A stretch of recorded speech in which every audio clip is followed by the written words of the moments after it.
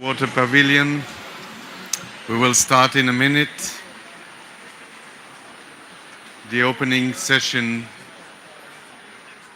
of the day on climate smart agriculture for food security, adaptation and sustainability.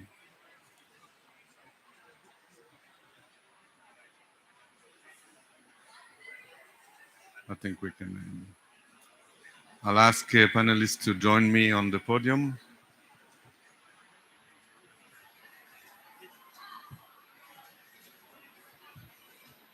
Please.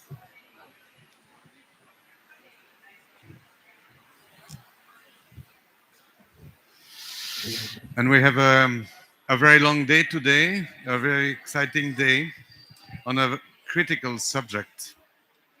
And so we should make sure that we start on time.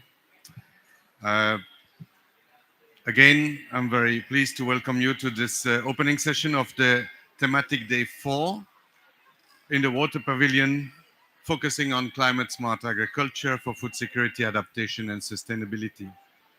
My name is Jean-Marc Forest. I am a regional program leader for FAO Regional Office for the Near East and North Africa, based in Cairo, not far from here. And I'm very pleased to be the moderator of the session today. Thematic Day 4 has been organized in the Water Pavilion jointly by the Food and Agriculture Organization and the International Water Management Institute. Today, we will delve into the interconnections between climate, agriculture, water, and food security. We hope that at the end of the day, we will have a better understanding of the main challenges linking climate, agriculture, and water, but also solutions and the way to scale them up for the benefit of all. In particular, we want to understand how to transform our agri-food systems to make them more sustainable, more resilient, more efficient, and more inclusive, to address not only the challenges of climate change, but also food security, rural development, and water for all. In other words, that's how we say in FAO, we speak about 4 betters: better production, better nutrition, better environment, and better life for all. So to initiate our day today, we will have with us the representatives of the 2 hosting organizations, Mr. Mark Smith, Director General of IWMI, the International Water Management Institute, and my colleague Li Feng Li, Director of FAO's Land and Water Division. And then their introduction will be followed by a panel discussion on the theme Climate Smart Agriculture from Policy to Science, Governance and Finance. And I'll have the pleasure to introduce the panelists later. One is with us today and 2 others are online. So without further ado, I'll give the floor to Mark Smith for his introductory remarks.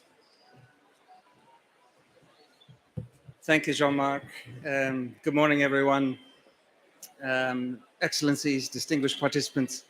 I was very privileged yesterday to also kick off the morning of what was an excellent day of sharing ideas and experiences and dialogue and debate on how to manage changing water risks under climate change and build climate resilient futures.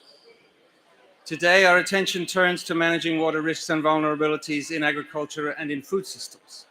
So I want to start by sincerely thanking our partners at FAO for co-convening today's program with us, and thank also the session organizers. It takes a big effort to organize these sessions. So thank our session organizers for your efforts in bringing together such excellent speakers and panelists. The UN Food Systems Summit in 2021 and the extensive program of preparatory events in particular was an extraordinary effort to use dialogue to build an agenda for change in global food systems. It succeeded in doing so to a very substantial degree.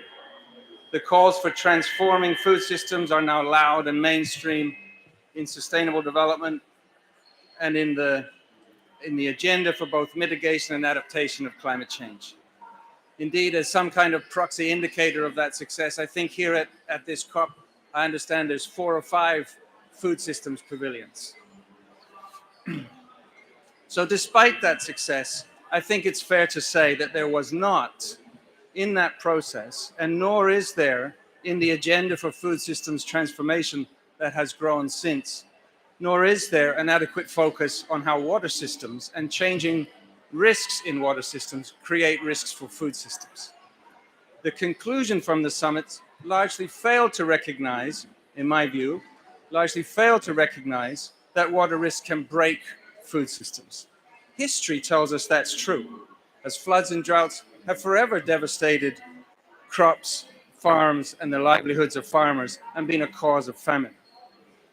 Today's program will take a very small step in putting right that gap in outcomes of the Food Systems Summit by asking how, as water risks shift under climate change, we make agriculture climate smart, how we help agriculture adapt to changing water regimes, and how we make sure that the ambition of climate resilient food systems properly addresses water resilience. The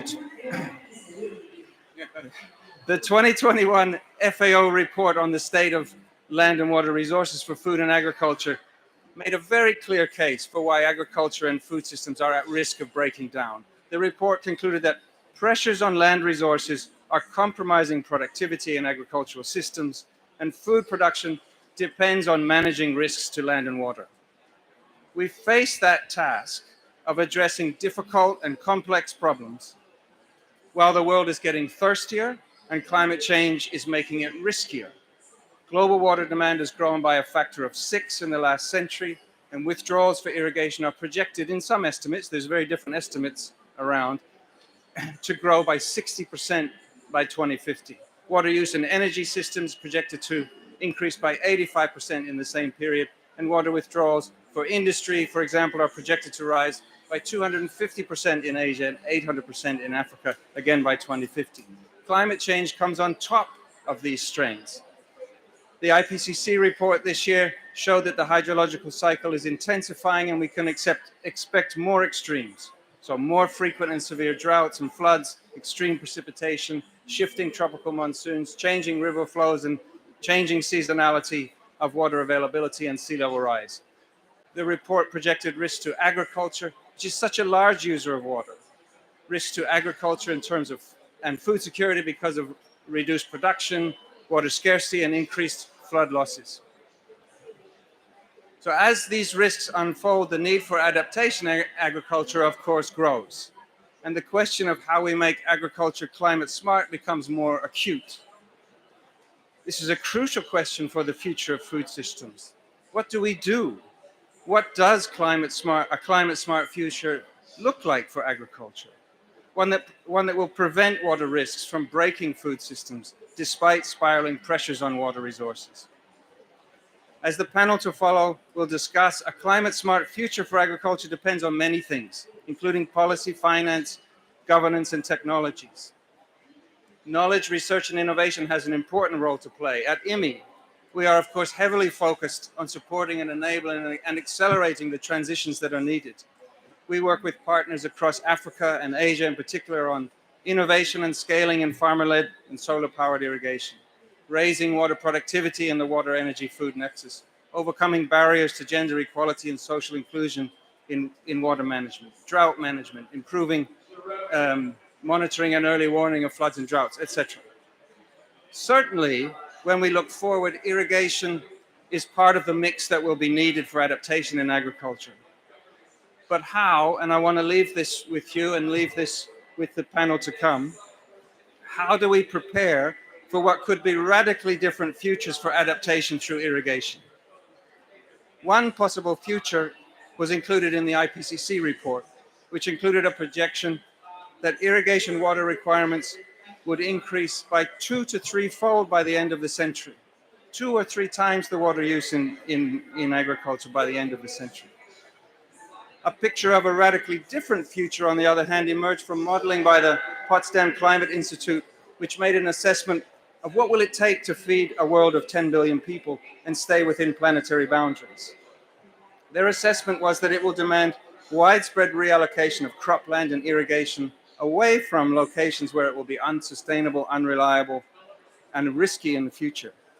And the net result of that, according to their assessment, was in fact a decrease by about, in their assessment, 7% in global water use for irrigated agriculture. So wildly divergent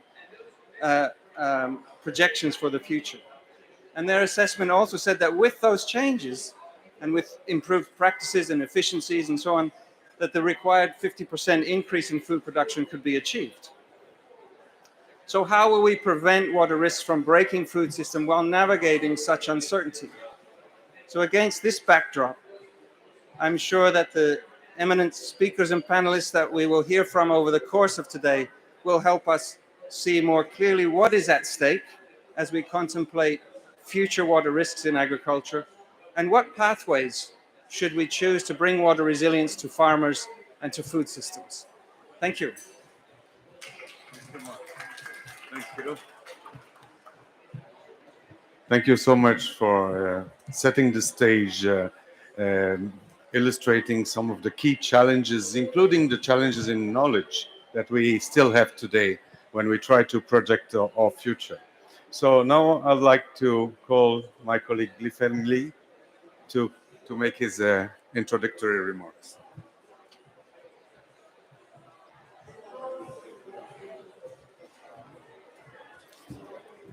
Okay. Good morning, everyone. Welcome to the Water Pavilion. It's such a great honor to join the pavilion. And after many rounds of discussion by the International Steering Committee, and after so many discussions with all the co-conveners, finally we put together the session. And thanks to the great support of all the session organizers, and as well as the co-organizer, IMI, and the Ministry of Water Resources and Irrigation. More than that, this is only the second time at the climate COP we have the water pavilion. And certainly have a water pavilion is symbolic. It's symbolic that we will talking about the water, talking about the climate change, not only the carbon side, but also the water side. And let's work together to make the water voice heard at this COP, and then continue this collaboration towards the future COPs. We heard lots about the crisis, the climate crisis, the biodiversity crisis, the water crisis, and a potential food crisis. They are all connected. We feel largely the climate crisis, in fact, through the water. As we already witnessed this year, the record-breaking drought and floods in all the continents, from Asia, from Australia, to Africa, to Europe, and to Americas. Previously, people talk about climate change largely from the carbon perspective, at least at the COP. Increasingly, especially after Paris, we also have the opportunity to talk about the water side of the climate change. To me, these are like the two sides of the same coin. And the water side has been forgotten for so long by so many people. According to the World Economic Forum's Global Risk Report, water is among the top 5 risks that have the largest impact in the next decades. I'm so glad that many companies, many colleagues from the private sector join us at this pavilion.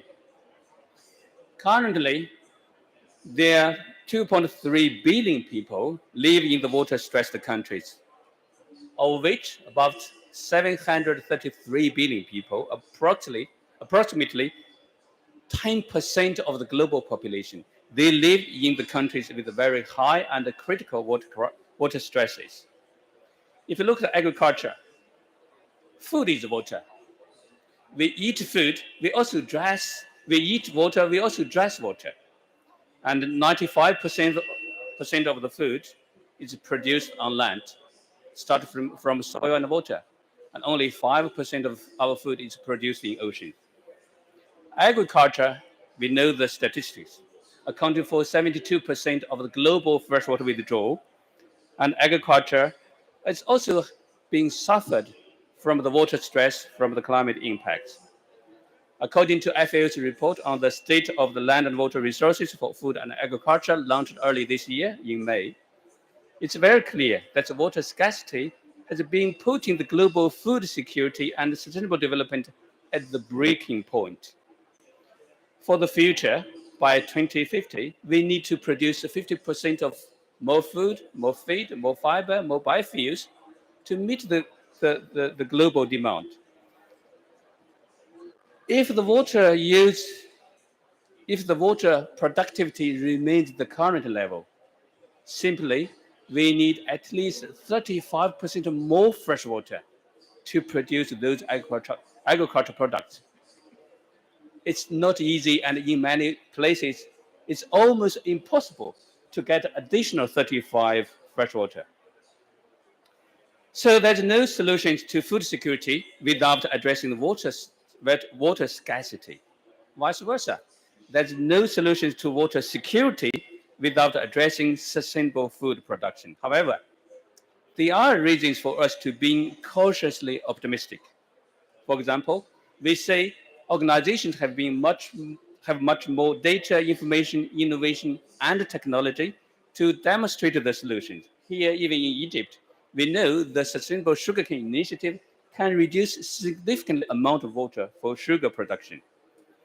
We also see the increasingly the systems to collect all the information real time or near real time from the remote sensing, from Earth observation.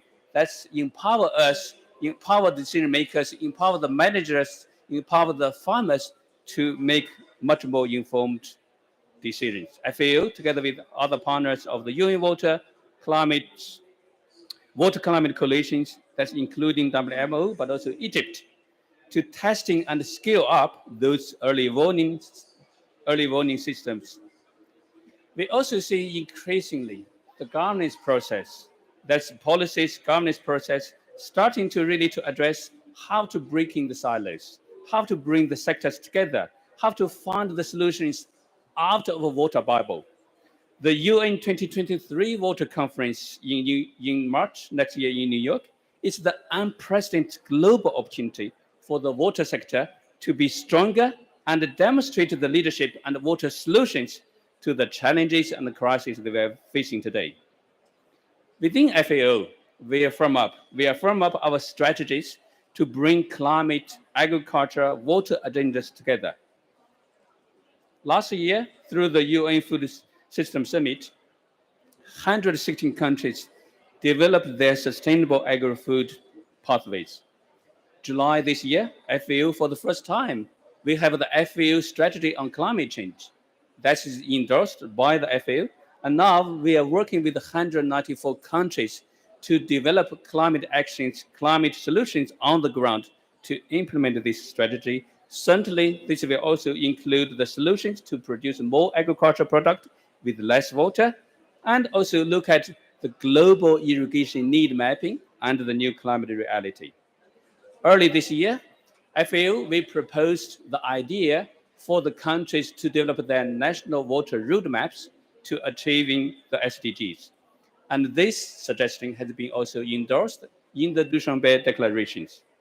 At the end of this month, on 29th, we will organize the Rome Water Dialogue, which try to bring the water sector, agriculture sector together to try to demonstrate, to discuss, and hopefully committed to certain actions to addressing the challenges we're facing. And all of this will contribute to the UN 2023 Water Conference. Dear colleagues, today we're very happy to see all of you, and we have a 4-day program that look at the agriculture in the water scarce areas. We will also launch the regional solar report. We also have the high-level segment from the 2 to 3 this afternoon. After that, we'll also look at the innovation, technology, digital agriculture, building climate resilient in agri-food systems, and also we have the featured stories from the desert, look at how water management by the indigenous peoples. So really grateful for your participation and hope you enjoy the day. Thank you very much.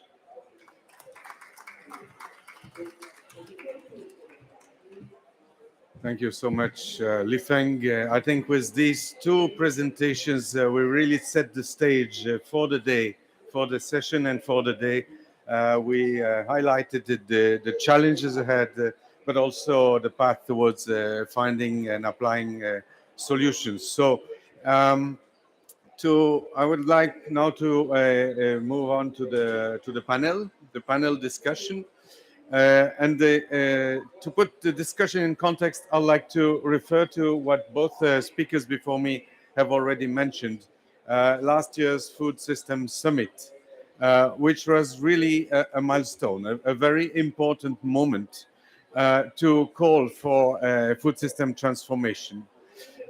This summit called for a more environmentally responsible and climate smart agricultural production to reverse land and water resource degradation trends and promote inclusive growth. It is not sufficient to identify such complex and intertwined objectives as sustainability, resilience, efficiency, inclusiveness. It's very nice to put these words together, but it makes our work very complicated. So we need to find new solutions, new approaches, and to apply them at scale. This requires, and Mark mentioned this, a combination of research, policy, governance, finance, bringing everybody together to address the question. And in particular, we need these different domains to talk to each other. This is really important. Dialogue on one side, innovation on the other side, cuts across everything we need to do to address the issues related to the future of agri-food systems, in particular in relation to climate change. So, as I indicated earlier, we have with us three distinguished panelists, and I would like to make sure that we have online the two panelists who could not join us today. We have Dr. Murray Agbon Lahore, who is Senior Policy Officer, Production and Marketing at the African Union Commission. Good morning. Very happy to have you with us and to make that the technology allows us to have you with us today. We have Mrs. Antoinette Comé, Global Head of Water SNV Development based in The Hague, in Netherlands. Antoinette, good morning. I'm very glad to see you here today also.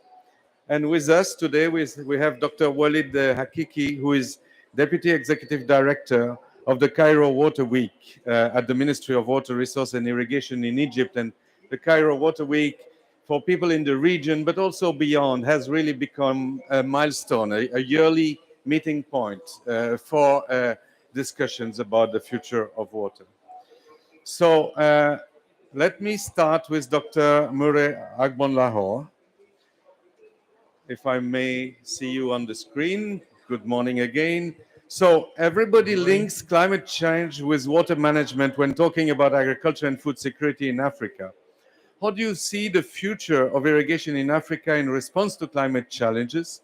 And in particular, what are the changes that are necessary in the governance of irrigation? You have the floor.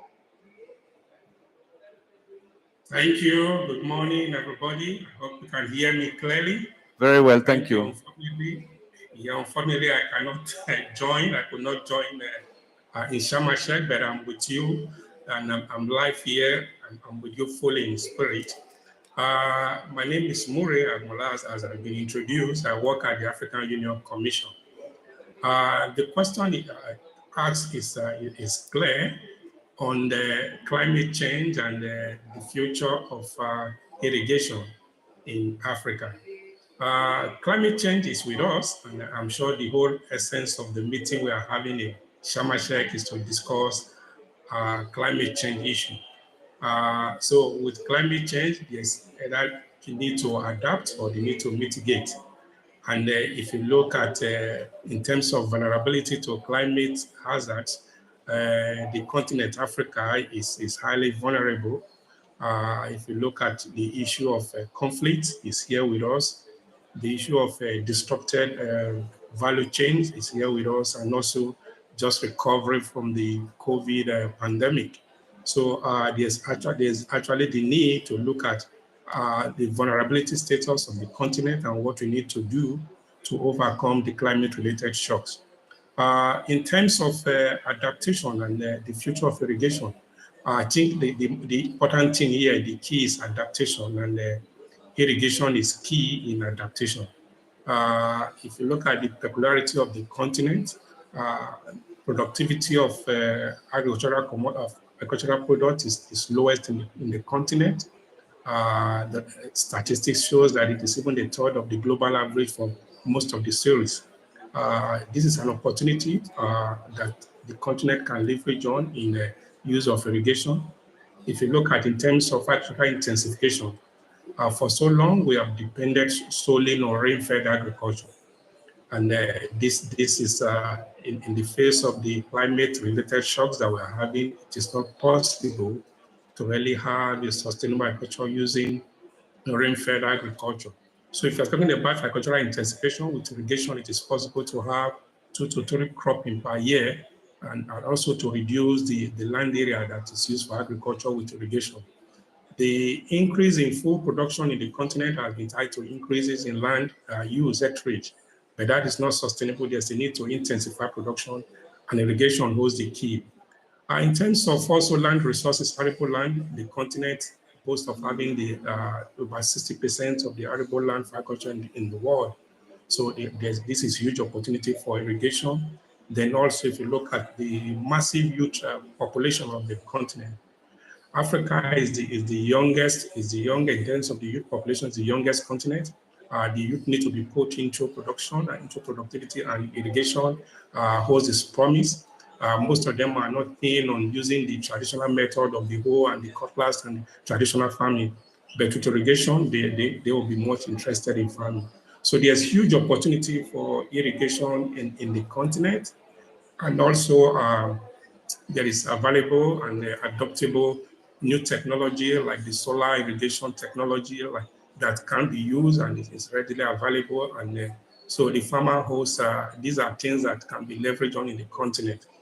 Then also, the statistics shows that farmer-led irrigation fleet is the largest expanded irrigation techniques in the continent. So this also shows that something is happening on the ground, that the farmers are actually adopting irrigation technology. So I think the future is bright for irrigation in the continent. With all these that I've listed, the declining productivity, we need to raise productivity. If you're talking about food system transformation, irrigation is key, and the earlier we start this, the better. Now, in terms of governance and what countries are doing, statistics also show that in the last 3 years, the hectares cultivated to irrigation, the hectares under irrigation has also increased in the continent. The farmers are adopting it, though over 70% of the increase is in the North African but in the Sub-Saharan Africa also there is high increase in the use of irrigation technology. There are even models that encourage farmers to adopt irrigation so that they can have a better market for their produce. So in terms of governance, the policies are in place by member states, even at the regional level, to encourage the use of irrigation. And also in terms of public policies that targets use of high technology in terms of the cost of the input. They are also being put in place to encourage use of irrigation. So I would say that the future is actually irrigation. The future of African agriculture is irrigation, and the farmers and the governments are in tune with this, and the practice is key. So I'll pause here for the time being, and maybe we'll look at other questions that are coming in. Thank you. Thank you so much. So this connects very well, in a way, with the first presentation or the first discussion, when we are maybe seeing some shift from traditional irrigation places to new irrigation places. Let me now go to Antoinette Come. I hope I pronounce your name well. Can I see you on the screen? Yes. Antoinette, are you with us? Yes, I'm with you. Okay, I hear you very well. So let me ask you this question. SNV is an international development organization that focuses in its interventions on agriculture, energy, and water, with the objective of improving the livelihoods of poorer populations. Based on your experience, what risks should be addressed to ensure that irrigation is sustainable, resilient, and inclusive? Thank you. Yeah, thank you very much. And thank you also to the session organizers and the previous speakers. My name is Antoinette Komen.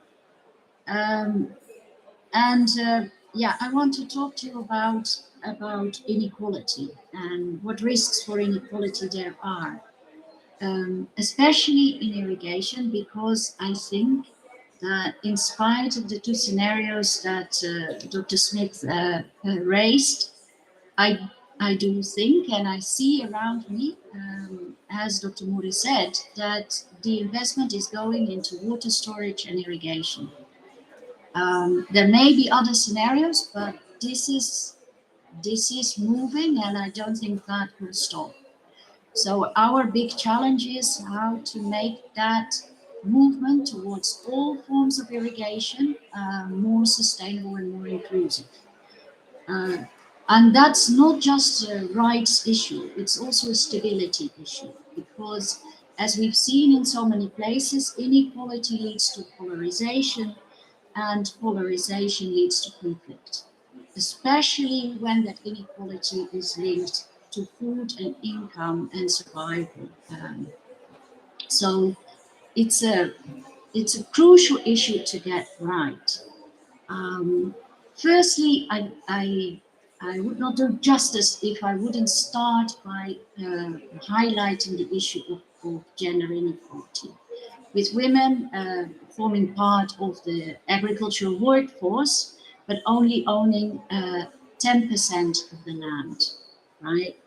And even when land is is owned jointly by husband and wife, very often women have limited influence in decision making about irrigation water, about water allocations, partly because of social norms, partly because of practical constraints, and there are many ways to organize this better.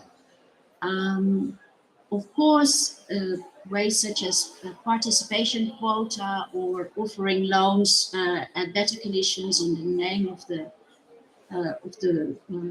women, of the wives, can help, but they don't work as standalone measures.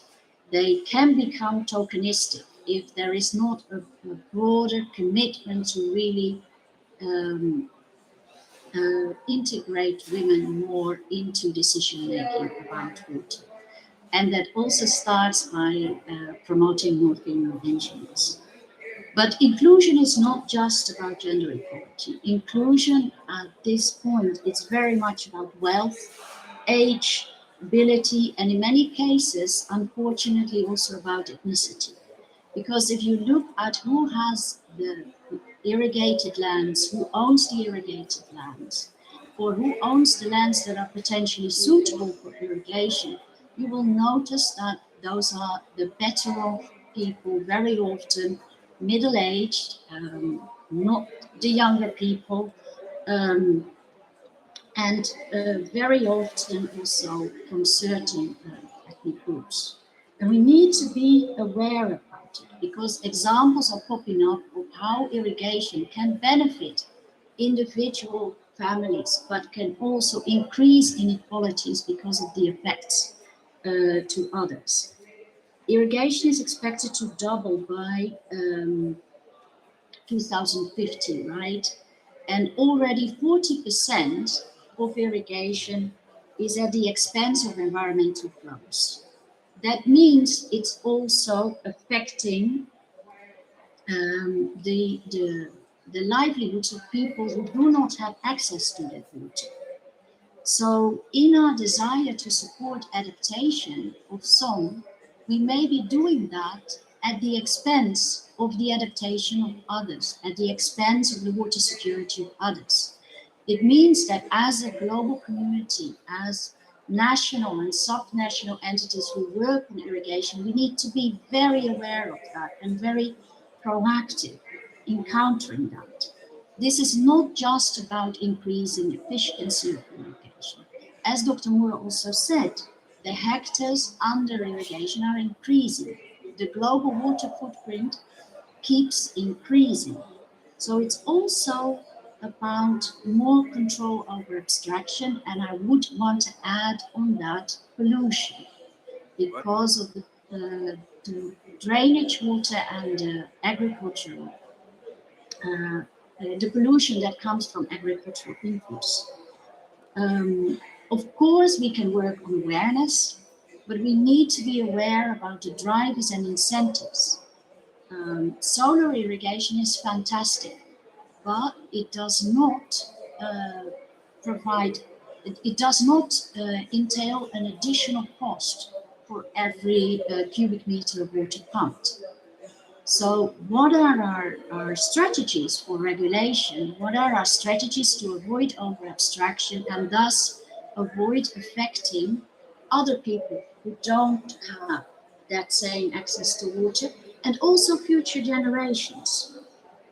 It means that we need to invest in water resources and we need to invest in regulation of water resources if we want a fair and sustainable water use. And I hope that this discussion will be a stepping stone, as you said also in previous speakers, for the UN 2023 conference. Thank you. Thank you so much. Thank you so much for digging into the very important question of inclusion that, as I mentioned, we put as one of the objectives of what we want to achieve, but that has a lot of important implications. There will be no development without addressing inequality, and it is true that irrigation in many ways, if not done in a proper way, can exacerbate inequalities rather than reduce them. So there is a particular responsibility when we deal with water in agriculture and food systems to look at these inequalities very, very carefully. And you very nicely gave a series of cases and examples of things that we have to look at.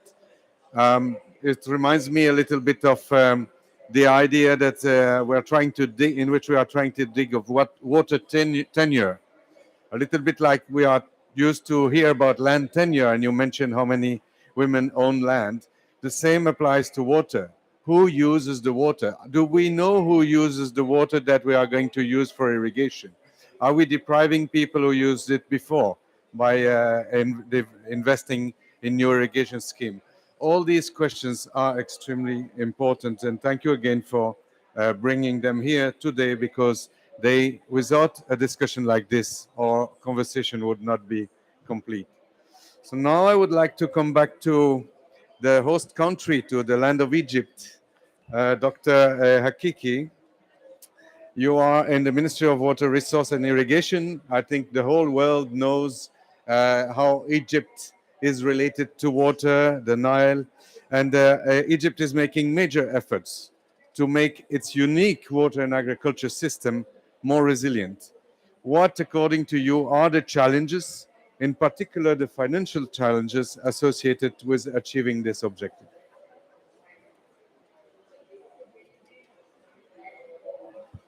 It works. Thank you very much.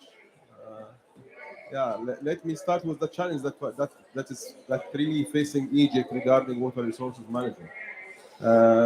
Egypt is one of the, the per capita water share is around 540 cubic meter per capita per year, which is way below the poverty line. But also, we are in a couple of years we will go even below the 500 cubic meter per capita per year, which is actually the absolute scarcity line. In the same time, we have an increasing gap between the limited water resources and the increasing water demands, and the competition among the different sectors using water, so municipal, industry, and agriculture. And I would say that gap will really impact the agriculture sector the most. It's the sector using most of the water in Egypt, and that means also an increasing food gap for Egypt. Actually, Egypt is importing even. In addition to that water gap, we are importing what is about 34 billion cubic meter per year virtual water. And that will even increase. We are number one in importing wheat in the world, actually. So those different challenges that we are facing is even exacerbated by the climate change. Climate change, which is impacting Egypt, is not only within its border, but rather what is happening in the Nile Basin. Egypt is the most downstream country in the Nile Basin, and whatever the impact of climate change on that basin will impact Egypt. Most of the scenarios are referring that we will receive less inflow to the Aswan Lake. So this is really, in addition to increasing temperature, which also increase the demands for different sectors, especially the agriculture sector. So those lead us what we are going to do with those challenges, how we are going to face those challenges. The Ministry of Water Resources realized, I would say 25 years ago, that the ministry by its own will not be able to solve water issues in Egypt. So we have cooperated with different other ministries, relevant ministries, with even private sector, with the beneficiaries to develop the first national water resources plan, and that was started in 1998 actually. We have now even the second national water resources plan covering a 20 years period, which is a strategic planning period in Egypt, 2017 until 2037. Those we have also a vision for 2050, a long-term vision for the water resources management. Both are based on four pillars, I would say. If increasing water resources, if we can, but actually we don't have much there. Yeah. We talk about desalination, very expensive. We talk about groundwater. We have to be very sustainable with that non-renewable groundwater in Egypt. We talk about rainwater harvesting. Yeah, we are doing that in some of the areas in northern coast, Sinai, and the Red Sea, but amounts are not that much. But we are trying to make use of every drop of water when we talk about additional resources. We talk about enhancing and optimizing the use of the existing water resources. And this we might have there what we can do actually. Then we talk about increasing the water productivity, raising the water use efficiency in different sectors, especially in the agriculture sector. Enhancing and that means also we have some national projects that comes under that pillar. We have the canal rehabilitation project, trying to reduce losses, seepage from the canal system. We have the modern irrigation system trying to enhance the water use efficiency at the field level, and we have reuse of drainage water and treated wastewater. We are using almost one third of our renewable water resources to close the gap between supply and demand. Uh, our third pillar is actually enhancing water quality. As we are very dependent on reuse, then our water quality is very important. In addition to its impact, of course, on the environment and health, but also it is a prerequisite that we can really reuse that water and to increase the use from that water. And under that, we have a number of projects, even major projects, I would say, like in Bahr al-Ba'r in Sinai, the Western Delta, and other mega projects trying to to treat and make use of the drainage and wastewater, or even some of the smaller projects that is trying to make reuse, especially in the middle delta, where we don't have much space there actually for. So we are targeting there the point sources, pollution point sources in the especially in the middle delta region. Our fourth pillar is enabling environment, and then we talk about awareness, capacity building, we talk about research, but also we talk about finance. The point that you have asked for, availing of financial resources. Water sector is really not attractive to the private sector. It is more government dependent sector, which put more pressure on our limited governmental budget, I would say. So this is an issue that we are trying to tackle somehow. We are trying to involve a bit more the private sector in the process. And that happened, and that was maybe successful in some of the areas like desalination, also wastewater treatment. That was, yeah, we could do that, but in irrigation still we are a bit far from that. In order also to tackle that, we have developed or issued a new law, a new water law that was issued last year. The latest law was like 40 years old. So many things happened along the way. So we had a new law. Among different things, also it's also tackling the financial resources, more involvement of the private sector in financing water projects, more involvement of the beneficiaries in financing water resources. We have, I would say, a couple of financial mechanisms that we started with cost recovery that we applied in tile drainage projects and mesca rehabilitation projects. Lately, last 2 years ago, we started also another model involving commercial banks with soft loans, especially when we talk about the modern irrigation equipment. So this is another model that we are trying, and we hope that it will really work in the coming years. So this is in brief what I would say. Thank you very much. Thank you so much, Egypt, a country that experiences scarcity more than most other countries and develops innovative approaches to addressing the point. To come back to bring it back to the first intervention, our estimates is that in the medium term, in this region, the Near East and North Africa region, we will see less water for agriculture. And that's happening already. And this is a reality. And we see that this is normal. There is lots of competition. And therefore, we need to acknowledge that. And we need to find all ways not only to make best use of available water, but also to find other solutions, in particular when we deal with food security. And the new law shows the importance of the legal and institutional mechanism that needs to support all the efforts. For instance, what you mentioned in terms of better engaging a private sector in water finance. So this concludes the panel. I hope we will have a few minutes for questions. And then to conclude, I'll ask each speaker and panelist to give us a 1-minute take-home message to lead us through the rest of the day. So now the floor is open for questions if there are any. So I have one here, one here, one here. That's already 3. Do we have microphones? Please introduce yourself briefly and ask your question. Thank you very much. My name is Ayala. I'm from Ethiopia, water lawyer. My first question is panelist to African Union, Muri. I think I know African Union has already developed a Water Vision 2025. That was really very brilliant legal and policy instrument we have in African continent. And also we have African Ministerial Conference developing so many declarations that would help us, Africa, to cope up with climate change and other challenges now we are facing in relation to water security and food and the overall aspect.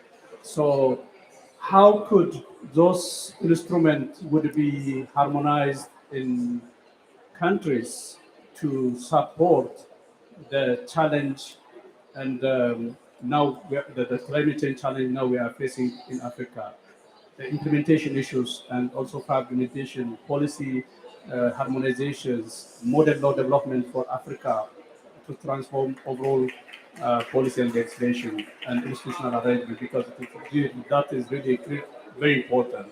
And Egypt, that is very interesting experience I have had.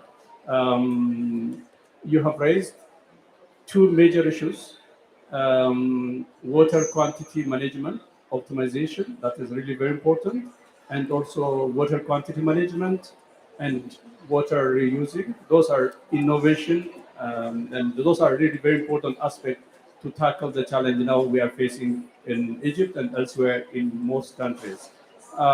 I think water system management issue is also key. How you are really addressing water system issues from water enhancement perspective. Thank you very much. Thank you. We'll go for the 3 questions and then we'll...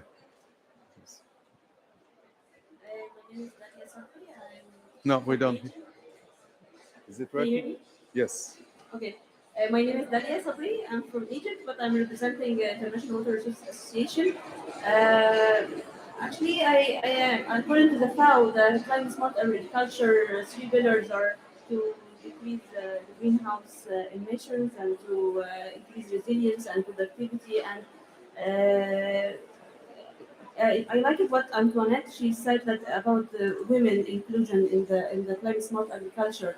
So my question is if Mark or Jeff Leifling can give us some examples about any projects or climate action projects on the ground that was done and included women in these projects to face the climate change problems. Thank you. Thank you. Thank you very much.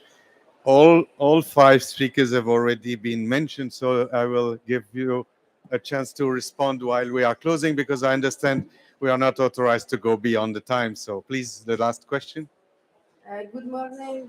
I am Mrs. Rauda Gafresh from Tunisia. I'm expert on water and adaptation to climate change.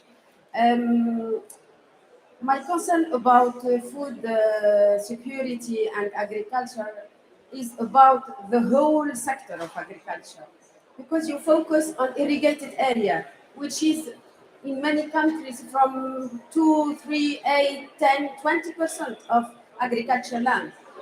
But the main issue for agriculture is the rain-fed agriculture and for food and livestock. So what we can do, how to say, is it the good way to think to continue to use water for specific irrigated area? For a small, in Tunisia, for example, the irrigated area is 8% of agricultural land. It's nothing. And it contributes about 1/3 of the agriculture GDP. So do you think that we have to move to supplementary irrigation instead of full irrigation for a very small area and not have water for what we call rain-fed agriculture? Because in case of drought, we have no water. We have so all this part of agriculture will be destroyed if there is no water. So what we can do for that? Thank you. Excellent. I see elements for everybody to respond in this in these three questions. So I don't know who wants to start. Maybe we can start with Mure. Yes, please. Yeah, thank you very much. Thank you. The question raised is very germane. Sorry, I didn't get the name of the colleague from Ethiopia.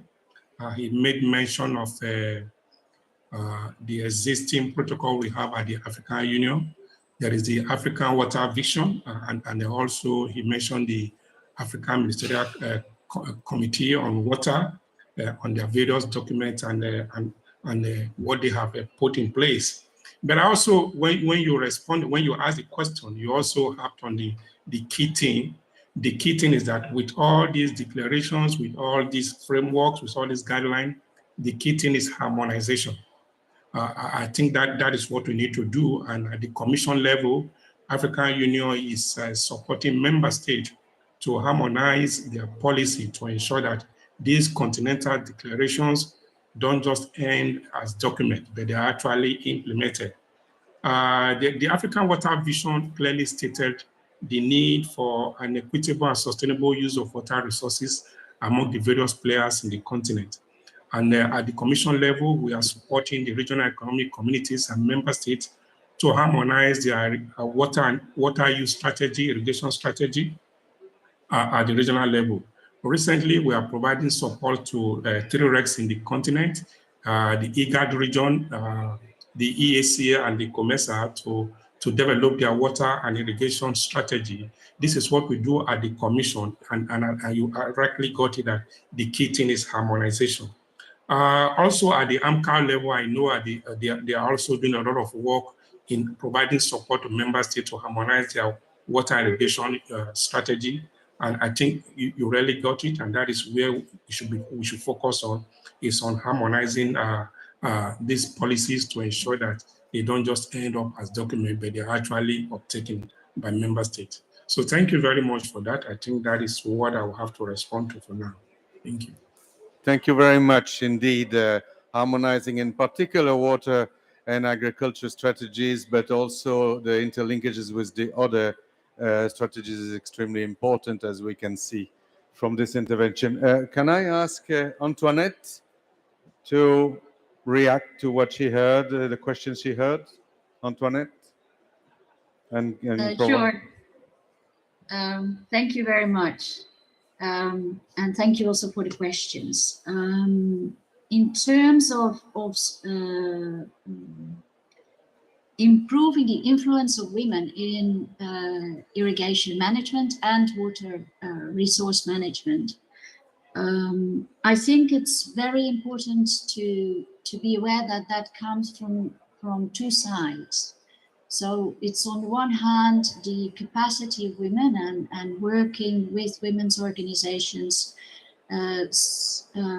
supporting leadership development and peer-to-peer support between women in different positions. But on the other hand, it's also about working with men and working with the government agencies in particular who are responsible for irrigation systems, who are responsible for water resource management, where often too few women are working, though I've seen some very powerful women in the organization of the Water Pavilion, especially Dr. Syed. But we need to strengthen their understanding and their commitment to engage everybody and to really also see the needs of women in irrigation, which may be sometimes complementary supplementary irrigation, but also the multiple use that is happening in irrigation schemes. And I wanted to also react to the comment from the lady about from Tunisia, I think, that of course climate smart agriculture is about the whole agricultural sector.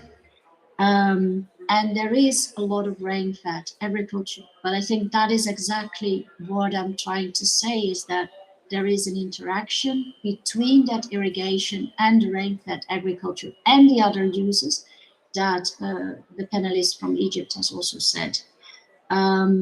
And that we need to consider that more than just looking at irrigation. A fact is, though, that irrigation development is just not going to stop. It is moving. So what we need to realize is that in many countries in Africa, and also in Europe, but we're talking about Africa, the capacity to regulate abstraction of water resources is limited. Kenya is a good example where there is maybe a bit more progress with water metering also from for water resources, but the capacity in most countries is limited. The law is not completely there, and even if the law is there, the regulation is there, to implement it is very hard.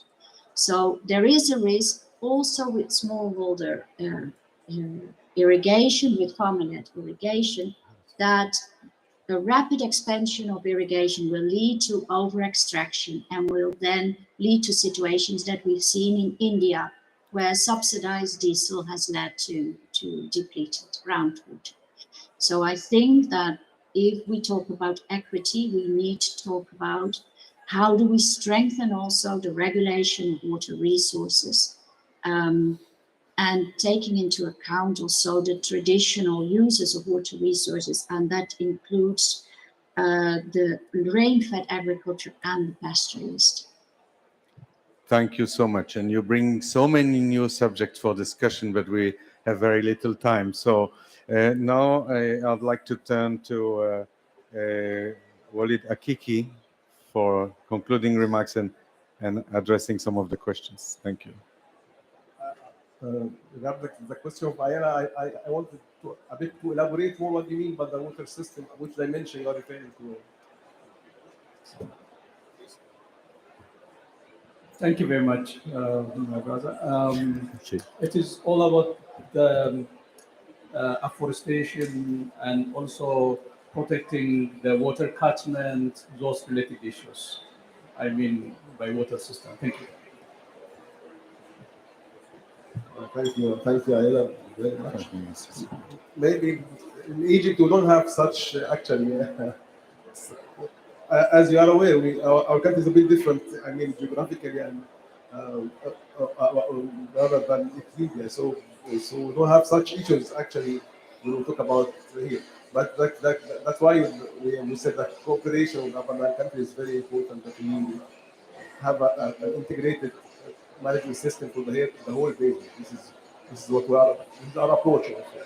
So I think that this is that we should do in the future. Thank you. I give the floor to Lifeng for maybe addressing the question on climate smart agriculture and then Very quickly. Certainly, smallholders and also women farmer is the center of FAO's solutions. And we know we have more than 500 billion smallholder farmers, and the majority of them are really led by the women. And we do have, with that, and we do have plenty project to really work with the women on the ground, for example, from the rice paddies, how to promote the rice paddies for multiple functions, not only to produce rice, but also to produce fish, and also the other services provided by the rice paddies, in countries like Zambia, in countries Sri Lanka. So, so, so we do have those kinds of project on the ground. She's leaving, so I'll leave that question to Mark. Please. Yes, I'll be very brief because I know we're out of time. In addressing the question about how we're meeting the challenge of gender equality in our programs, I felt what Antoinette summarized was very, very good, and very much we work on those same aspects. So I just wanted to add one very practical element to help answer your question. And the example in my head is farmer-led irrigation and solar-powered irrigation, where one of the things that we've been doing is working with the financing institutions, the banks that provide credit to farmers, and helping them to reconfigure the way they assess credit so that it's more accessible to women, so that it's more aligned to the kinds of constraints that they face.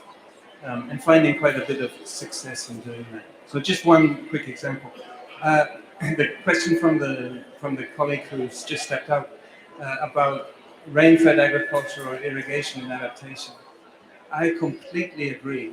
There are gross assumptions about the role of irrigation in adaptation going forward that we need to understand. And in the context, as you said, Jean-Marc, of making sure that as we move forward, we're adapting, we're resilient, we're sustainable in terms of our water. And the final thing I'd say is, just as a closing message, is we need to engage, and I'm looking at the food systems pavilion across the way, engage the food systems community in really understanding and addressing systemic water risks that they face, which I think is a really important blind spot. Thank you so much. Excellent concluding note. Thank you to all speakers. We have closed this session now. I have an announcement. We now will have a coffee break for half an hour. And during the break, we will have an introduction video for the next session. The video is by US Secretary Karen Ross, who will be speaking about the current challenge of California in food and agriculture and how climate change is exacerbating these challenges. So thank you again. Thank you for the audience. Enjoy the coffee break and the video from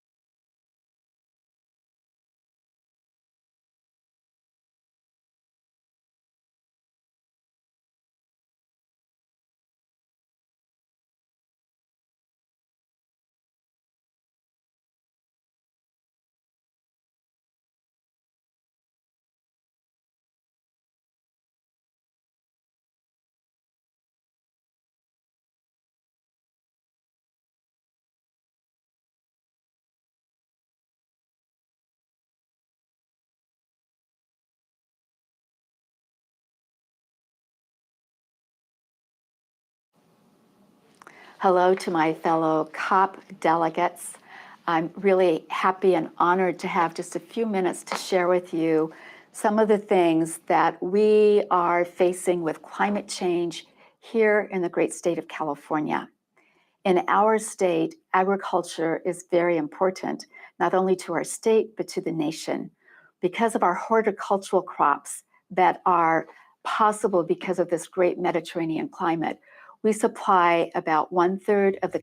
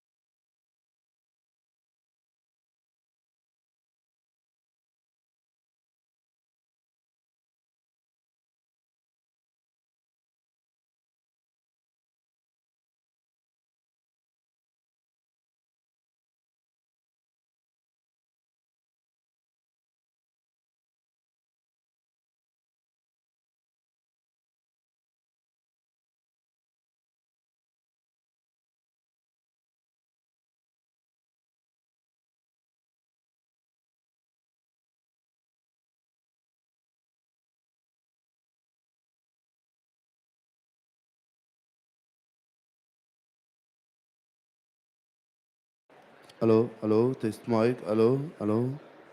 1, 2, hello, test mic, hello, la. Hello, test mic, hello. Hello.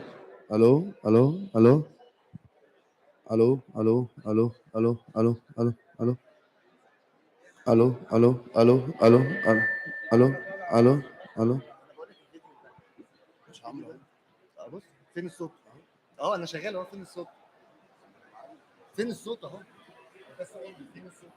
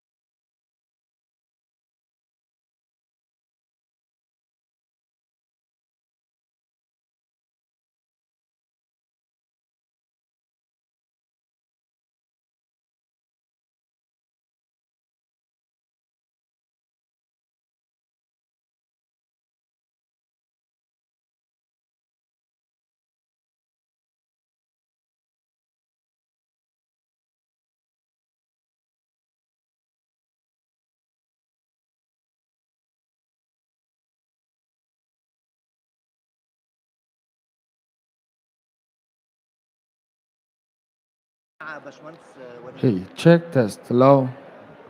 Hello, test. Check. Hello, test mic. Check. Hello, test. Hello, test.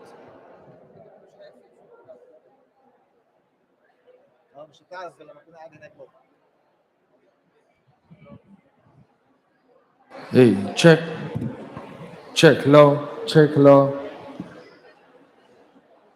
Check. Test. يا ابني يا عم كل شويه يقول لي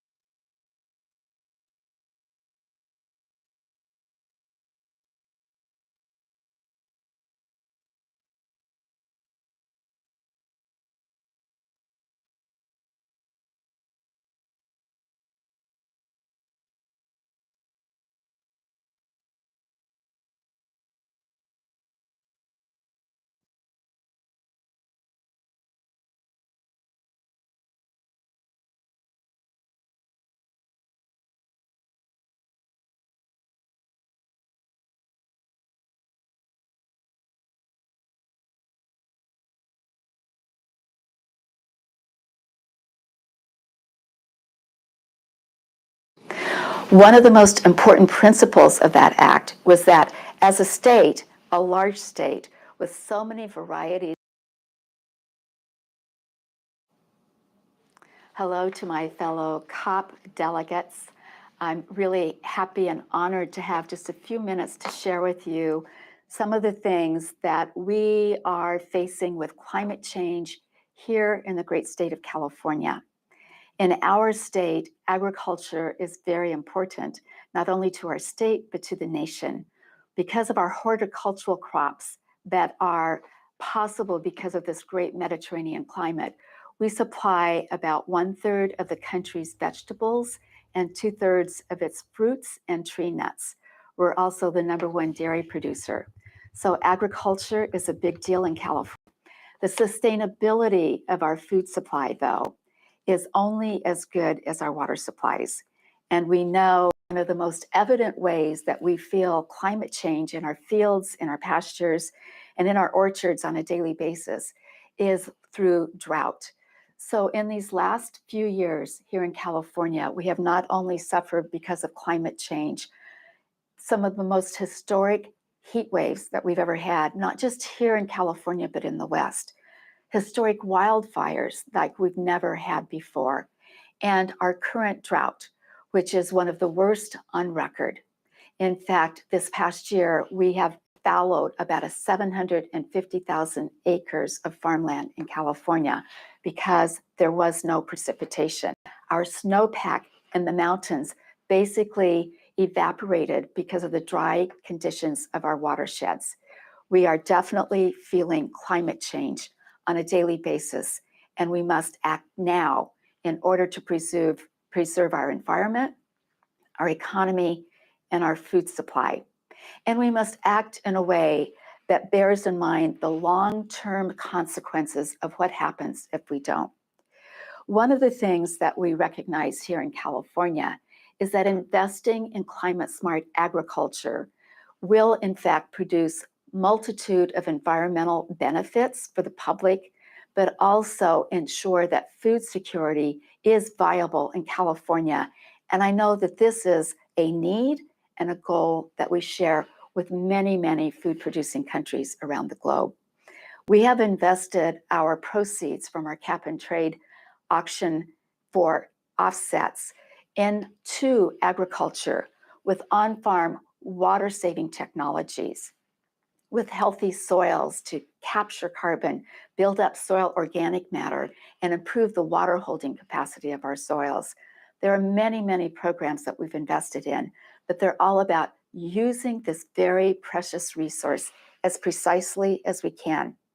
Now, not every country faces what we have with these very unpredictable water supply issues. We get a lot of precipitation in the wintertime in those good years, but very little precipitation the rest of the year. Those patterns are changing. So it's up to us to make the changes to be able to really capture that rainfall and that snowpack when we get it, and then be able to store it underground to recharge our groundwater aquifers. We are heavily dependent on irrigated agriculture, and the ability to continue to use irrigated agriculture with the most precise technology, the best available data to make our decisions, and more importantly, improve the overall management in a more aggressive way of our water supplies, where they are, where they change, understanding what's available now and what's possible. How do we do more recycling? How do we do more storage above and below ground? How do we do more ocean water desal, as well as treatment of brackish water for recycling? And most important, more conservation. There's one law in particular that really addresses the governance issues that I know this panel is interested in. That was the passage of a new law for us in 2014, the Sustainable Groundwater Management Act. One of the most important principles of that act was that as a state, a large state with so many varieties in geography and water conditions, we knew that one size does not fit all. And so we allow for the flexibility of local government authorities to manage their local water resources in the best way that meets the needs of that community and manages demand to make sure that we're not using more water than we have available. It's been a hard and challenging process, but these types of changes in governance are not possible without partnerships. I have to say, environmental defense has been one of our best partners. They've helped us with open accounting platforms to be able to make sure we've got the data that we need in the way that's most useful to farmers to make their decisions, as well as for these local water agencies. We also have implemented a new program because we know that irrigating all the acres we historically have won't be possible going forward. There will be a need for some permanent land fallowing. We want to do it not in a haphazard way, but in a strategic, thoughtful way that really captures the total environmental benefit that could be captured if we really looked at strategic land fallowing and using the tools that are available to map it out and have it be strategically placed, reconnecting habitat corridors, reconnecting our refuges, making that land available for renewable energy. All of this requires adaptive management, and that is a leap of faith. But it's the only way forward for us because we don't know everything that we need to know about our water supplies. They are constant variables. One thing we do know, we have a hotter, drier future. We're living it now. The second thing we know is that we have to account for evapotranspiration. This is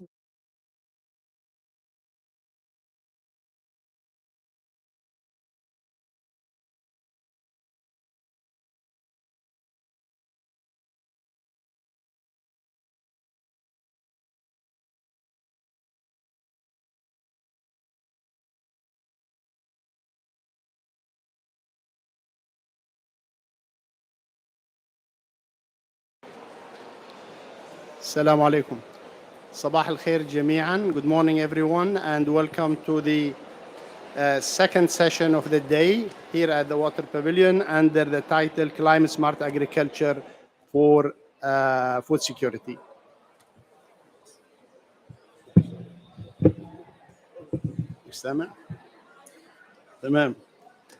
As I said, we're now on the second session of the Water Pavilion for the day. And it's under Climate Smart Agriculture for Food Security. And along the same lines that Secretary Ross was just explaining in the video, we will continue the discussion. As you know, when talking about water scarcity in terms of water availability, eyes turn to this region, to the NINA or MENA Arab region, where 12 out of the 14 top water-stressed countries are from this region. The per capita share of renewable water is less than a quarter of what it was in 1960 and is expected to further decline in the future as a result of increasing demand from all sectors. Climate change is an additional factor that has an impact on precipitation, not only in terms of total volumes, but also on patterns and intensity. We see extended droughts and higher flooding frequency, not to mention the increasing sand and dust storms, groundwater salinization from seawater intrusion, etc.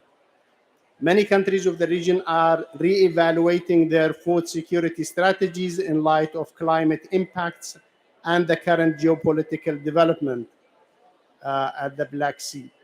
Calls for ensuring food security through higher local production is challenged by water availability and food imports. And food imports are challenged by high prices and insecure supply chains. Within the noble objective of leaving no one behind of the 2030 Agenda for Sustainable Development, there is a real risk that water scarce low-income countries will be left behind.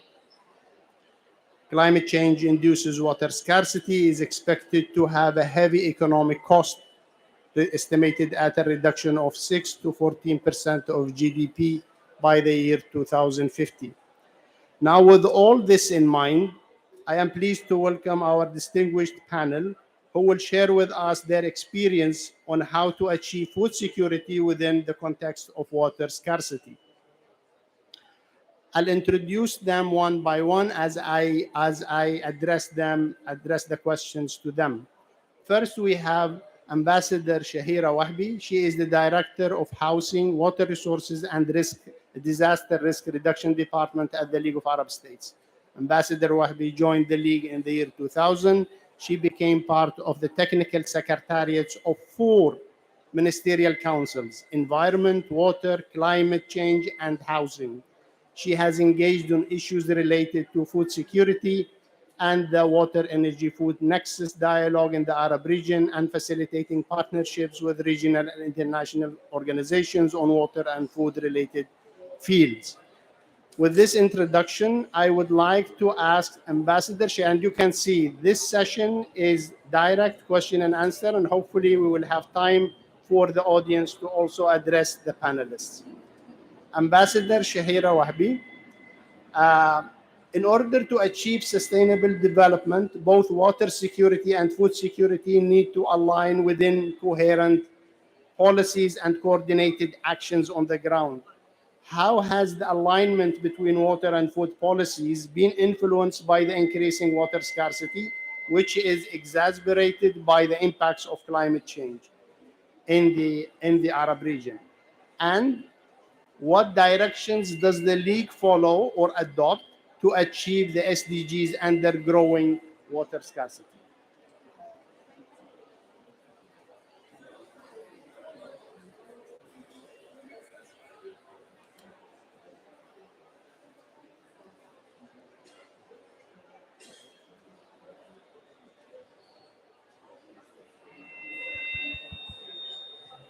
Thank you, Dr. Alhamdi. You have given an overview of the situation in the Arab region concerning the water and the food situation and the effect of climate change on these two important sectors. Whatever you have mentioned previously, this very fact induced important discussions within the region for improving food production and with the minimum amount of water use in an efficient manner. So has been inevitable for the region to take steps outside the silo management that was taking place in the last decades. The alignment between the water and food policies in the context of climate situation in the Arab region has become a must. Many projects were developed in the region.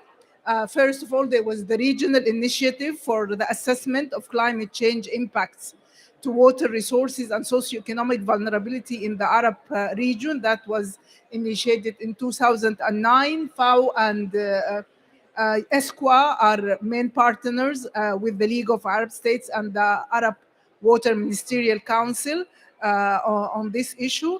Also, adaptation to climate change in the water sector in the MENA region, AQUAM, that was also developed in 2011 to assess the situation of the effect of climate change on the water sector.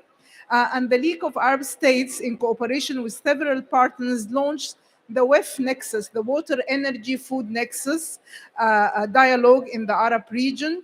And very recently, a high-level joint committee for agriculture and water sectors was established for policy coherence with a ministerial level meeting that convenes every 2 years. Also, this joint ministerial meeting adopted the Cairo Declaration, and which is an intersectoral approach between water and agriculture, and set up priorities for action. That were reflected in the executive, in the plan of implementation of the Cairo Declaration, which stipulated that the establishment of an effective coordination mechanism between the water and agriculture sectors, developing and building institutional and individual capacities for integrating planning and management and the use of technologies in the water and agricultural sector, as well as improving data collection, which is a big problem in the Arab region, management of information, research, and expertise, as well as sharing them between water and agriculture related institutions. at the national level as well as at the regional level.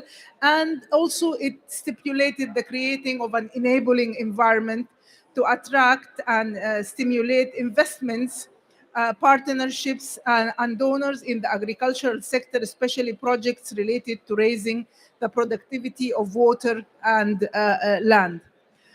The Ministerial Joint Meeting for Agriculture and Water also adopted the priority cross-cutting issues under integrated land and water management, namely water use efficiency, the water productivity, use of non-conventional water, investment and cost recovery, sustainable mechanisms for allocating water resources for agriculture, and of course the impacts of climate change and risks of extreme weather events. The base rationale for this step is that both the water and agricultural sector need to mitigate the aggravation of land degradation and to raise the level of water security through enhancing the link between science and agricultural and water policies on one hand, and through coordination and cooperation on the other hand, while putting climate change at the center of their action. Only then will more efficient and productive management of natural resources, especially those related to the use of water and resources and agricultural sustainability for food security can be achieved.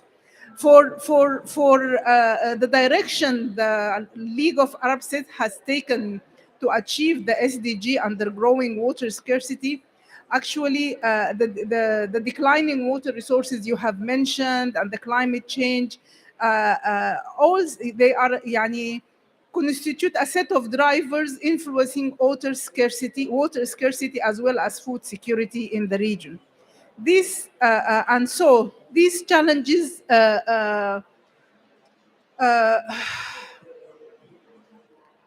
actually these challenges affect the achievement of goal number 6 in particular, as far as the department we are in charge of, which is ensuring availability and sustainable management of water and sanitation for all. Accordingly, the Arab region, and since the adoption of the SDGs in 2015, adopted a set of regional policies for their implementation. Principal among them is the water security strategy in the Arab region to meet the challenges and future requirements for sustainable development. The Arab Food Security Program, which I believe Professor Dekheri will be talking about, and the Sustainable Arab Agriculture Development Strategy. And recently, the Algeria Summit adopted towards an Arab strategy for food security, and this was like at the beginning of this month, 2 weeks ago. And then we also have the overall arching document, which is the Sustainable Development Plan for implementing the SDGs in the Arab region. Let me conclude by quoting actually a report developed by ESQA, which states policy silos are counterproductive to achieving water security. States must recognize the critical role of policy integration and harmonization, horizontally and vertically, at the national level between various sectors, at the regional level between regional and national strategies, and at the global level between various global water-related agendas and national goals and targets. Thank you very much. Thank you, Ambassador Shahira, for this overview of what's happening at the regional level when it comes to water and agriculture and food security. Now we move to our second speaker, Dr. Ibrahim Al-Dukhairi. Dr. Al-Dukhairi holds a PhD in agricultural economics from the Technical University of Munich, Germany. Since 2017, he is the Director General of the Arab Organization for Agricultural Development. Before that, he had served as the Federal Minister of Agriculture, the Director General of the Agriculture Research Cooperation, Minister of Agriculture and Forest in the state of South Darfur. Dr. Al-Dukhairi also has a long career in academia and as such combines extensive national and regional experiences that connects research, science, and policy. Dr. Dukhairi, to overcome the current and future water challenges that are affecting food security, we have to look for solutions outside the box. What promising innovative ideas, technologies, and approaches is AOAD or the region adopting to overcome such challenges? Well, thank you very much, Alhamdi, and thank you, our colleagues. To respond to the question, it is in fact the whole set of technologies that are at hand to deal with the context. We know that this region, as clearly being mentioned, is a region with land, with water scarcity, the most vulnerable region, and also the massive degradation in the land resources. And on top of that, the drought events, more frequent and more acute in the region. So the issue of water is water scarcity is very, very important. And for that, there is a whole range of technical and institutional interventions that are at our hand. Well, technically, we always say we need to leverage the use of science and technology and innovations. And there is quite some interventions that are liable to help the situation. Most importantly is the institutional arrangements that are required in terms of the governance, because water is a natural resource, same as land. So the governance of this important resource on an institutional side is something that needs to be revisited. And here comes the issue of the policies required, and part of it has already been mentioned: the water allocation, and alternative uses of water, and you name other interventions that are related to the availability side of the water, alternative energy uses. So that is all governed by a set of institutional arrangements at both the private sector and also the public sector. So for that, then issues of alternative uses of water, one of those issues of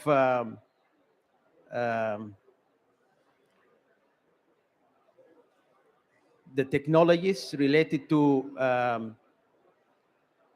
non-conventional water resources in our region. That is very important. In a vulnerable region, in a region with water scarcity, you need to look for alternative sources of water, and then this becomes very inviting and very important for us. The nexus approach that has already been mentioned is one way also to bring the loose ends to maximize the use of water in our region. Recently, it's widely spoken that dry land farming requires special attention and special arrangements, which is oftentimes called, according to the CGIR, desert farming. It's an arrangement that helps you with a little amount of water to make the best out of it. So that's also a technology, the same as other technologies that are available at hand to help the situation.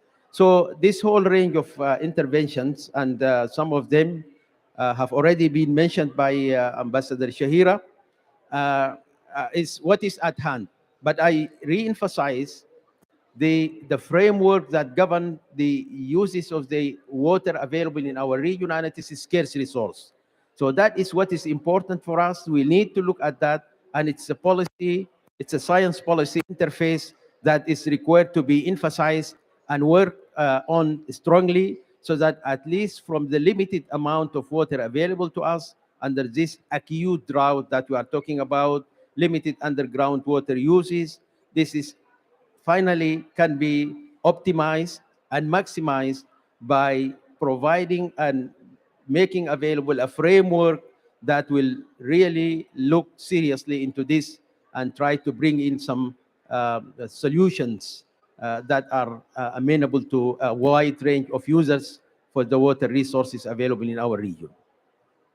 Thank you, Dr. Dukhairi. Just to follow up, maybe a word or two from your side on the role of intra-regional collaboration to achieve food security. We know water scarcity is the general, let's say, characteristic of the region, but we have within the region different pockets. So how does intra-regional collaboration support food security?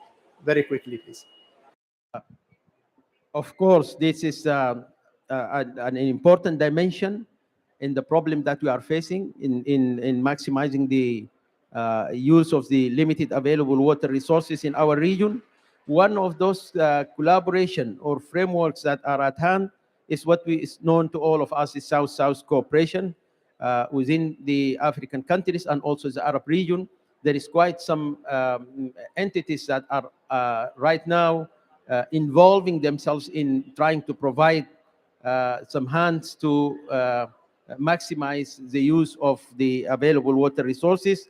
Another is the regional integration through what is known as food trade to ensure the level of food security, various investment fora that are also taking the issue of scarce land resources and the need to maximize the use of the available water resources is also one of the frameworks that we need to invest time and effort in. But I think this South-South cooperation, the generation of a knowledge hub that will help us all work together. Recently, we have some profound relations and partnerships with credible research institutions, the CGIR on the top of that. We have quite a number of those, FARA in the African region.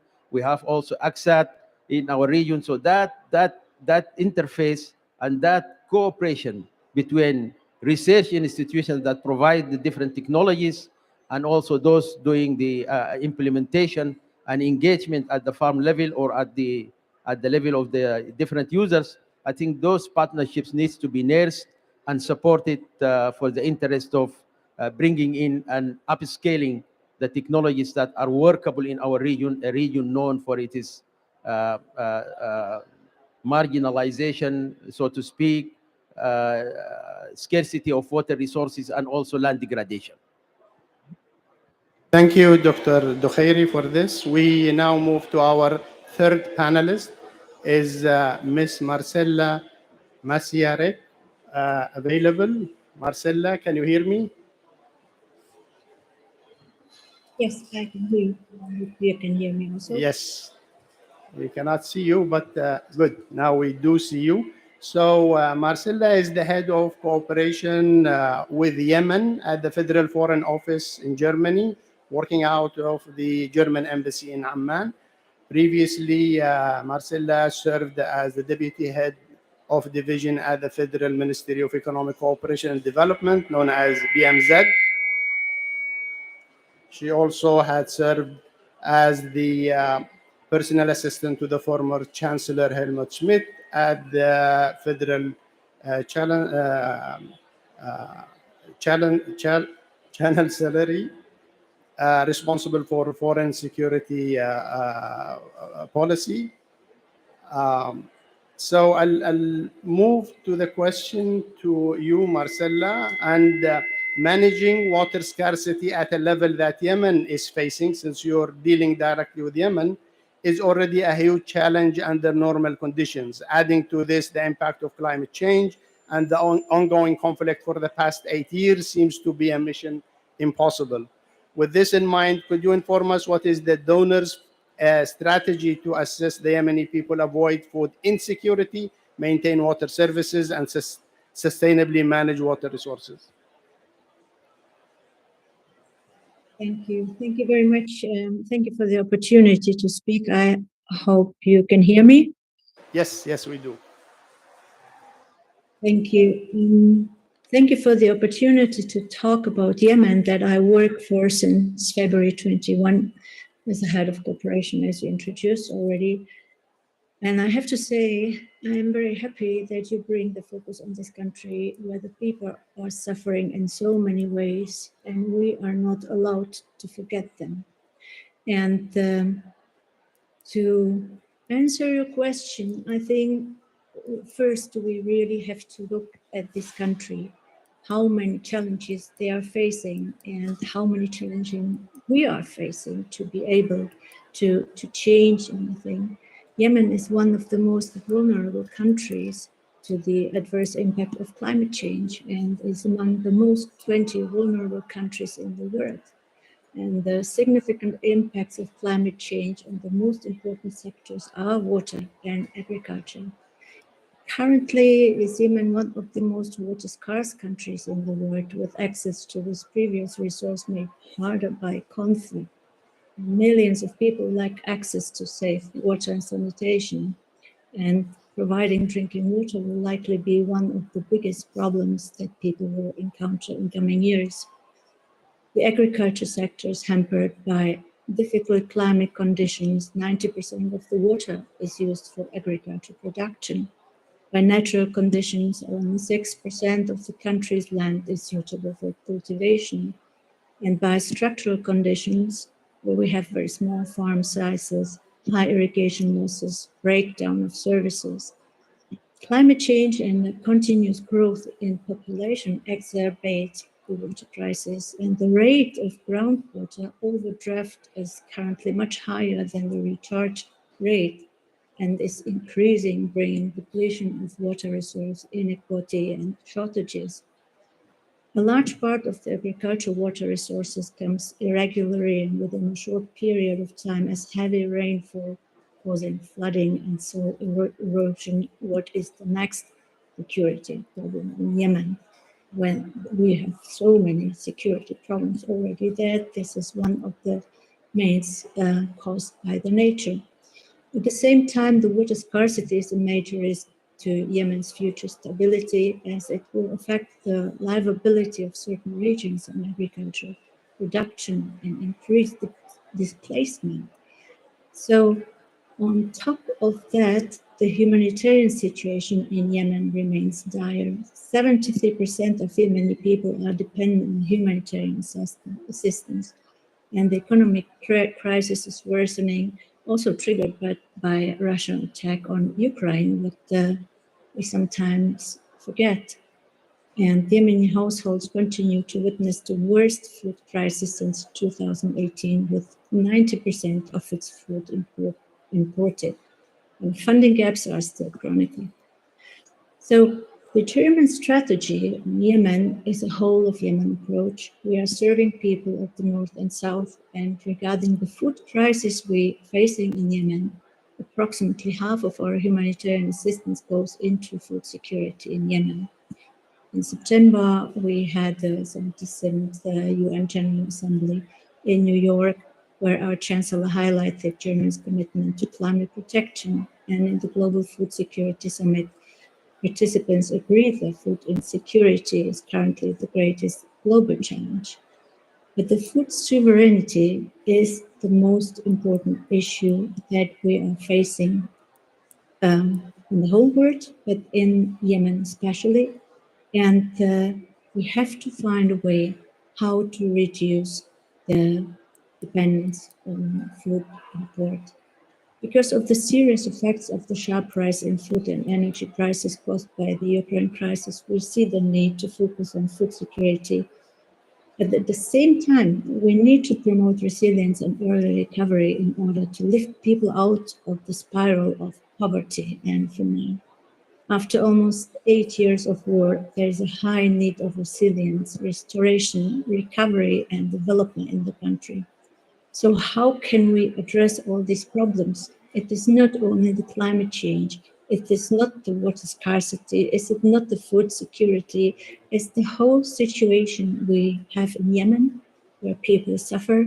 So how can the donor community contribute to reduce the food insecurity and to build food sovereignty?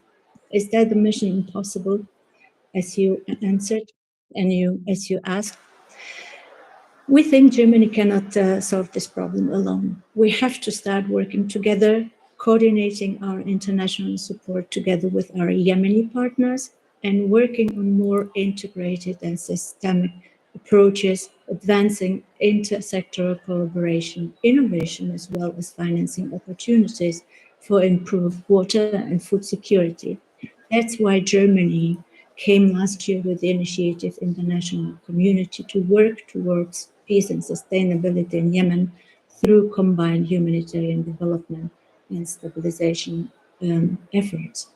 We started in the water sector because we thought this is the key need in Yemen and the base for all other problems facing in Yemen.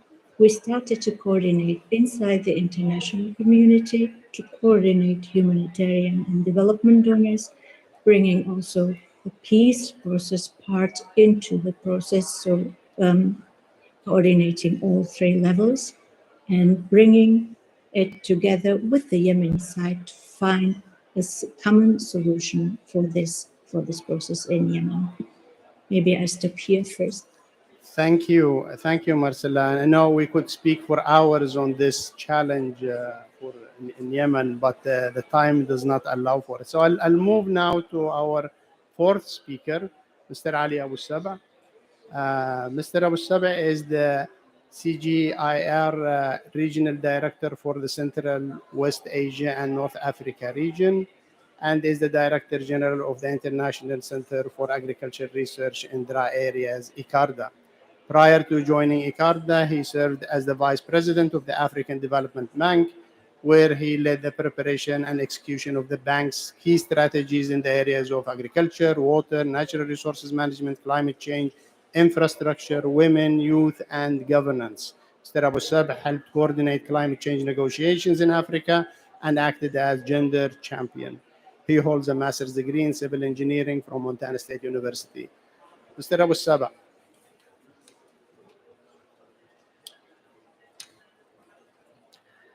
So, with ICARDA holding the main responsibility for CGIAR research efforts in dry lands or dry areas, what can we learn from the research that ICARDA is doing to tackle the challenges associated with water scarcity, agricultural production, and climate change? Thank you very much for the introduction and also for the question. Okay, so ICARDA has the global mandate on the non-tropical drylands and has been able to conduct research over the past 50 years around the key topics of water, about the crop developments that are relevant in the region, but also on small ruminants. And these three components form really the backbone of the livelihoods and agriculture in that region. So, of course, in the crop improvement programs, there is strong linkages with the gene bank operations, the collection of the genetic resources that have been able to collect it from across the world, that has the traits that are able to deal with rising temperatures, water scarcity, higher salinity, and resistance to a broad range of pests and disease. So that with this, background, we need to look at what is happening across the globe.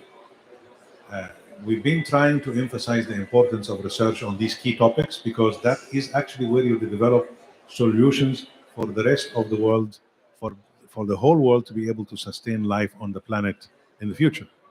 So, but that has not been so successful. I think the MENA region is being seen to be middle-income countries with low levels of investment including in research and innovation in particular.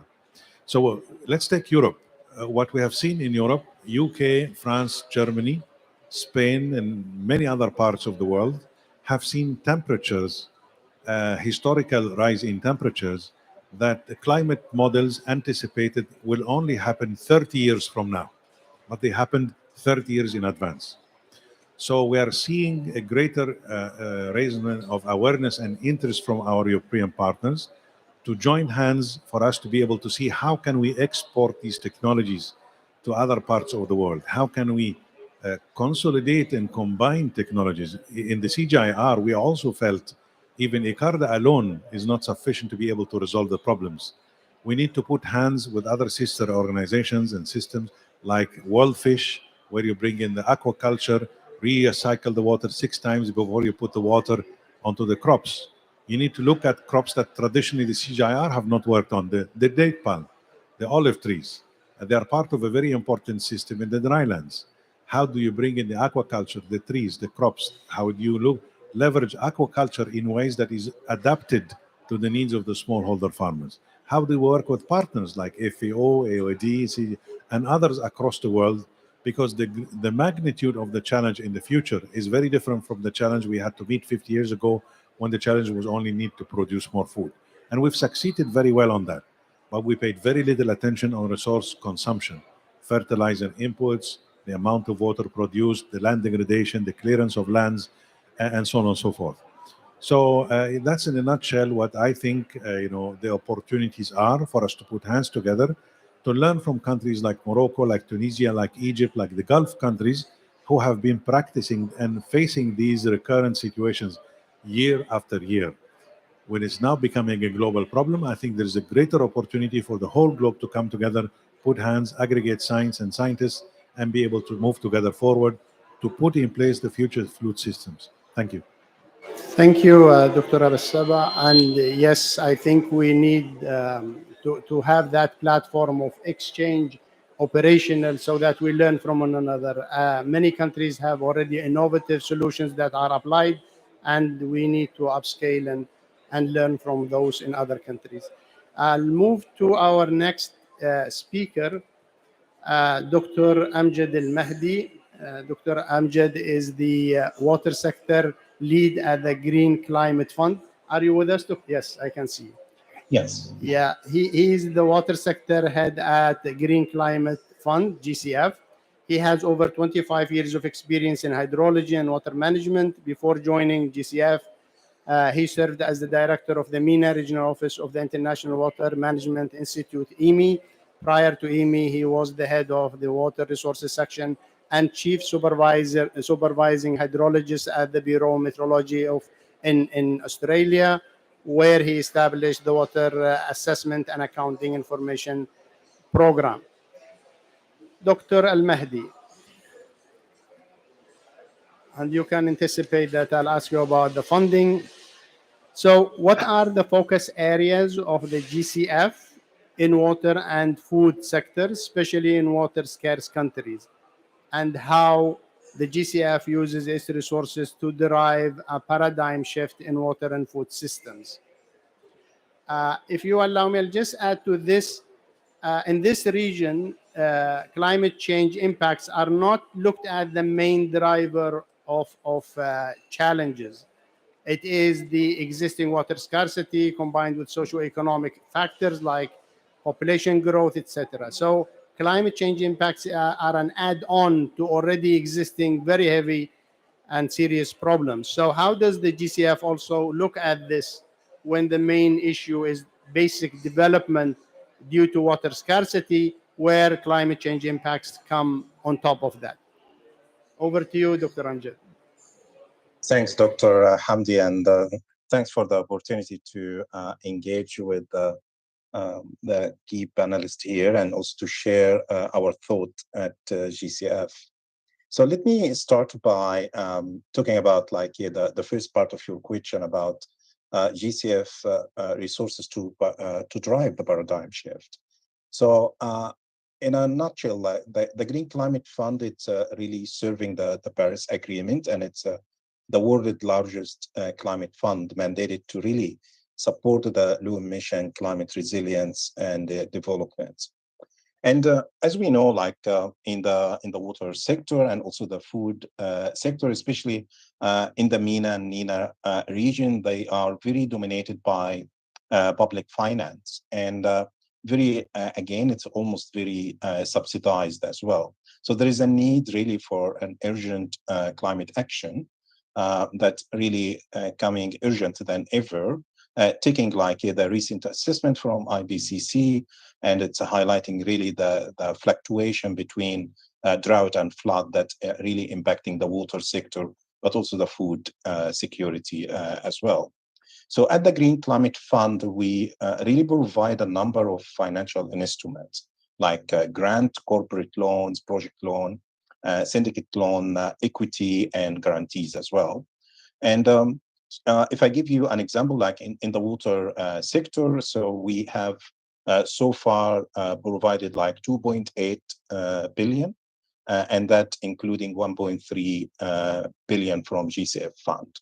So 2.8 including the co-finance. And the way we supporting the country through like a country readiness program, which is almost like 1 million per country per year.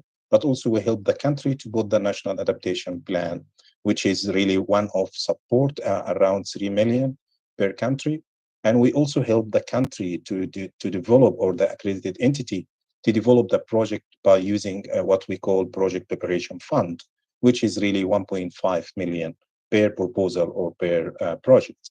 And to help actually the countries and also the accredited entity to really look at the water sector and food security. So what we did at GCF, we actually released what we call it like the sectorial guide. So we have a water sector guide, and we also have the food security guide. And those actually lay out the strategy that provide the strategic thinking about where GCF going to invest and in what area. So for example, in the water sector, we have defined two paradigm way for shifting, or two pathways for paradigm shift. The first one is really to look at the enhanced water conservation and efficiency and reuse, and this looking at demand management, competitive water use for like water, food, energy sector, enhancing efficiency, distributed management, and also removing barrier for water reuse and recycle. The second pathway looks at strengthening the integrated water resource management. And this is where you start to looking at climate proofing, infrastructure, preserving the water resources through the alternative water sources. You look at the adaptive planning, the institutional, the governance, and so on, all those elements. If we look at the food security, we also have defined three pathways for the paradigm shift. The first one is to look at the promoting resilience agroecology, and this again through like integrated agriculture development planning, enabling the community responsive policy, and so on. The second pathway to look at the facilitating climate informed advisory and risk management service, and this again including like developing testing, developing leverage the emerging digital technology to support really the reaching the scale, and also support incubation and acceleration like the SMEs or the small medium enterprise. The third pathways is reconfiguring the food system, and this through identifying really the key leverage point to catalyze like the high impact adaptation and mitigation, but also to look at the behavior economic evaluations of demand of for nutrition and low emissions food, and so on. And to do all of that, we drive a change through really four pillars. First one is really to transformational planning and programming, and this through really looking at the how we integrate the climate development policy and promoting the climate finance coherence within the adaptation management. Second pillar is to look at the catalyzing climate innovation, and this through the technology development, the transfer, the enabling institutional environment, and enabling investment environment as well. And the third is really to look at mobilizing finance at scale, and this through like de-risking the investment and also blending finance. And the fourth pillar is really the coalition and knowledge to scale up success. And this is where we're really creating and sharing the knowledge to harmonize really the valuation methodologies for climate risk and so on, and sustainable development. Coming to the second part of your question about how we evaluate proposal at GCF. So we have a 6 investment criteria very clear. The first one is to look at the impact potential. And this in a way, to what extent does this project or program contribute to achievement of GCF objective and result area, which mainly like reducing emission or improving resilience or both. So your project can be mitigation or adaptation or as cross-cutting. Second criteria is really the paradigm shift potential. And this is the degree to which the proposed activity can really catalyze the impact beyond one-off project. So in terms of like lesson learned and how that can be scaled up, and also the in terms of like developing program investment. The third criteria is really about the sustainable development potential. And this looking at how do the actions align really with the national SDGs priorities, and also what are the expected co-benefits in terms of environment, social, gender, and economic co-benefits. The fourth criteria is really the recipient's need. And this looking at the vulnerability, the financing need for the country, and also the beneficiaries within the country. So in terms of the community and vulnerable community and the population in the countries. And then the fifth criteria is really the country ownership. And this looking at the beneficiaries' country ownership and how the country really taking the lead and own the project to be able really to achieve the sustainability of the interventions or the development that will be developed through the project. And in terms also how the country taking the lead to looking at the institutional, the policy aspect. The sixth criteria is really looking at the efficiency and effectiveness. And this in terms of really the economic, the financial sound of the project, and has really the project design using the best practice and lesson learned. So those are really the 6 investment criteria where we evaluate each concept note and full proposal around them. Thank you. Thank you, Dr. Amjad, for giving us an insight to how the GCF operates and how they evaluate projects. This panel would not be complete without listening to the indigenous views, indigenous people, and how the indigenous knowledge is adopted and looked at. When I'm happy to have my colleague Jon Fernandez with us. He's the head of the Indigenous People Unit at FAO since 2014. He supported the creation of the Coalition on Indigenous People Food Systems post-UN Summit, and currently coordinates the Global Hub on Indigenous Peoples Food Systems. He has been one of the main authors of the FAO key publications on the subject. He joined FAO back in 1998 and as a policy officer, and worked in Latin America and Asia. So, Jon,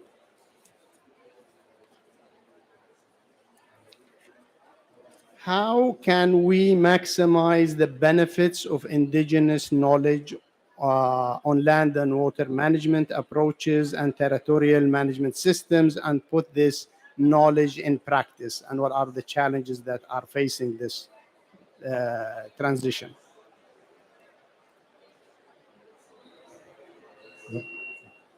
Yes. Well, Brother Hamdi, thank you so much for the use of the word. Salam alaikum is both here. And I'm the last speaker, so always being the last speaker is a challenge. No? So many of the eminent panelists already covered many of the points. I'm going to be talking about indigenous people's knowledge and mobility. And I want to call upon the memory of my grandfather, who was a pastoralist, so that my words carry wisdom and they appeal to you. Now, I'm going to be talking about the indigenous people's mobile livelihoods and why they are important, and also in relation to water management. So let me start with some key messages that I think are relevant for all of us. The first one is that there's millions of people across the planet that accumulate knowledge orally. And very often we don't include oral knowledge in our policy discussions. We don't include oral knowledge in decision making. And this is a tremendous mistake we do. And it's a disservice to the millions of people that carry the memory of their ancestors and that accumulate knowledge through observation of the environment. We need to go back to understanding that the observation that has accumulated in people through hundreds of years is more relevant now than ever, because we are in a time of crisis, and the panelists already told us, even in the MENA region, how the water situation is. But at the same time, there is many people in the MENA region that have answers and that have been across these situations before, and I think some of the professors were telling us of the good examples. The second message I want to share with you is that many ecosystems, not only in the region, but in Africa and across the world, are shaped thanks to mobility. is mobile livelihoods, is pastoralism, is shifting cultivation that has helped save those environments. And we tend to disregard this important element. The third message I would like to share with all of you is that communal resources are as important as private ones. We try to think of managing the territory and managing food production through individual private plots, and this is only part of the equation.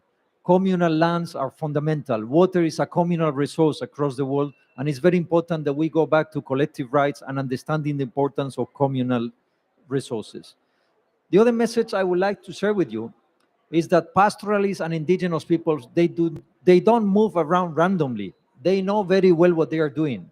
They are following the seasonal cycles. They are following the natural cycles. They are observing bioindicators. They are following water sources. They are watching weather patterns, things that we forgot when we went to university. But they don't forget because their lives depend on following those seasonal patterns. We need to merge, and the real innovation is merging oral knowledge and indigenous people's knowledge with scientific knowledge today.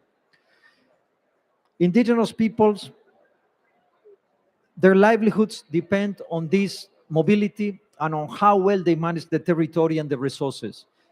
If a pastoralist depletes the water base, that pastoralist will lose his cattle, will lose his resources, their family will go on starvation. So it's very important to understand the management they do of these resources because there is a lot of wisdom on this. And I want to say that very often the policies in our countries and very often the policies of our institutions are designed to restrict mobility. They are not designed to support mobility. They are not designed to support this observation of the natural cycles. And this is a tremendous loss for humankind because, again, these livelihood strategies in these ecosystems were there before we even created these modern states where we live today. So there's some wisdom there that is ancestral that we need to tap again. And when we restrict mobility, very often, with very well-intended policies, with all of our scientific knowledge, we create poverty, we create problems, we create environmental depletion, and we create insecurity. And I want to talk about insecurity because remember that when we stop mobility, those territories, they don't remain empty. There will be new actors coming to the territory, new actors using those resources, new actors with different agenda. So it's very important to maintain this, and we have seen violence increasing and volatility increasing when we restrict indigenous peoples and nomadic people from moving around. Now, something I want to share with you is that we need to better understand mobile livelihoods. We cannot continue issuing policies that are against mobile and indigenous peoples. We need to incorporate them with science. We need to incorporate them with innovation. And to do that, we need to better understand how these livelihoods operate. We need better policies. Our policies are only based on our PhD degrees. They are only based on the books that we are reading. But again, a lot of knowledge in Mother Earth is still carried orally. And our very good policies will be incomplete until we don't incorporate the oral knowledge of the last women on Mother Earth that has been passing on to their daughters. We need to also put women at the center of the discussion. They carry unique knowledge that very often males will forget about. And we can actually do better in territorial management. I think we are all talking about territorial management, but our territorial management is incomplete. And let me tell you why it is incomplete. Because we don't understand territory. Because to manage territory, you need to live in the territory, you need to sit with the elders, and you need to spend many nights and many days listening to the elder women and the elder men to understand how that territory was before with their grandparents and why now drought has changed it and what they did when drought was present there. And indigenous peoples teach us this because they do it daily. We think of water as drinking water, but water is life and water is spiritual. When you talk to indigenous peoples, water is the beginning and is the end. We are born from water and we go back to water. And this is something that in different cultures, from the Arctic to the Amazon, from the African savannas to Australia, all indigenous peoples and pastoralist peoples remind us all the time. And that's why they worship water. And they worship water in the morning, they worship water in the evening, and water is the center of the family, is the center of the community. We need to put water at the center. If you pollute water, you're polluting your families. And if you pollute your families, we cannot have sensitive policies in place. The other message I want to talk about, and I think some of the professors already mentioned, is governance. We cannot talk about water management without the governance systems. And this region is one of the richest in the world about water governance systems. Even in my home country, we have water governance systems that comes from the time of the Arabs. And in the water courts that are still functioning, we pass the use of the word using the foot because we follow the Arab tradition. So there is a wealth of knowledge and expertise that is in relation to governance, and indigenous peoples keep this updated and they practice it even to this day. There are some key recommendations that the indigenous peoples brought to Dusambe, and I'm just going to share this with you very quickly because I know I need to pass the word back to my brother. He's looking at me to finish. So just 1 minute, I swear, and I'll give you the use of the word. The first one is indigenous peoples remind us in Dusambe of the importance of recognizing that water is more than a resource. We will not solve the problem of water if we remove the spirituality from water. Water is sacred. The second one is that we need more inclusive participation.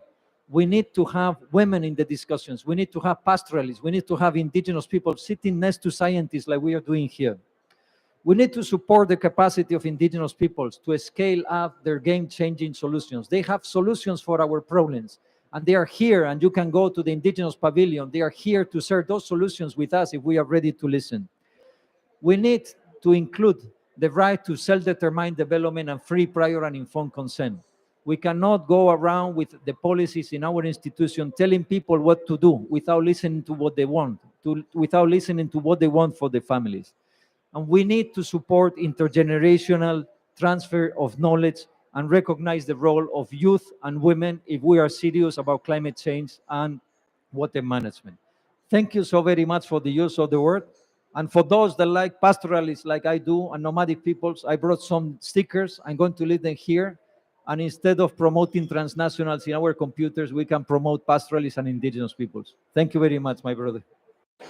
Thank you, Jon. And just a reminder that at the end of the day, today we will have an event on indigenous people. So for those interested, please stay with us to the end of the day according to the schedule.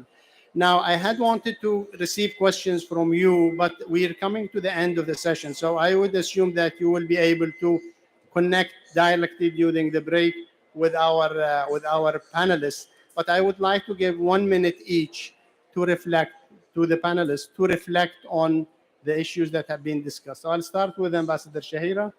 1 minute each, please, because we're running out of time.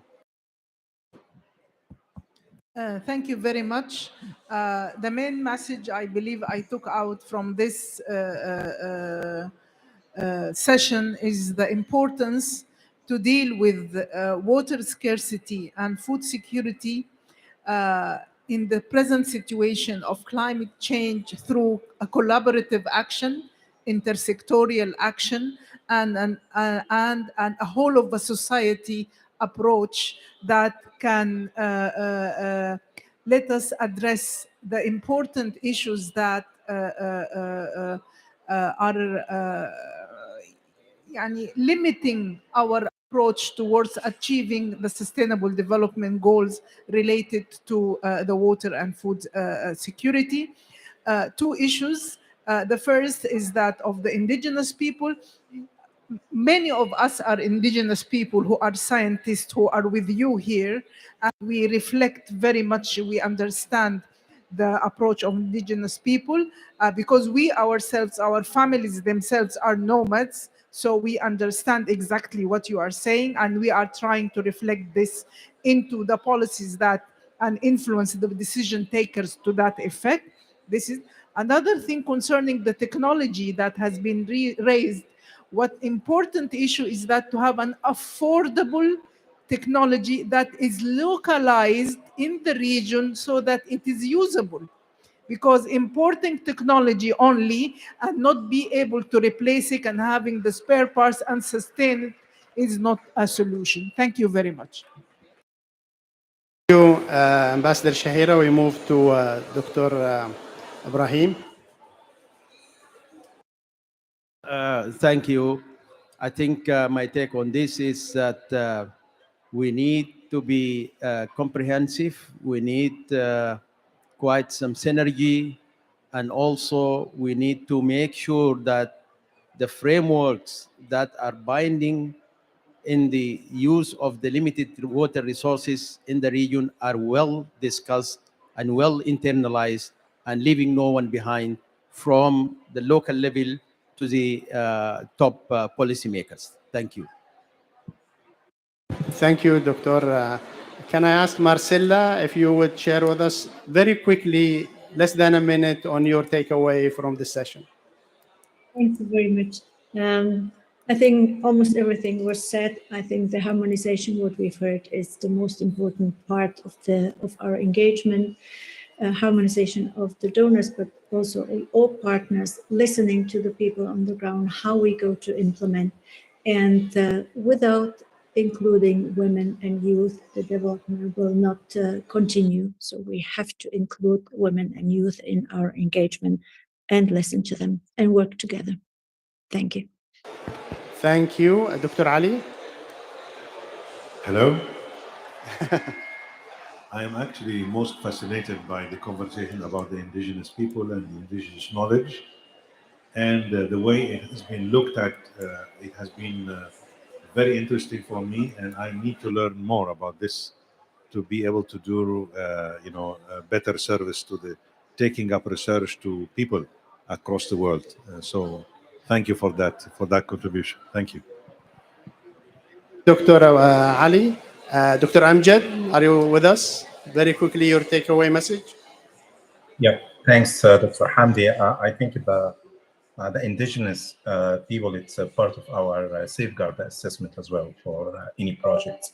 And I think my take is, I think it's confirmed there is no really need for more finance rather than the quality of the finance. I think this is what we really need to look at. And I wanted to reaffirm again the GCF position and commitment to our partners in the region and also in the developing countries. We are here really to support you, to support the countries to develop and adapt policy and legislation that really create that enabling investment environment. And we are happy to work with you again to design the new financial model that actually can attract the private sector with acceptable revenue streams that really respect the indigenous and also the safeguard or the environment and social and economic aspect.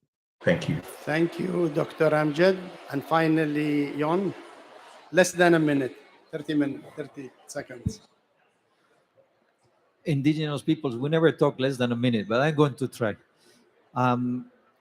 I think Haji Ali has been very generous. I am the one that learned because I'm not from the region. So first of all, thank you for allowing me to speak with you, eminent panelists, about the region. But I think I want to pick on something that Marcela said, which is moving from food security to food sovereignty. And I think Her Excellency, the ambassador, include a very important element that is also technology sovereignty. And to achieve that with local technology and solutions and innovations, combining the ancestral knowledge with the technologies and the innovations and bringing the youth on board is really the way forward for all of us, combining the ancestral and indigenous with the state-of-the-art technology. So thank you so much. Thank you. Thank you all. And please join me in giving an applause to the panelists. Thank you. Yes, we need to take a photo, a joint photo. And we will continue just after 2-3 minutes with the launch of the solo, our publication on the state of land and water.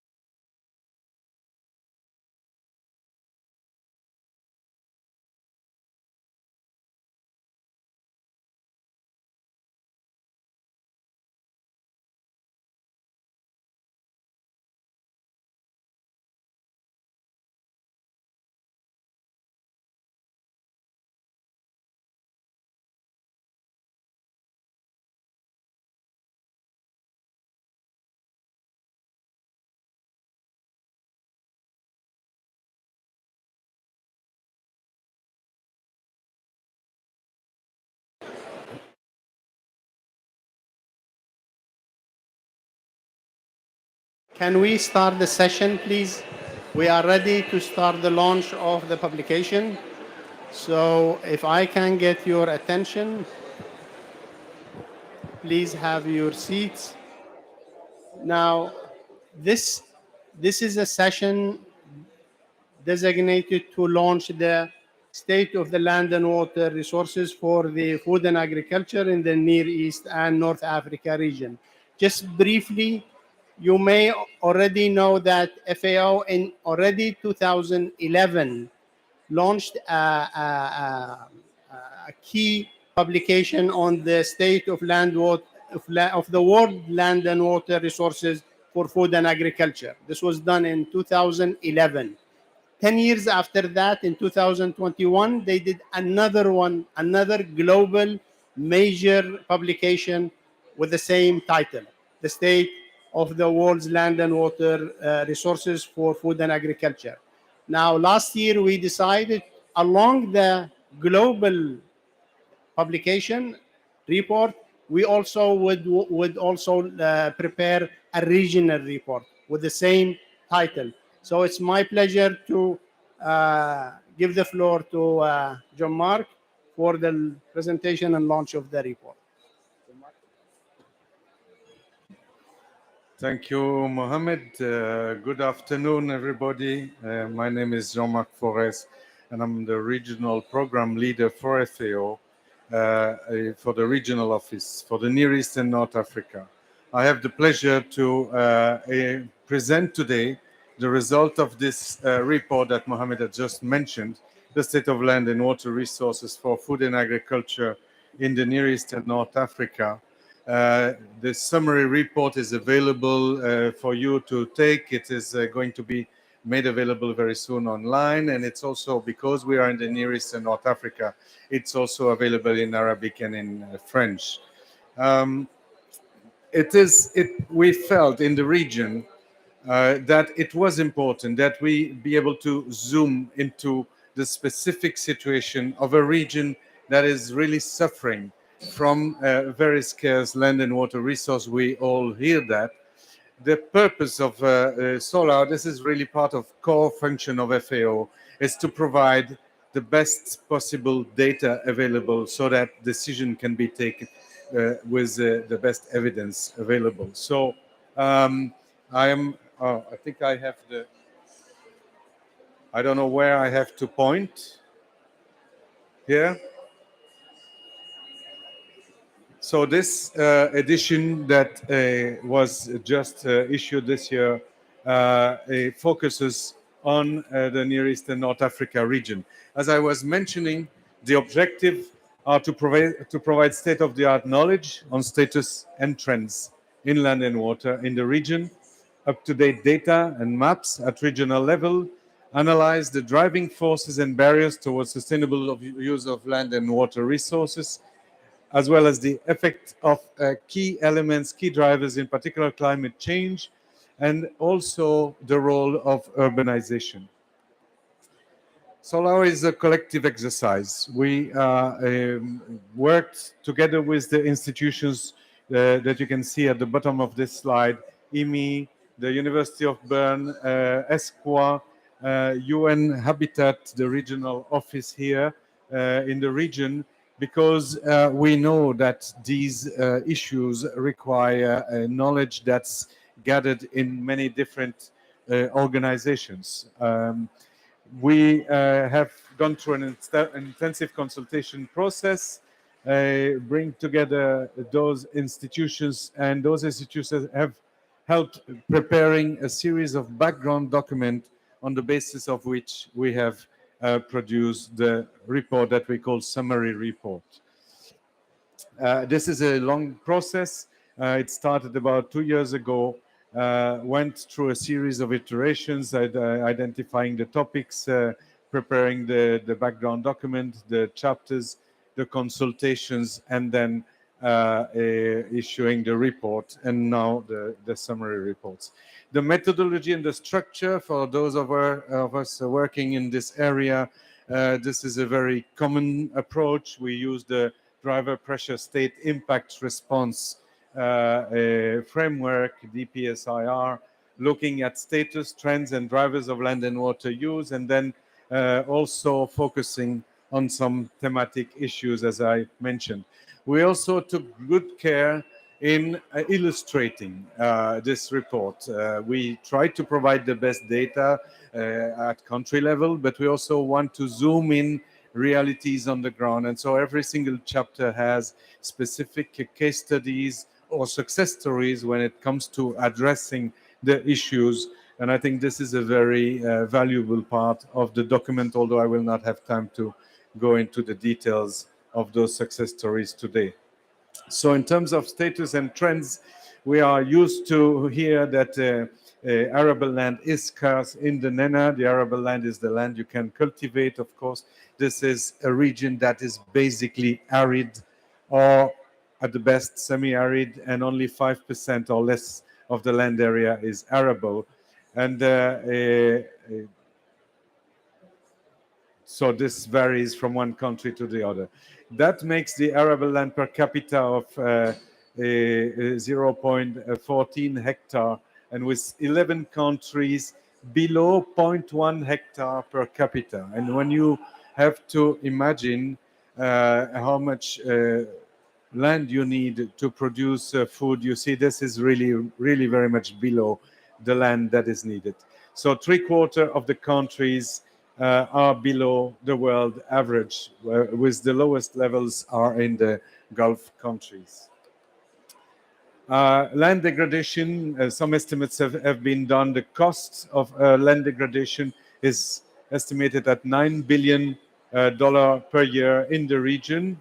And the GDP loss due to, in particular, sand and dust storm, which are not specific to this region, but unfortunately they are frequent in this region, are estimated at $13 billion every year. On the other side, on the little land that we have arable, we also have issues related to agriculture intensification. When not done correctly, agriculture intensification can translate into a degradation for excess use of the land. 6 of the world's top 20 fertilizer consumption countries are in the NENA region. We express this as per hectare, of course, and not in total. And the region also applies more than 43,000 tons of pesticides. And this reminds us that in those little pockets of land that are suitable for agriculture, intensification has been done in a way that really needs to be revisited to make it still intensive, because we do need the best use of this land, but much more sustainable. From the water side, no need to reiterate the fact that water is extremely scarce in the region. Freshwater availability per capita is decreasing by the simple fact that population is increasing relatively rapidly, and this makes 8 countries of the region in the top 10 highest level of water stress in the world. This is also the region of the world that has the highest world percentage of irrigation due to the fact that it is extremely arid. And 60% of the resources are generated outside of the region, which makes the region more vulnerable in terms of being able to secure its water supply. We also have a very worrying trend of general degradation of groundwater aquifer, with water going down in practically all of them. Irrigation obviously is the main water use, while domestic and other uses are very limited, but they are growing, and that means less and less water for irrigation, which already is not sufficient to feed the region's population. So this divide between the productive capacity and the demand of food is very wide and is widening. On the other side, we also have interesting increase in production of aquaculture, and in particular, more and more the need to integrate aquaculture into water management. Climate change, we also know that this region is one of the regions that's suffering most of climate change, in particular in terms of temperature increase, in terms of droughts, and also in terms of hotspots. There are a series of areas here in the region where we see dramatic situation in terms of climate change. At the same time, we noticed that the climate finance is not following, and I think we are here in the week and in the venue where this is being discussed extensively. We have, for the moment, nearly 5 times more public finance that goes for mitigation than it goes for adaptation. We are not in a situation of being able to balance the two dimensions of climate action. In terms of urbanization, obviously a region that is urbanizing fast. We have a trend, a large part of the population now is in urban areas, and that will continue. This has implications, as you will see in a moment, in particular in terms of territorial development. It also has implications in terms of how we manage our food systems.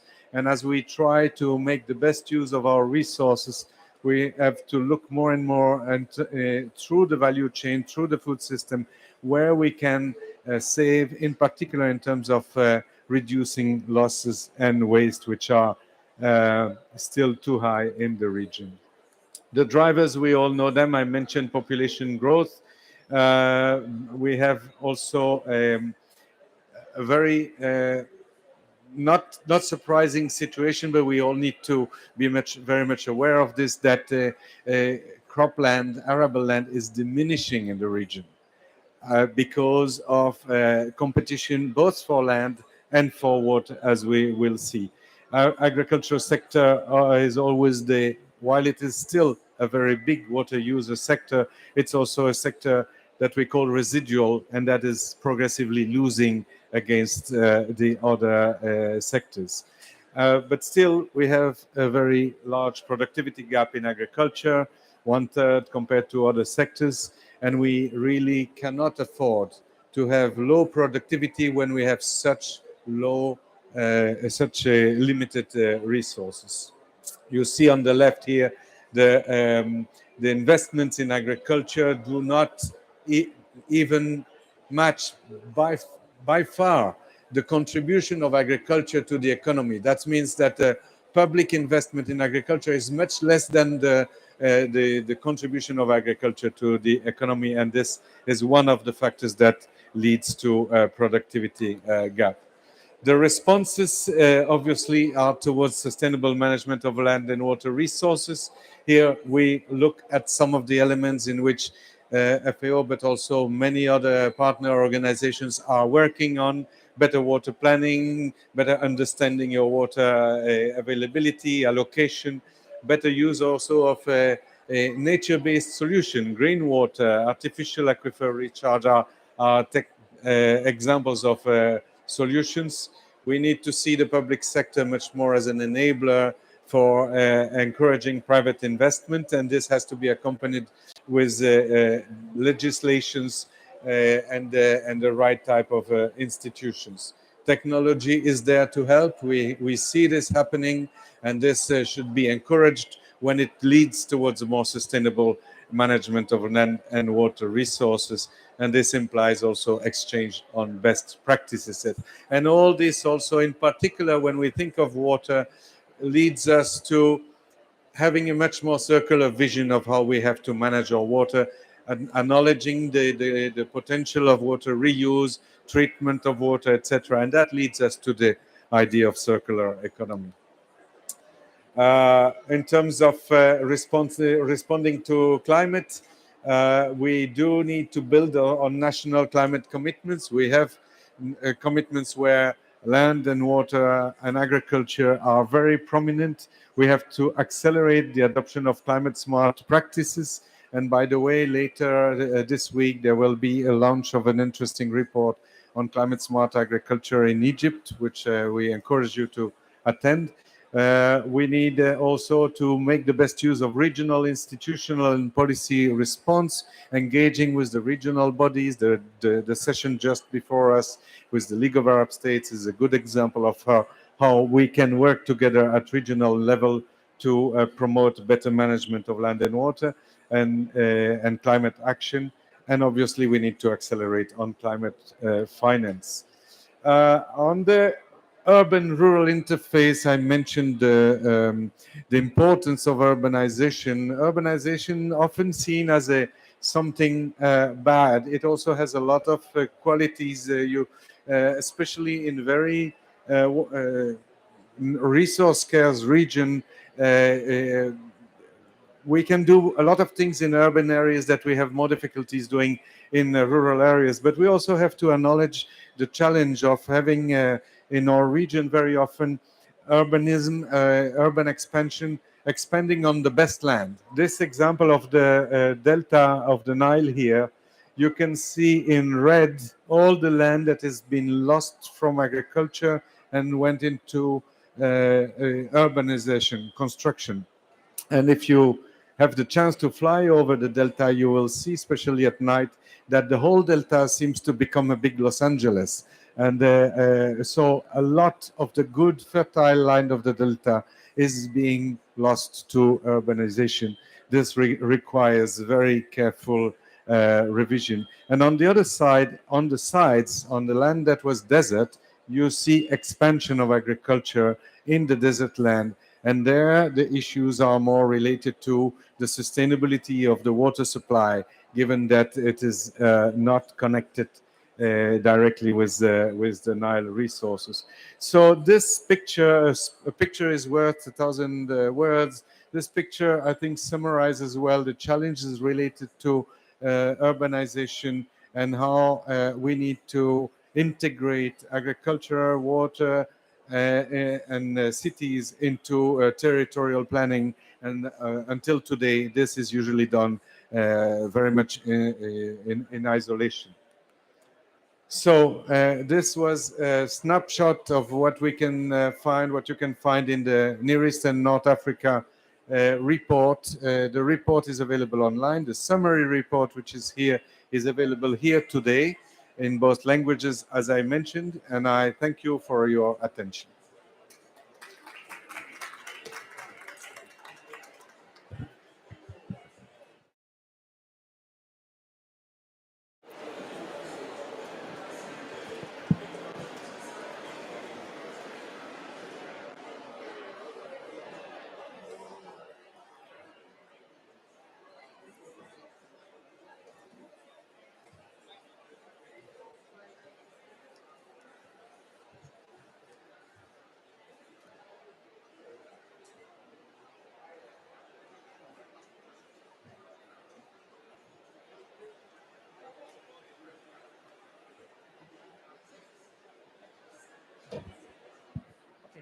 Hello, yes. Can you please get back to the efficiency water, the slides for water efficiency? Because I did not.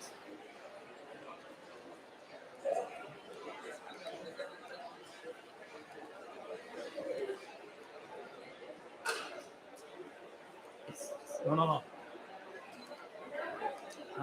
no. Water, sorry. Water is here. Yes. I mean, can you are saying that the water efficiency in Egypt and Libya are worse than Russia? Can you please explain the last chart? This is a very good question. The map on the left is a map of the SDG indicator 6.4.1. SDG target 6.4 deals with enhancing water efficiency, and this indicator is an indicator that combines all sectors. Agriculture, industry, and etc. The problem of that map is not an agriculture map. And so if you have a sector that doesn't use much agriculture usually has a low productivity in currency terms. So if you have a country that does not have irrigation, it will usually perform better on a map like this than a country that has a lot of irrigation, even if that country has efficient use of water in irrigation. Now, a map of irrigation water efficiency would be completely different. So this might be, it's important that we understand what's behind this. What they try to measure here is progress towards better, let's say, better water, valuing better water in relation to the GDP. Well, I have an contradictory here because I can see like Sweden does not have any agriculture but having water. So I think the title is misleading. It's not water use efficiency, it's water return, not water use efficiency. Because efficiency here means that how much water, how much return. And return is Yes. if it's only in billion cubic meter, this can be misleading. It is a very big debate between the water people and the economists. This is an economic expression of efficiency driven by the SDG indicator process. Is a very heavy process. It's managed by statisticians all over the world. They use the word efficiency differently from hydraulic engineers. So it's dollar or whatever currency you want per cubic meter used. If you don't have agriculture, you used your water in a very high-tech industry, very little water in very high return industry, you'll get a very high efficiency. But that's how the indicator is constructed. Maybe your message to me is change your map. The map is not wrong, but maybe it's not the one that we want to see. Yeah, I think he's right, but this is a confusing term. If you can use water productivity is more reflective than using water use efficiency.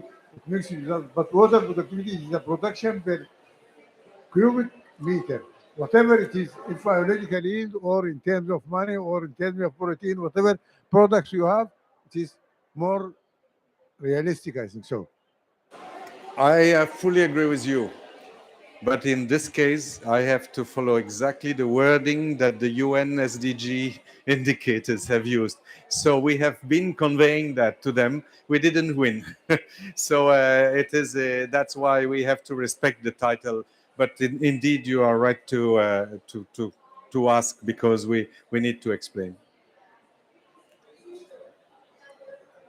Thank you, Jean. It was a very good presentation. Just I was wondering if you have something, the report about the impact of a climate on the agriculture yield or so. Maybe. Oh, okay. Yes, there is. There was also some data here. The projections are that for most crops we will see reduction in yield if we use the same cropping systems that we have now. Now we need to challenge that by saying, okay, we know or we have good projections of what will happen in terms of water, in terms of temperature, and in terms of precipitation patterns, even if there is still a lot of uncertainty. That will make us think about what is tomorrow's cropping system, because today's cropping system, the projections say very clearly they will decrease.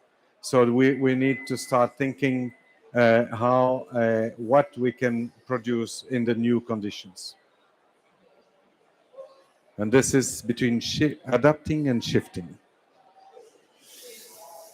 So if there is one more question. I see that you are putting the problem and showed it very well. Thanks for the presentation. So my concern about the solutions and considering the social aspect of the Nile Valley, the people living in the Nile Valley. I grew up in a village in Egypt, and I know that it's very important for them to keep living in the same land where their ancestors come from. And this social aspect of the distribution of population along the Nile Valley is extremely important to consider in finding solution. Is there any study integrating this aspect in the study to make sure that we will keep the Nile Valley fertile soil as only for agriculture and sustain the families and the population in the way they like their life to be lived too? I think you ask an extremely important question that should be there in any policy and any development program that we have. Because, yes, it is true, people want to be able to continue doing what they were doing. At the same time, the conditions are changing. Just the population, the big problem of the fact that land is being divided more and more and more, and we are not anymore at the situation which we had even 1, 2, 3 generations before. Maybe a farmer could live out of his land then, and now he cannot anymore because the land is too small. So even if we would like to keep everything as it was, this is impossible. We need to understand the implication of some major changes. And in the region, the major changes are population growth, there are now climate change, and there are also the fact that we have urbanization. That's why I say the urbanization itself, I see it as definitely a driving force, but I don't see it in a region like this one as a necessary problem if it's well managed. If not everybody from a family can live off the land, and if somebody of the family can find a decent work and this decent life in the city, well, that helps also those who stay on the land to be able to use it still and make a living out of it. But on the other hand, I think there are some very interesting policies in Egypt, for instance, of constructing new cities outside of the fertile land. That's really an effort to reduce this increased impact of construction on the land. So these are examples. We are not in a steady state. We are in an evolving state, and we need to adapt. And that's one of the most difficult things to have people understand. Yes, maybe first we tend to see the past as always better than it was really. So we all have good memories, and we are good at deleting the bad ones. So we think before it was so much better, but some of the basic driving forces make it impossible to go back to that time. So we do need to address that. Can I make a very short comment, please, and suggestion? Because you are telling the story of my cousins and how my father moved from the village to the city. But I have been in Cairo Water Week, and I came here, and I think that having farmers part of these talks to give their feedbacks and solutions for any next talk, that will be really helpful. This is something we try to do systematically, and we did it. I don't remember whether we FAO did it in the Cairo Water Week, but we do it in many events now. We bring the farmers to tell us their views, and also those farmers with whom we work, so that they can tell us if we do well or if we are making mistakes. And this is indeed, I agree with you, it's an excellent way to get a direct feedback from those that we are trying to help. As long as we are not kicked out, we can stay here. Hi. Thank you very much for the presentation. My name is Una Murray. I'm just wondering, how do you think is the best way the report can be used in the region for resources or for data or for messages, or how do you suggest we use the report? Thanks. Thank you, Una. And Una, you have been one of our partners in this, and thank you so much. You probably know the report better than anybody else. I think first, it's really important to bring together all the information we have in one single place. But behind this, there is all the database, all the data. That this is just a report to illustrate our data. So what's important is also first to make sure that the data is available to everybody who needs it. When we do this, we try to make sure that decisions at all levels can be based on good evidence. There is still too much Of course, everybody knows the region is water scarce, is land scarce, but you really need to understand what's happening in order to be able to take decisions. Just the discussion we had now.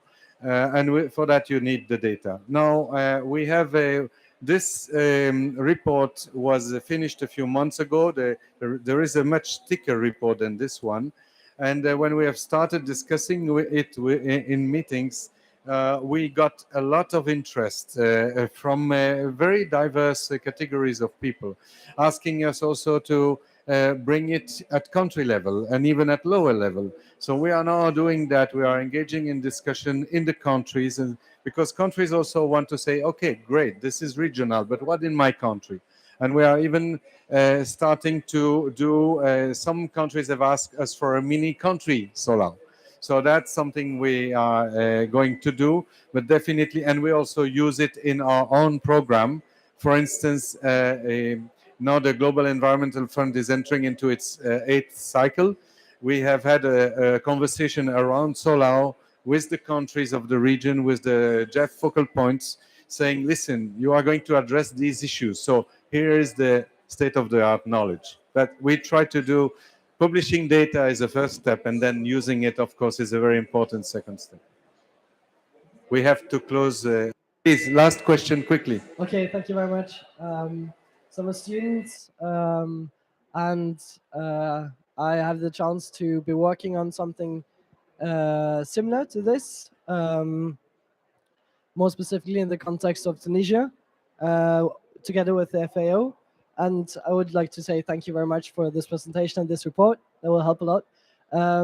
But what we see in Tunisia, in the Majarda Valley, is that you have the problem that you earn a lot more money from crops that use a lot of water compared to crops that use less water. So how can you gain social and political acceptability for the switch to crops that are more efficient in terms of water for food rather than water for money? It is a very, very big question, and we may want to discuss it after the meeting, because this is one of the key questions. It's a question that has a lot of political implications, because with money you can buy food. So it's not so simple, and indeed all the countries of the region are asking this question with different decisions, different policy decisions, and it's really a very, very interesting question, but not an easy one to answer. Sorry for not answering now. I think I've been asked to close, but we can have a conversation on the side. Thank you all so much. Please take a copy of the Solar, or access both the Global Solar or the Regional Solar from our website. Thank you so much.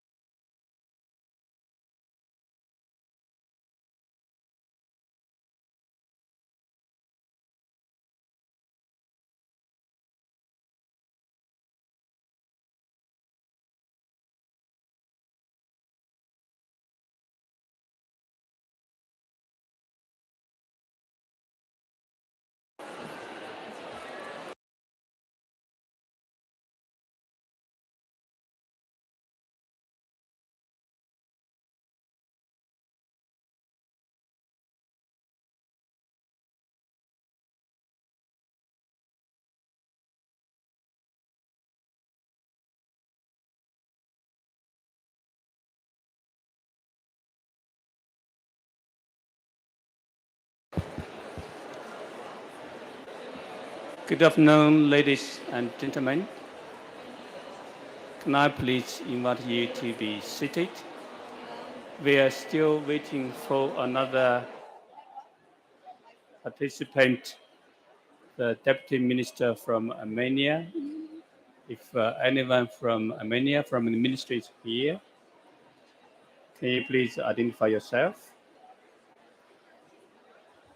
I don't see anybody should hand up. Anyway, I would stress to let's get started while waiting for the Deputy Minister to join us later. Very good afternoon to all of you. I'm the Li Feng Li, the Land and Water Division in FAO. It's a great pleasure for me to moderate this session that we put together with the International Water Management Institute, INBI, and also with the ministry together. This afternoon, we have the very high-level session. We are very pleased to have our four distinguished participants join with us this afternoon. And we got 1 hour slot, and hopefully after the listening to the insight from all the distinguished speakers, we will also have the opportunity to get your insight or your questions from the floor. And without further ado, let me invite the Deputy Director General of FAO, Madam Maria Helena Semeta, to give you a welcome remark. Madam, please.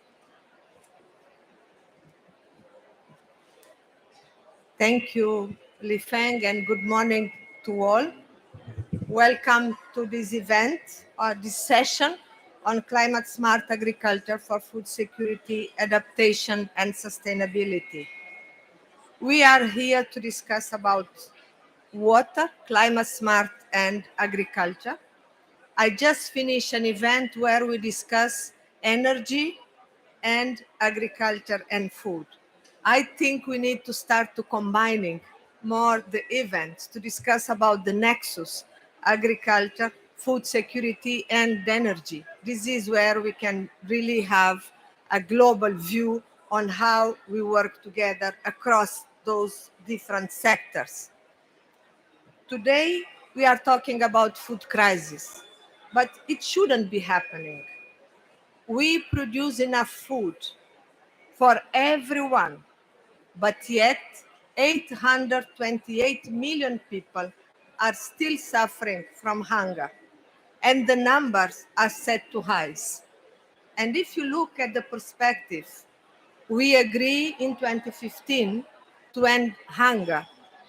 And our projection shows that if you keep business as usual, we'll be having by 2030, 630 million people suffering from hunger. This is our responsibility, how we have to do to reach the Sustainable Development Goals.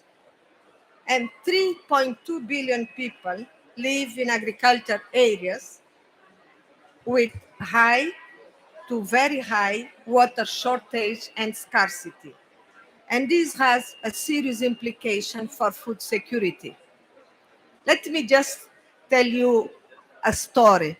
I came from a country, the name is Cabo Verde, but it's not Cabo Verde means green, it's not green. And we are suffering the shortage of water. And in the 60s, we have a serious drought. And the poet wrote that due to the drought, the goats, they learn how to eat stones. And this is what a drought can bring. And this is, if we don't use water efficiently, how it can be transformed. And and we are predicting that the population will increase to over 9 billion by 2050. And the great majority will be living in areas with high water scarce, highly dependent on agriculture, and suffering high rates of food insecurity and malnutrition. And agriculture consumes 70% of human fresh water withdrawals.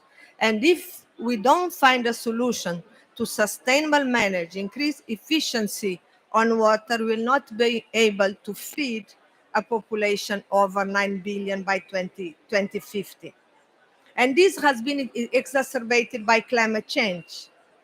All this challenge with changing rainfall patterns, increased drought and floods, and altered distribution of pests and diseases.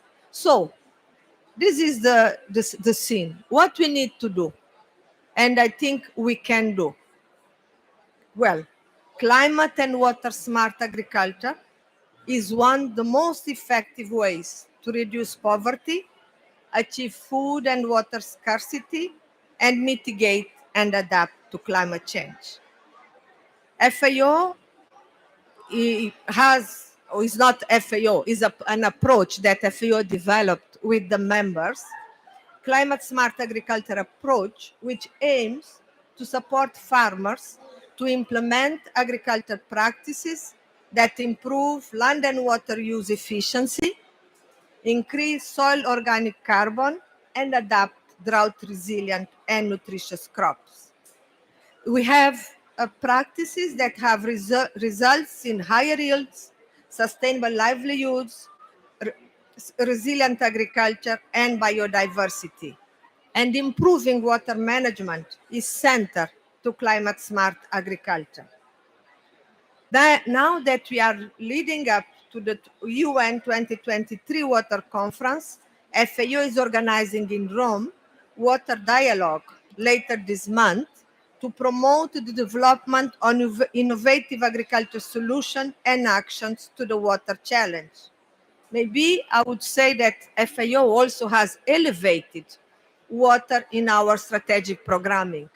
The integrated management of water has been discussed this week in our program committee, and it will be the theme of the next year, 2023 FAO conference, to show how we are bringing and elevating, as I said, the importance of water in agriculture and our strategic program.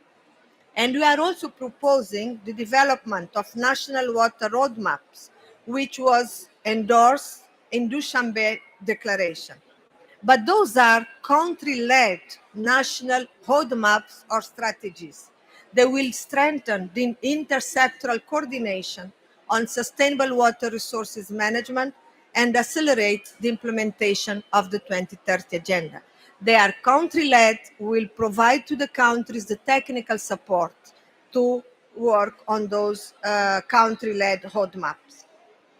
But we are talking about food security, and food security can only be achieved with water security and resilience to climate change. We all have the tools, the knowledge to make climate smart agriculture a solution to this challenge. Now, what needs to be done? We have the tools. We need determination and we need investment. We need to scale up investments and solutions and create more efficiency, inclusive, resilient, and sustainable agri-food systems. We need better collaboration. I think we have the partners here. Let's work together towards the same goal, to transform our agri-food system through better water use, better water efficiency, to avoid that the goats will eat stones. Thank you. Thank you so much, DGG, for sharing your own story, but also for your key message that's call for actions by everyone. And I hope we also get inspired from this event that take actions from now on. Next, let me invite the ambassador, Mr. Bilkebom, who is the representative of the Kingdom of the Netherlands to the Rome-based agencies. Mr. Bilkebom has been very familiar. I think many of you probably know him very well. He's the climate special envoy for the Netherlands. Has been very active in all the climate discussions at global level, but also he took the role as the ambassador and based in Rome, and then advise us or guide us how to address the agriculture challenges that we are facing. So given your previous roles from climate to agriculture now on this water pavilion, what would be your message from the climate perspective, from the agriculture perspective, from a water perspective? How all this siloed thinking come together from your perspective? Thank you. Thank you, Li Feng, and it's a pleasure to be here and to actually sit on the other side as I look to the food systems pavilion here, and that is one thing that strikes me already here, being in at the COP, is that we indeed still have organized ourselves in silos. So in the answer to your question was in the question already, because that is one thing that we should look into in how we have organized ourselves. And I listened carefully to Ms. Semedo on what the problem is.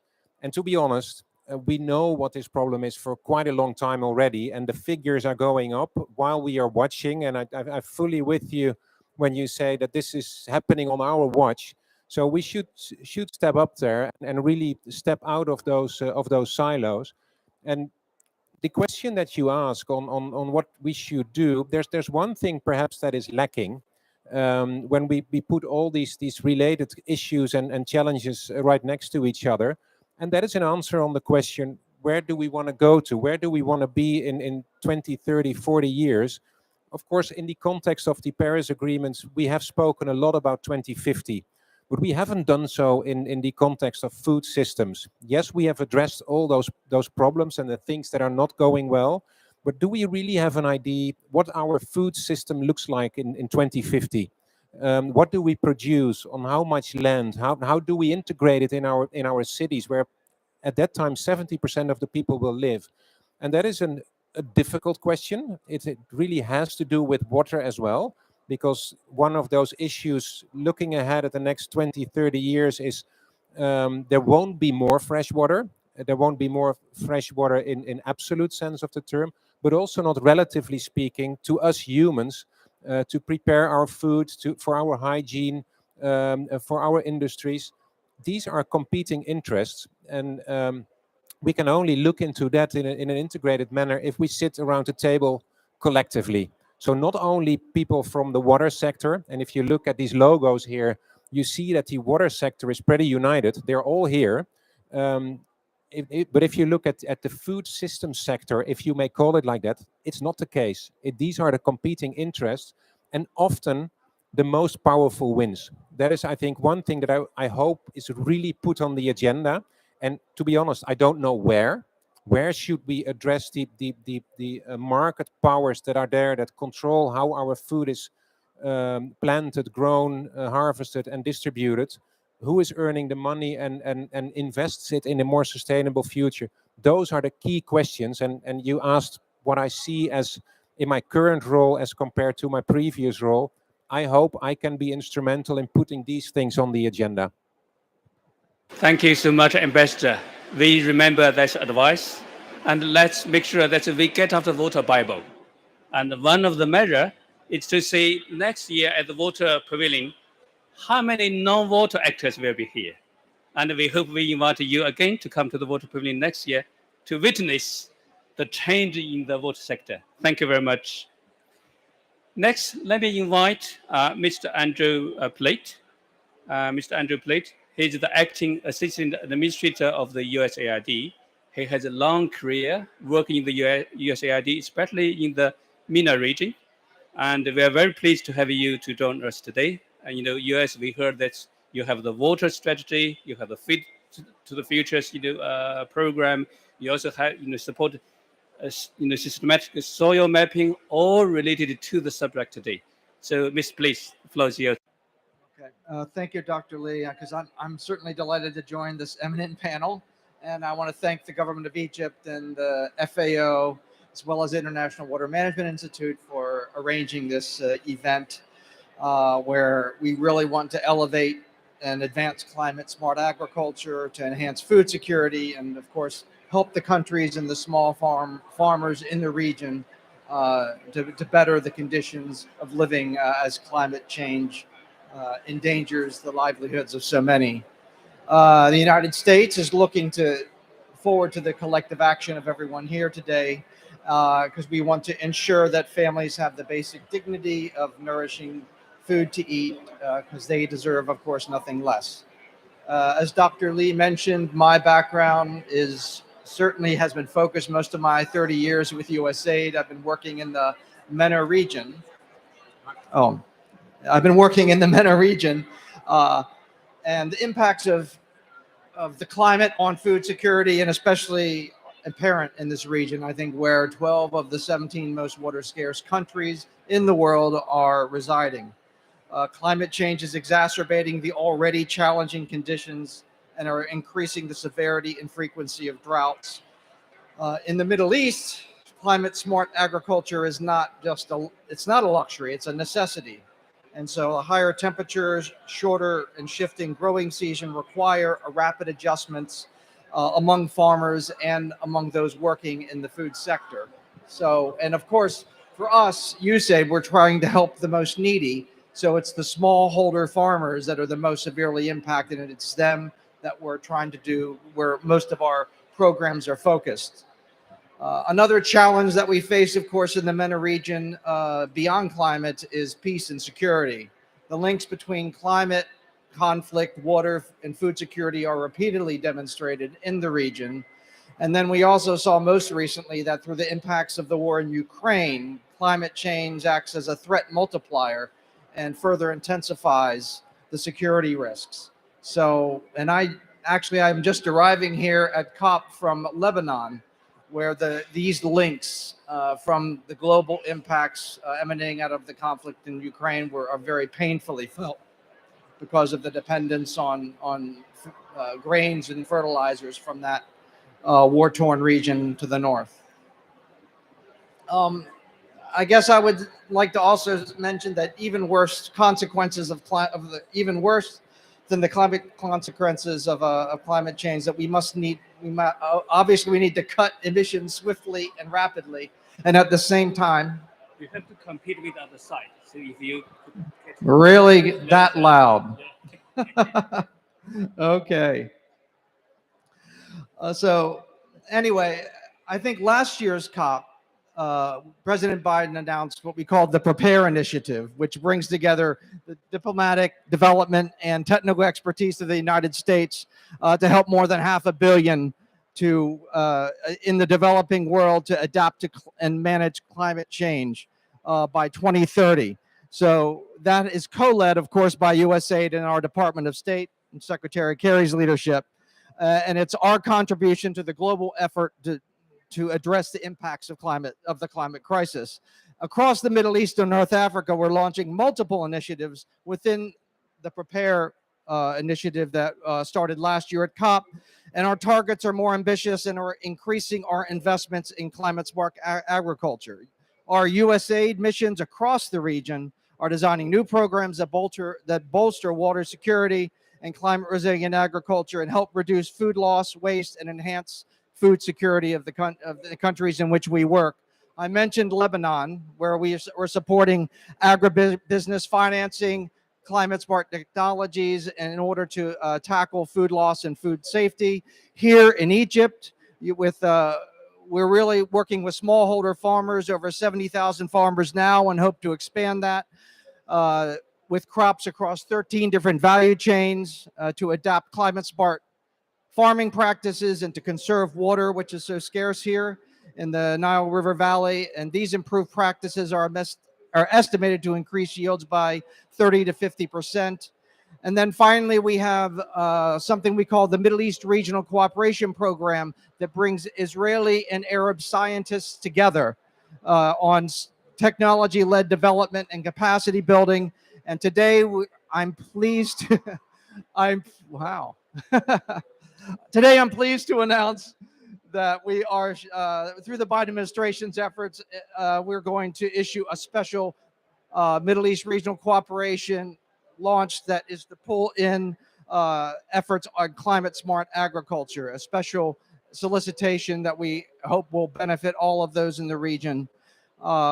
So I think I'll stop there and pause for questions. Thank you. Thank you. Thank you very much. Just for the benefit of the audience, we just saw a huge dinosaur passed by. I think the message is very clear. If we don't want to become extinct, that's action now, right? Um, while we are waiting for the deputy minister, maybe Mr. Plate, you mentioned a number of other challenges, and you also worked in this area for more than 30 years. Given all these challenges, can you please share with me a little bit more about the insights, the approach that's taken by the USAID really on the ground? That would be great. Thank you. Well, I think what I'll speak to first would be partnerships, because even as large as the United States is, and as much as we're investing in the region, it's not enough, and we all need to work together. So partnership is what we're trying to espouse, and I think what we do across MENA, we support in order to support the small and medium-sized enterprises and to advance agriculture and climate smart agriculture. We make these partnerships. One of which, a multi-donor partnership that we're very proud of, includes the Water and Energy for Food Grand Challenge, which is a joint international initiative that we have with the European Union, with the Germans, the Dutch, the Swedes, as well as USAID. And under the what we call the WE4F, we fund entrepreneurs with climate smart innovations that we hope saves energy, preserves water, and reduces CO2 emissions. For example, one of our beneficiaries, one of the, I guess I should say, the Entrepreneur Award winners, was the High Atlas Foundation in Morocco, which is working to reduce greenhouse gas emissions through extensive tree planting, as well as reducing water usage in agriculture by focusing on native species. Our entrepreneurship efforts also emphasize the importance of supporting research and development alongside the implementation of science. And I guess a good example of that is what we're doing with the Massachusetts Institute of Technology on developing a low ultra energy drip irrigation systems that we've been piloting in Jordan and Morocco, and with the goal of ensuring that smallhold farmers throughout the developing countries will have this technology before long. And of course, we collaborate closely with host countries that we work with and where we're operating. And one example of a mega project that we're doing that we hope will have wide impact is in Jordan, which is an immensely water scarce country, where they can't even produce enough water for 40%. I mean, 40% of the water comes from outside the country, so we need to find better solutions. And so we're working with a number of donors and financing institutions on the Aqaba Amman Water Desalination and Conveyance Project, which will bring desalinated water from the Gulf of Aqaba to Amman and other regions to restore the water needs that are there. Thank you. Thank you. That's very exciting to hear. Certainly, we know this. The challenge is huge, and none of these agencies, none of the individuals will be able to face this challenge. Certainly, we really want to learn more about those partnerships approach. You mentioned already some of their works on the science, on the technologies, on the financing, on the governance issues. All sounds, it's easy to say, but probably not easier to deliver. So we would really look at how in the USAID to tackle all these science, technology, governance, as well as the financing issues, to really to advance the adaptation agenda in your work. Well, I mean, we as an agency, we're I guess we're a development agency, but obviously, in order to get all of this work done, you have to deal with the policy within the countries, governance structures, and I think under our new climate strategy, we try to bring all of that together to try to achieve what needs to be done to ensure that the climate change, that the people living in all the countries are working in can adapt to the climate impacts. One of the things that we're doing with Mark's organization, International Water Management Institute, who's with us today, and I hope to talk with you later, Mark, is the MENA Drought monitoring and forecasting activity where we're working with the U.S. Space Agency, NASA, as well as Mark's organization, the University of Nebraska, in order to forecast drought and help farmers adapt better and know in advance when things are going badly, so to give them the tools that they need to do to address the impacts of climate change, before they are causing too much damage, and that they can adapt their practices.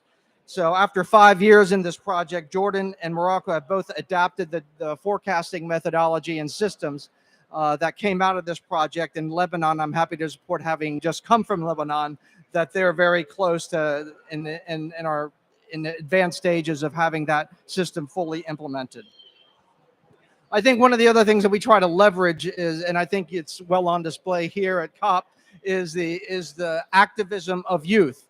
So taking a cross-sectoral approach, and a lot of the youth programming that we do across the MENA region, we look to integrate climate impacts and climate activism as a way of bringing youth together and bringing awareness to people in the country, so that water conservation and innovation is something that is valued and is practiced throughout the countries. Thank you very much, Mr. Plate. I think our Deputy Minister from Armenia is on her way. And while waiting for her, maybe I could come back to both our DDG and also our ambassador. Since Mrs. Plate also mentioned engage with the youth, and I know within FAO, youth is really part of our future solutions. Maybe I invite our DDG to share a few examples in how in FAO we engage with the youth to bring the youth into the key FAO decision-making process. But then I will come back to you, Ambassador. Look at the technology, and how your perspective, you have been supporting FAO to gathering, use the technology, the remote sensing data, and then to advance the decision making with much more real-time data, accurate data, sufficient data. Share further your perspective, how you see the future, use the data technology to advance the agenda that we try to achieve. Madam Smith. Thank you. Can you hear me? I need to put closer, or it's okay? It's okay. Now, we just finished 2 weeks ago a very dynamic week in FAO we call World Food Forum under the leadership of Youth Committee. And this week brought youth all around the world to talk about their innovation, their solution regarding sustainable agriculture innovation, and so for sure what was one of the areas. But we also have a group of Youth for Climate, Youth for Water, that we work with them exactly to create awareness how we can be better use and management, and not the use of water resources. And at the same time, as you said, to create this activism, how we need to change our practice. You need to change the narrative and call our attention that we have not been using water in a sustainable way.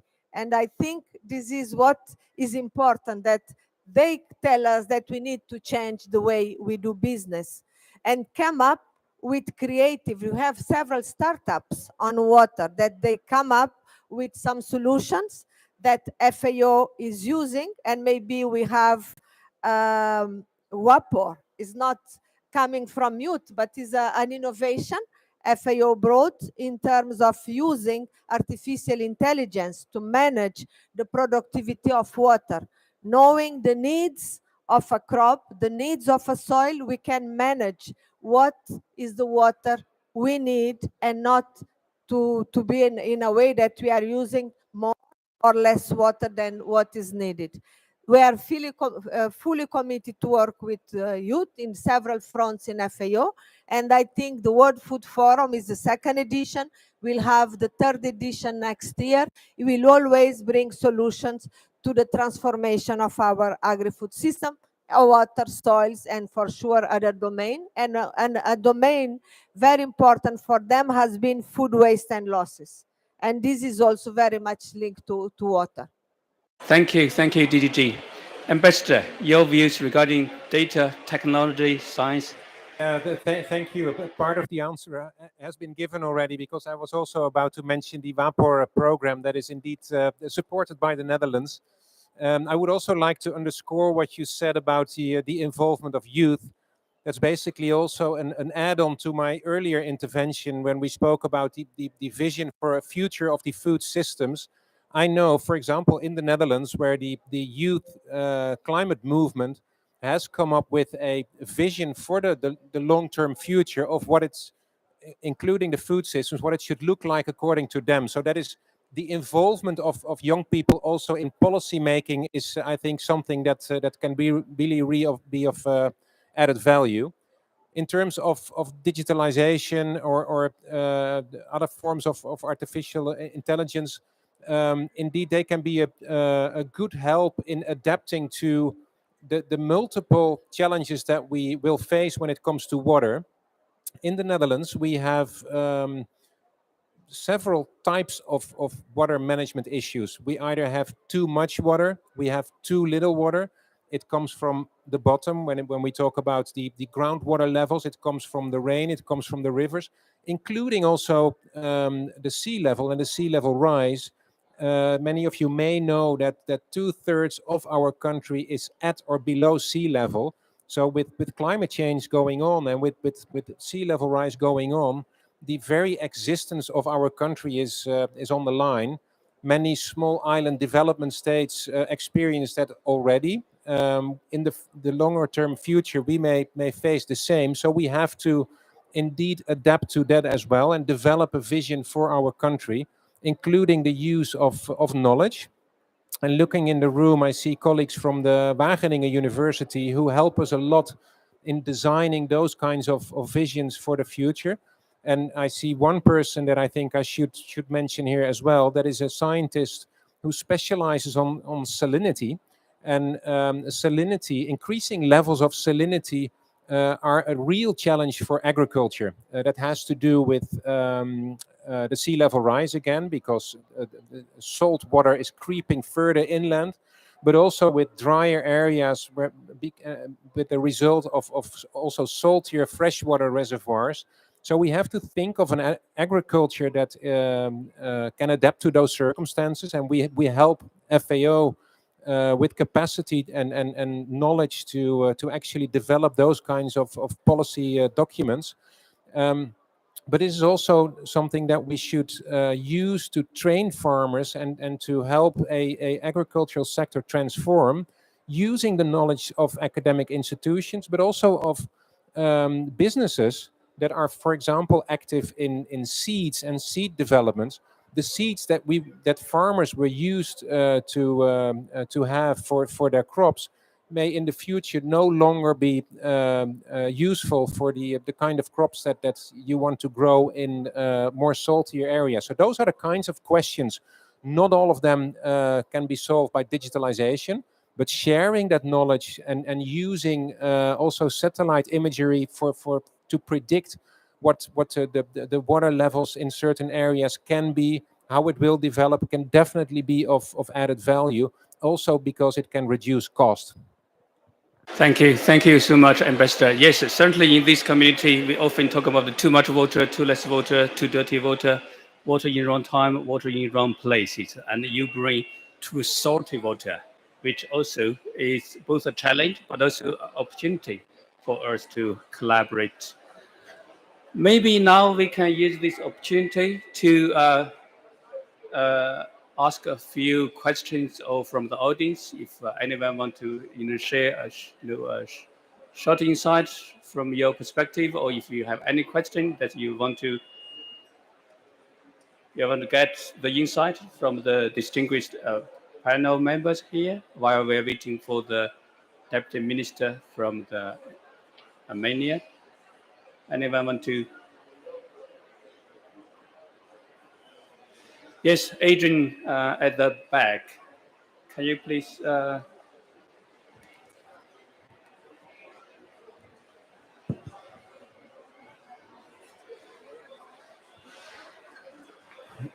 Thank you very much. My name is Adrian Sim. I'm with the Alliance for Water Stewardship. And I'm interested in the water dialogues, in particular, the national water roadmaps. And I was wondering if you could explain a little bit more about the national water roadmaps and what's envisioned, and to what extent it will be possible to recommend inputs into the development of those national water roadmaps. Thank you.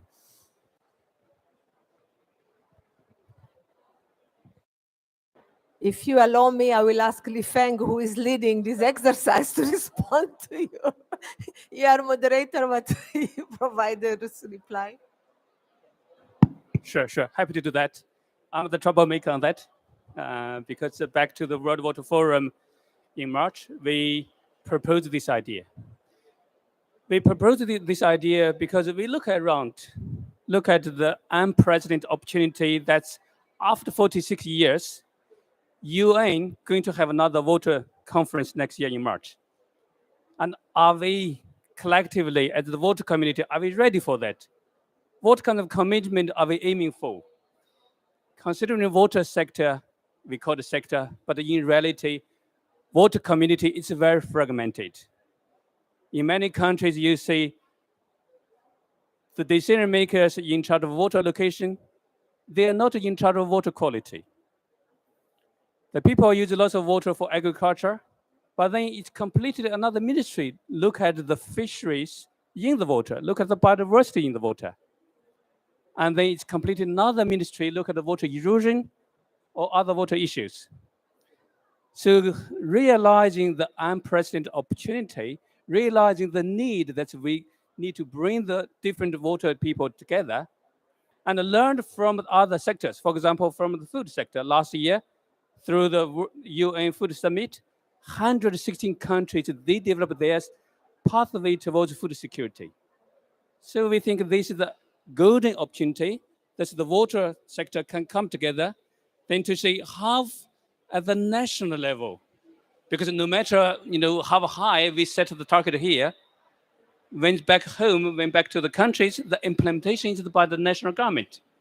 So use this opportunity to support the countries through the transparent, through the participatory process, and then galvanizing a national water roadmap, not only for SDG 6, but also for other SDGs. We talk about the hunger, we talk about food, we talk about livelihood, we talk about the biodiversity in water, on land, and climate mitigation, adaptation.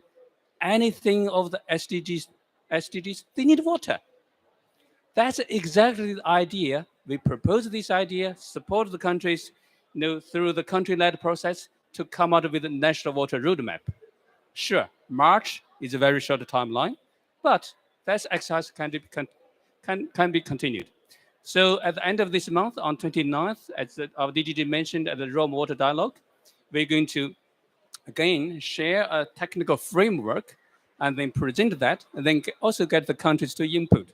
So we make a much more robust technical framework and ready for the countries if they like to use it.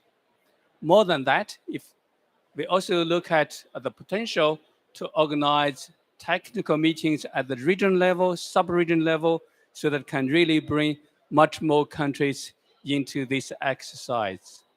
I think our Deputy Minister from Romania is arriving. Her Excellency, very nice to meet you. Please, thank you very much. Thank you very much. We know very well that your agenda is very, very tight, and thank you very much for joining us. Colleagues, Her Excellency Gambraya Yan is the Deputy Minister of Armenia in charge of the environment. And she also is in charge of the collaboration with FAO. And we're so happy to have you here to join with us. And this is our DDG of FAO. And then next to you is Mr. Plate from the USAID, this acting assistant administrator. And then in the middle is the ambassador from the Netherlands.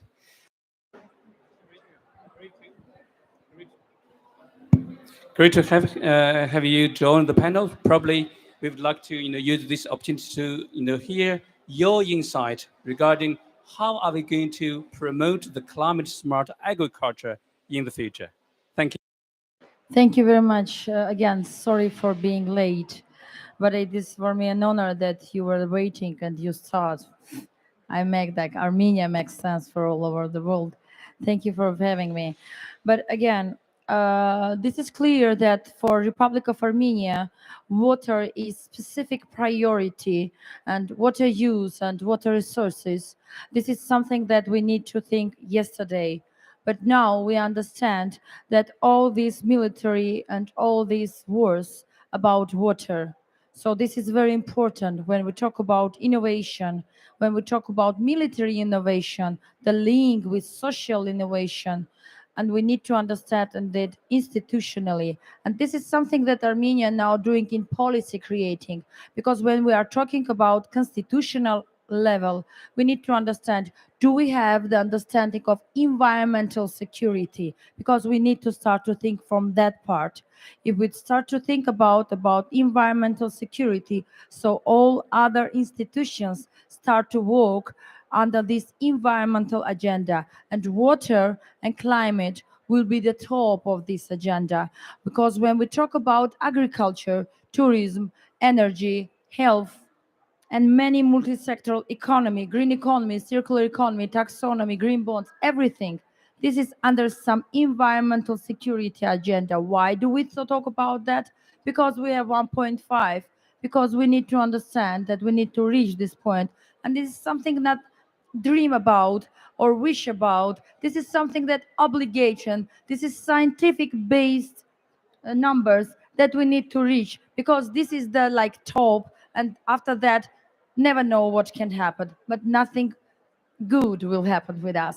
And so water and agriculture for Armenia, this is basic thing that we think about, because the linkage of secondary use of water, many times use water, this is the basic for Armenia for this moment. That's why we adopt the water code this year, when we input the specific things about revolving funds that we need to go through, because we have this recultivation situation when they open the deep pools, never use again, and the water let like go, and we don't have water for agriculture in the same region.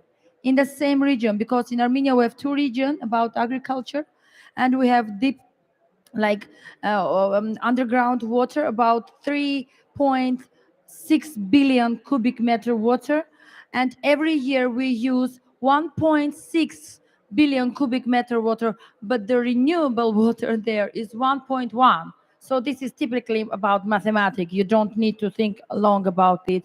What we do in Armenia, we don't have sea, but we have fishery. Like we think that the country that for this moment doesn't have the sea must be the champion of fishery. Is it correct or no? But they have already invested in this field. So what we need to think about, how we can reuse this water, how we can make this water use more appropriate. And this is about also environmental network that we need to think about it. And the project that we need to think about it, the whole picture, because there is so many pieces of issues about hydropower, how they use the water and then use the electricity, get the water upper, make this generation, and then drop this water again to the river. This is crazy, but this is the reality. And this is about agricultural, sustainable food. Again, this is the linkage about sustainable food, SDG goals 6 and 2, and climate 13. So I think this is a big network that we need to come together, and water must be the core of all of that understanding. Thank you very much. Thank you, Deputy Minister, for your insight, really share from your country. And I think that's not surprising to me. Within this community, I think most of us, we will understand, yes, water is the core for sustainable development. Water is the core to achieve all the three dimensions of sustainable development, as we agreed in Rio Plus time, long time ago. Good. I think we still have a few minutes before I invite. We have to invite. Okay. Unless you have a burning question, otherwise, I would like to invite Dr. Mark Schmidt to give us the concluding remark, and so that for those who know Dr. Mark Schmidt, he has more than 20 years, career in the water community. Before taking the role as the Director General for IWMI, he was also global water program in IUCN, driving all the innovative solutions and science through the IUCN system. So, Mark, you have the floor, please. Thank you, Li Fan, and thank you to our four esteemed panelists for what's been a very engaging conversation about what is clearly both a critical set of issues, but a very complex set of issues. I really, and for someone whose job it is to summarize a session, I really appreciated, Deputy Director General, your framing of our challenge as we need climate and water smart agriculture to transform agri-food systems towards better water use, better water efficiency, so that goats don't eat stones. But how do we do that? How do we set about doing that, of course, is the crux of the matter. We heard about the necessity of breaking down silos, and a reflection from you, Ambassador, that problem, although stated in a novel way, that problem is not a surprise. We've known people have worked with this problem for a long, long time, and we've known for many years, as we've looked into the future, that this problem is getting more severe, that the strains on the water and food system that we're trying to manage are getting tighter and more difficult. So you propose that we need to look to 2050 and answer this question. What's the food system that we want in 2050? And how do we manage the water system in relation to that food system as we look forward into 2050? Because we know there won't be more water. There'll be more demand, but not more water. The challenges are large. Some of them are unclear. You talked about the importance of understanding powerful forces around who dominates in the food industry and how markets shape those directions. And we need to understand that in order to move forward towards the kind of outcome that we need in 2050. Well, we heard some reflections from the Assistant Administrator about this region and what this region teaches us about these challenges.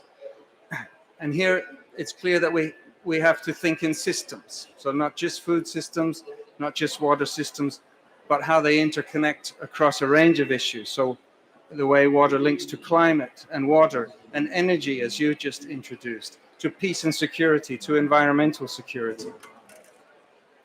So that means working with complexity.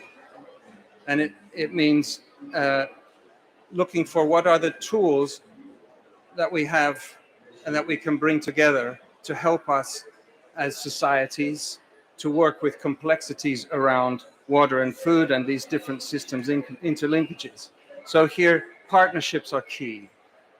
How do we mobilize and utilize entrepreneurship to help us navigate towards this future? How do we make best use of the revolution that's available to us now in terms of data and information and tools and forecasting and the digital innovation that can help us? How do we do that? How do we mobilize people and participation to move on innovation? And in so doing, opening the pathways for youth to help lead and drive that agenda as we move forward, and enabling that, including, and this was a very important point, including in the policymaking space. So it's not just about, I was on a panel yesterday and one of the youth representatives says, you ask us on these panels to inspire you. But we need to be able to do more than that. She said, we need to be able to sit at these policymaking tables. So I think that's also a very important point. Technologies. We also talked about the role of technologies in helping us manage complexity. So digitalization, as I talked about, seed technologies, technologies for tackling perhaps problems that will be novel in certain locations around, because of the example given was sea level rise and salinization. And there we need to draw in help from the knowledge institutions and help from businesses and the knowledge that they bring to the table. So I was going to say our agenda now is clear as we go forward. It's clear that it's not easy. It's clear that it's not easy. And so the kinds of encounters and conversations that we've had today, I think, are really important to help us see the landscape ahead of us and jointly think through how we can act together to move forward in ways that will achieve that that ambition of making sure that agriculture is both climate smart and water smart as we go forward, and resilient to drought and resilient to water scarcity in the ways that we've been talking about today. So let me close there and hand back to you, Li Fang, for you to close things down. Thank you. Thank you so much, Mark. I think nobody can do a better job than you to summarize the very rich discussion. And also, again, thanks all the distinguished panelists for sharing your stories, share your insight. And we remember, we will act upon from now, take actions, and find after the water Bible solutions. Let's come back to the next COP. We deliver that commitment. Let's put our hands to thank all the speakers. Thank you very much. Please do stay here for the next session, which is innovation, technology, and digital agriculture, which is much more attractive, all the solutions to the future. Thank you very much.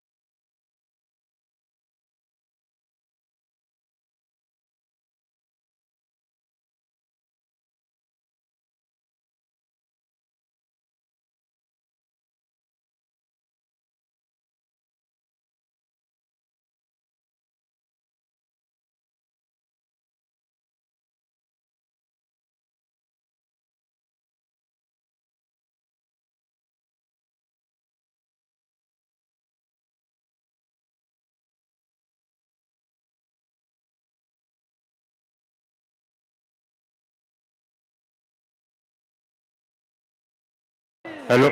Okay. We are going to start the next session on innovation, technology, and digital agriculture for a thematic day 4 on climate smart agriculture. So we'll start at 3 o'clock sharp. Which is true.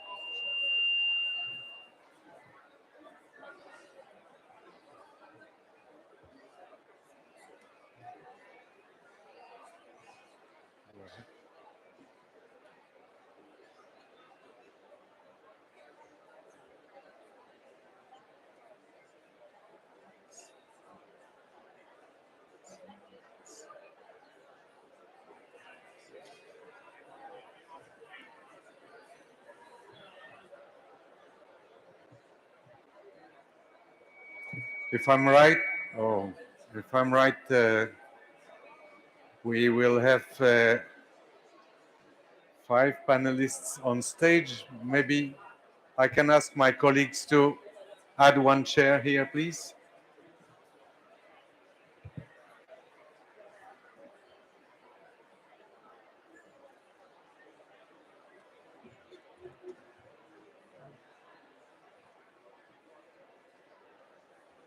And let me ask panelists to join me on the floor. So welcome to this session of our Climate Smart Agriculture Marathon today. For those who have not attended previous sessions, let me introduce myself. My name is Jean-Marc Forest, and I'm Regional Program Leader for FAO's Regional Office for the Near East and North Africa, based in Cairo, nearby. Today, over the next hour, we will discuss innovation, technology, and digital agriculture. And for that, we have an impressive panel. Thank you all for coming. We have 5 colleagues, friends, partners, plus 1 online. Let me just introduce the session, and then we'll go directly into the panel, because indeed we have a very intense day. So innovation cuts across all aspects of agri-food systems, from crop, forestry, fishery, livestock production, to inputs, resource management, as well as market access, processing, distribution, consumption, and disposal. Innovation can obviously be technological, but it also can be social, economic, institutional, behavioral, organizational, or address policy processes as well as business models or finance. Innovation is everywhere in what we do. It is and it will continue to be the primary force behind the transformation of the agri-food systems. If innovation is well guided, it has the potential to lift millions of people from poverty and hunger and accelerate the achievement of several global goals, including food security, water for all, and climate action. In this session, we will discuss the importance of technological innovation, digital agriculture, market-based instruments in improving water use efficiency and natural resource management in agriculture. We will discuss the role and potential of digital agriculture, how to address the water, food, energy nexus, and what is needed to facilitate the adoption of innovative water and energy-saving technologies. And for this, we have an excellent panel of experts to discuss these subjects. Let me introduce Vinay Nangai, who is Senior Scientist at ICADA, the International Center for Agricultural Research in Dry Area. Youssef Bruzin, who is the Regional Representative and CGIAR Water System Lead for the MENA region of the International Water Management Institute. We have Professor Mohamed Shaban Mohamed from the Drainage Research Institute, National Water Research Center of Egypt.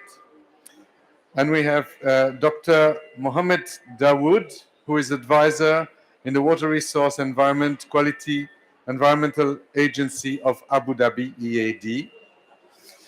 And we have Mrs. Raya Al-Azawi, Director General of the Department of Forestry and Combating Desertification, Ministry of Agriculture of Iraq. And online with us, I hope, we have Dr. Walid Nasr, who is founder and CEO of Zer Trihai Foundation. And if I don't pronounce it well, he will pronounce it well for me later. So, dear panelists, as I said, we have a little bit less than 1 hour, 6 panelists. So my task is not very easy, but I'm sure you will help me. What I suggest is that each of you limit your intervention to about 5 minutes. If you agree and if we are doing well, I may stop after the first 3, ask for 1 or 2 questions, and then go for the second group of 3 so that the audience can also interact and not wait until 6 presentations. So let me start immediately. And I'm asking Vinay Nanja from ICADA, what role do you see for technology and digital agriculture in resolving climate stress in dry area?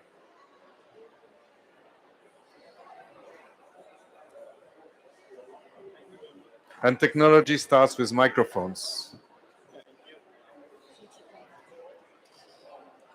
Thank you, Dr. Mark, for the question, and thank you for the invite to be present here. Happy to be here. So we represent a CGIAR center that specializes in dryland agriculture, what you see around here in Egypt and in the MENA region. So the region is naturally not blessed with enough water resources. And plenty of this limited water, almost 80–90% of this water is already committed for agriculture, for food production.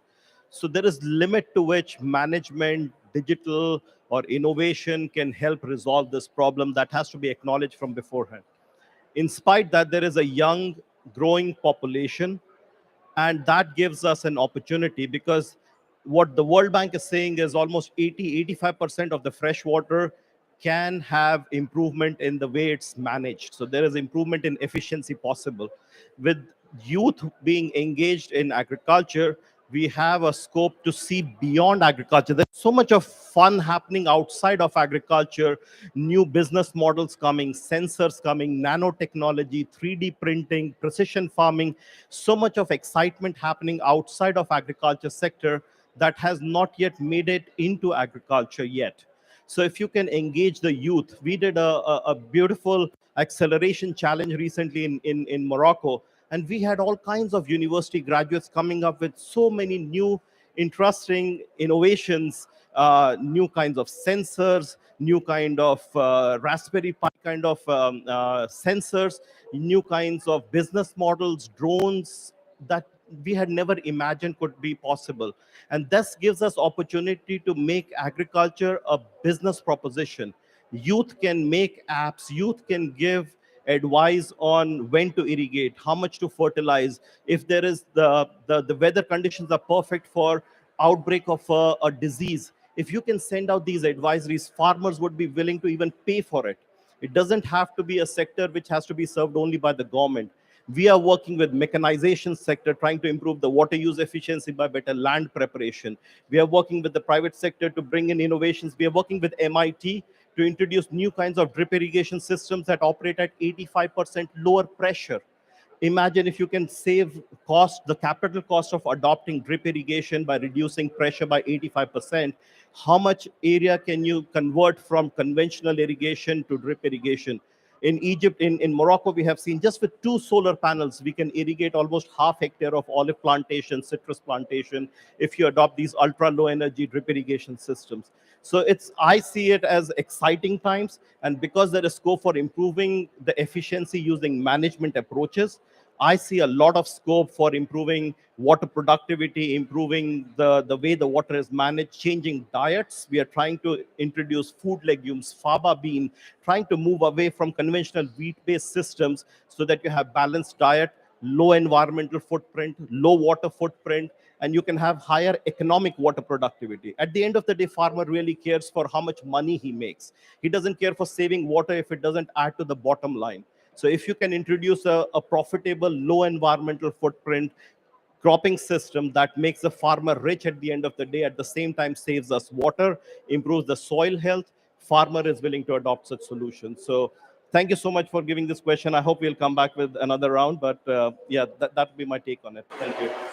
Thank you so much for the excitement and the enthusiasm. I think this is really exactly what we wanted to hear. And we will still stay in the CG system and move on with Youssef from IMI. Let me ask you, according to your investigations, what are the market gaps that need to be addressed urgently to enable the environment for effective adaptation in the MENA, and what are the main innovation tools to address those gaps? Yeah, thank you, John, for this interesting question. Yeah, first of all, I would like to thank the FAO and IMI colleagues for this amazing session and for gathering this amazing experts. Yeah, we all know the situation in the MENA region in terms of water scarcity and also of water use efficiency. Most of the countries in the MENA, agriculture is consuming something like between 70 to 80% of agriculture, with a lot of gaps in terms of inefficiency. And as development agency, we are striving to help the growers as well as the other stakeholders to address these gaps. In our investigations, we see the gaps across all the components, all the mainstones of this value chain. This is why we are pushing forward the market-based instruments to transform the water and also the agricultural water system in many parts of the world, including MENA region.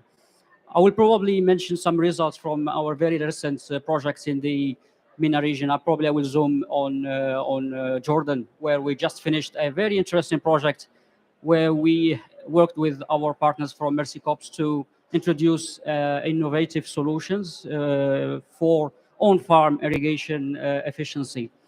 But the specificity in this project is we tackled the lack of irrigation water efficiency, not only from the technical perspective, but also from institutional and also social perspective. According to our investigations, in Jordan, similarly to many of MENA countries, the inefficiencies in irrigation water use is coming from the technical perspective, obviously, some problems within the distribution infrastructure, for example, from the irrigation techniques within the farm, as well as from the behavior of farmers. We've got farmers with really good drip irrigation system, but they are not using the system as they should be doing. And in addition to that, we've got climate change impact. For example, in the dry seasons, growers are just over pumping from the groundwater, which is unsustainable for the aquifers and also the associated ecosystem. So what we've done in this project is we try to approach this problem using the market system approach. So which means we try to set up a kind of balance within the markets of irrigation in this area by acting on many components. So we trained the growers, we set up some pilot sites, we trained the growers on the best irrigation practices using low-cost technologies, which is, again, a very interesting angle to scale this kind of technologies in our region. And also we worked with the private sector. So with our donor in this project, which is USAID, we tried two kind of financial instruments, incentives and funds to help private sector. Direct incentives to growers to acquire the innovative irrigation systems, and funds for the private sector, mainly the suppliers of irrigation parts and irrigation technologies. And we compared the impact of these two kind of instruments, and with no surprise, the action within the supplier component was more effective, since we established a kind of system within the market which is sustainable. It will be there. So even if we stop the projects. If the development agencies are out, we've got this kind of system established there, sustainable, autonomous, which is very needed in our region. And this is the real answer to your question, John. We need to act on the markets in a very systemic way to empower all components, including the private sector, to be the champions of this transformation in our area. Thank you. Thank you so much. I think it's becoming clear now, and this is a great example of how we need to make sure that the private sector is involved, finds its interest, so that what we propose can be sustainable. Now, let me ask Professor Mohamed Shaban. I'm turning to you. It is essential to develop and employ robust, smart, digital, and efficient water resource management. Based on your experience, what are the recent... Huh? You want to come here? Please, you are here. But let me finish my question. So, what are the recent digital...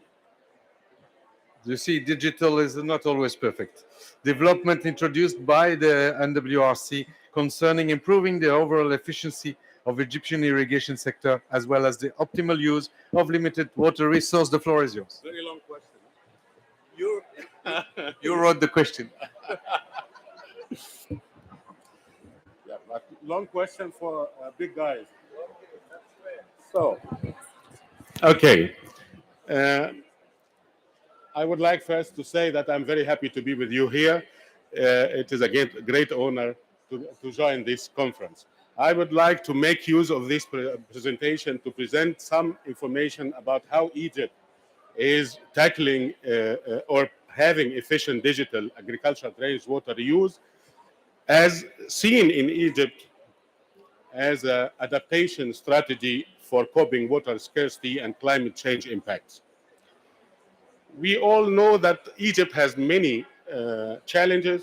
I would like only to give some what is related to our topic. We have water scarcity problem, climate change, and both are having impacts on food security. We have relatively low on-farm application efficiency, which does not represent the overall efficiency of the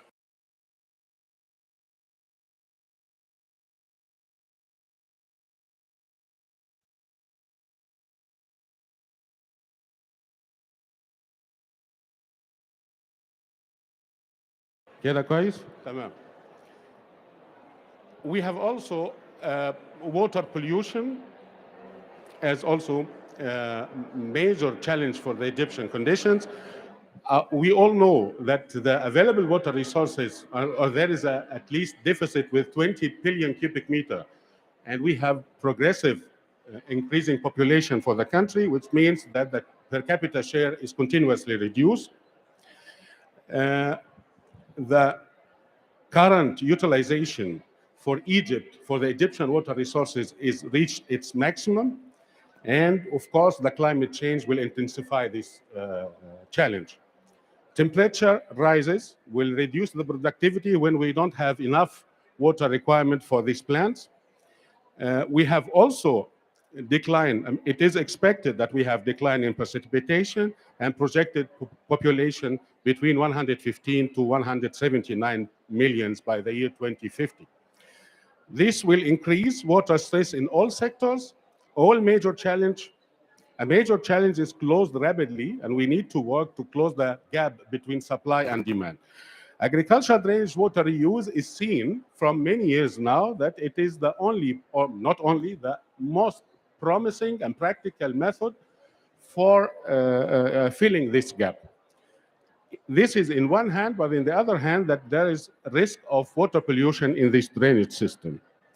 Therefore, we invented in National Water Research Center an agricultural drainage water reuse roadmap that depends on, or we are doing management for the local basin or local basin scale assessment. And in this case, we have a digital data management system. And there is also the second part, we're looking for the regional scale, mainly in the Nile Delta region, And we are using a Siwara regional mathematical modeling to manage the agricultural drainage water reuse and to interfere or infer the future expectation for any plan or scenario for the future. The roadmap we selected for the local basin scale, we constructed national water quality monitoring program that covers more than 340 locations, especially 174 covering irrigation and drainage system. We set national water quality standards. We conduct water quality assessment, define appropriate practice and management approaches for drainage water reuse. We developed tailor-made protocol to assess water quality data. Also, for checking water quality and quantity trends, developing Egyptian water. This is tailor-made for the Egyptian condition for Egyptian water quality index for agricultural drainage water. We also conduct feasibility studies and environmental impact studies for the new projects. We have the concerning the monitoring activities, we have mainly two types of monitoring. We have routine water quality monitoring, that is, we have around 174 sampling sites in the main irrigation and canals in the Nile Delta. We also have online monitoring with the cooperation of many other ministries, like, for example, Ministry of Population and Health, Ministry of Health and Population, Ministry of Housing and Population, and Ministry of Health. We have a platform, and all instrumentation are powered using solar energy, and data transmission is carried out using landlines and cellular connections. The data measurements for these some strategic locations is we have this every 15 minutes. This is sent for the headquarters to analyze and then to send information for the decision makers. We also developed a consistent data management systems with links to GIS maps, photos, and graphs to merge, share, analyze, and report water quality data. The system is user-friendly for data entry, storage, analysis, retrieval using several different computer technologies. It's also designed to be dynamic enough to evolve the new technologies and methods. Access to these data and information helps facilitating a better understanding and about threats to and solution to water quality problems. I will not talk too much. I will try to minimize. We also have regional mathematical modeling for supporting informed decisions. This is the Siwara model, which is used typically to identify the possible challenge or risk that is accompanied with agricultural drainage water scenarios. The model considers different water consumers, municipal, industrial, agricultural requirements, and can quantitatively define the impacts on different parameters, especially crop production and soil salinity.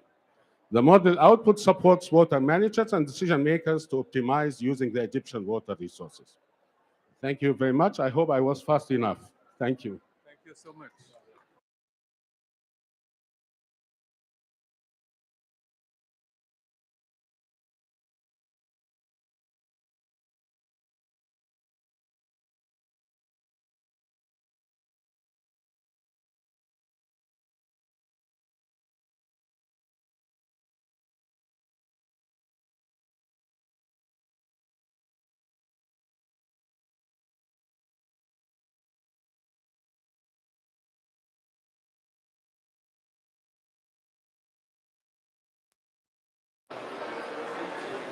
Okay, thank you so much.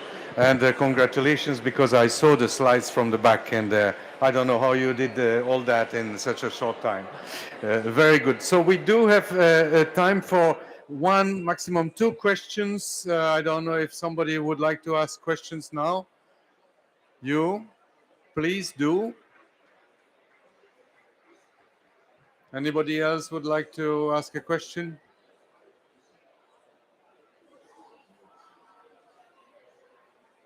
Then we'll go with one, and then we will continue. Sorry for not remembering the name, Professor Muhammad. So my question on the practical application of new irrigation technology on the Nile Valley and Delta. We know that it is very complicated, like dripping and sprinkling.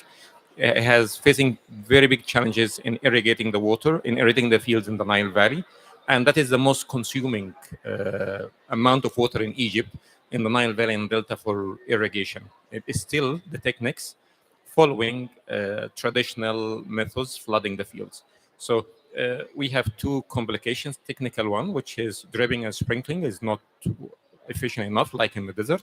The second one, the culture of the farmers, which is still, there is a big gap technology-wise to adapt the new technology. How you are dealing with that? Thank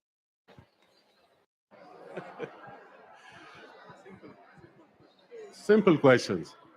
Simple questions are sometimes much more dangerous than complicated questions.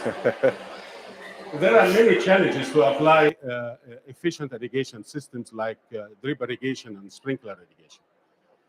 As you said, there are economical challenge. There is also the cultural challenge, but we don't have too many options for moving toward more efficient systems.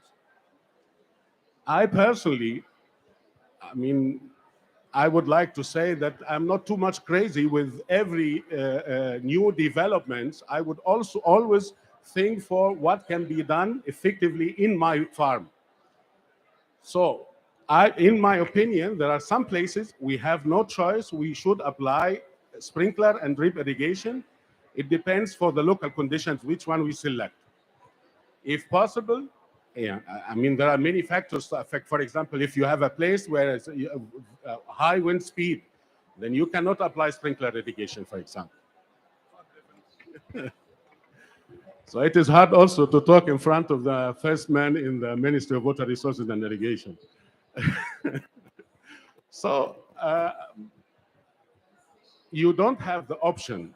Especially, I also had this question many times, why you need to use drainage water with all these risks and quality problems, and you need to take care of many aspects, hazards, health hazards, soil salinity. But in Egypt, with this water scarcity problems, the available water resources is seriously limited, and we have a progressive expansion in our population, then you need to think for even hard options. So maybe we need to raise the awareness for the farmers to tell them how can they improve their irrigation systems, how can they handle. Maybe we need to find a good methods or a good support for them to apply, to implement the modern irrigation system. We don't have other option. We have a...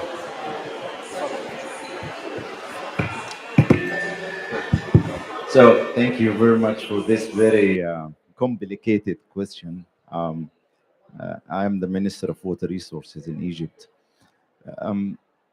I don't agree with all what was said, because saying that the management or the use of the water in the delta is inefficient is not correct. Because it's easy to say that the entire delta has to move to modern irrigation or what you call sprinkler or drip irrigation. That's easy, and that's not the big problem, because the delta has a saline soil. And if you move to drip irrigation, you will have huge environmental impact over time. Yes, we know how to calculate the leaching requirements, the crop water requirement, etc. But you are dealing with farmers who are not very well trained for that. They have been irrigating the delta for thousands of years using one approach or the other. The methodology is improving over time, but still not the modern irrigation that you are talking about. So this is one direction. But now also in the current system, there is a sub-drainage system. There is a pipelines under the ground that many people, they don't know that. They take the water that's not captured by the crops, and then we collect them and we go to the water treatment, and then we dump them back into the system. So we do have a closed system. So when you irrigate, the water you are irrigating is not lost. Part is taken by the crop, part is going for the evaporation, and the rest is going to deep percolation or infiltrating to the soil. This part either going to the groundwater, which is pumped somewhere else, which is strategic volume under the ground. The other part, as I said, is going to the subsurface drainage, and then it's collected and treated. So the only part that you are missing here is the evaporation, because you have bigger wet area that's exposed to the air. That's the only thing that you will save when you use drip or sprinkler. Not that easy as I described, but this is a conceptual approach. So if you now you have two options. Either you continue like this and you make sure that the soil is not becoming saline over time, because it's going to affect the farmer. I don't want that we just move like this very quickly. I'm sorry for taking long time. Moving very quickly to drip irrigation, and then after 10 years, we have a deteriorated and saline soil, and then it's not usable anymore. So that's one concern. So we have to do it very carefully. The second concern is an economical one. We do have small-scale farmers and huge land fragmentation in the Delta, because you have farmers who have like 0.2 acres, 0.3 acres. Do you think moving this farmer to modern irrigation and having fertigation system and pumping system and having filters, pipelines, drippers, do you think this farmer will still make money at the end? I don't think so. So, and the water user associations is a complicated model. So there are too many issues that will make us think twice before just saying, let us move to drip irrigation or let's move to sprinkler irrigation. It does not mean that we are against it. No, we are doing it, but selectively. Which soil, which size of the farm area, where the groundwater or the infiltrated water is going to flow. Is it going back? Is it lost? If it's lost, then we have to move to drip irrigation. If it's not lost, then we think twice about it. But trees, planting trees, they have to move to drip irrigation, because this is the optimum method. So there are too many questions we have to answer before making the decision. Is this farm should be moving to drip irrigation? Yes or no? That's the issue. Thank you. Thank you so much. And I have the chance to have heard the minister several times, and having such a deep knowledge of what we are talking about and the difficulty and all the context specificity of the solutions that are needed is really really interesting. I see many hands now, and but I think we need to keep up with the time. So please keep don't keep your hand raised, but we'll get back to you later. I think I should now move to Dr. Mohammed Dawood, and I would like to ask you to give me examples of successful innovation in agriculture, in food, in the NENA region. Thank you very much.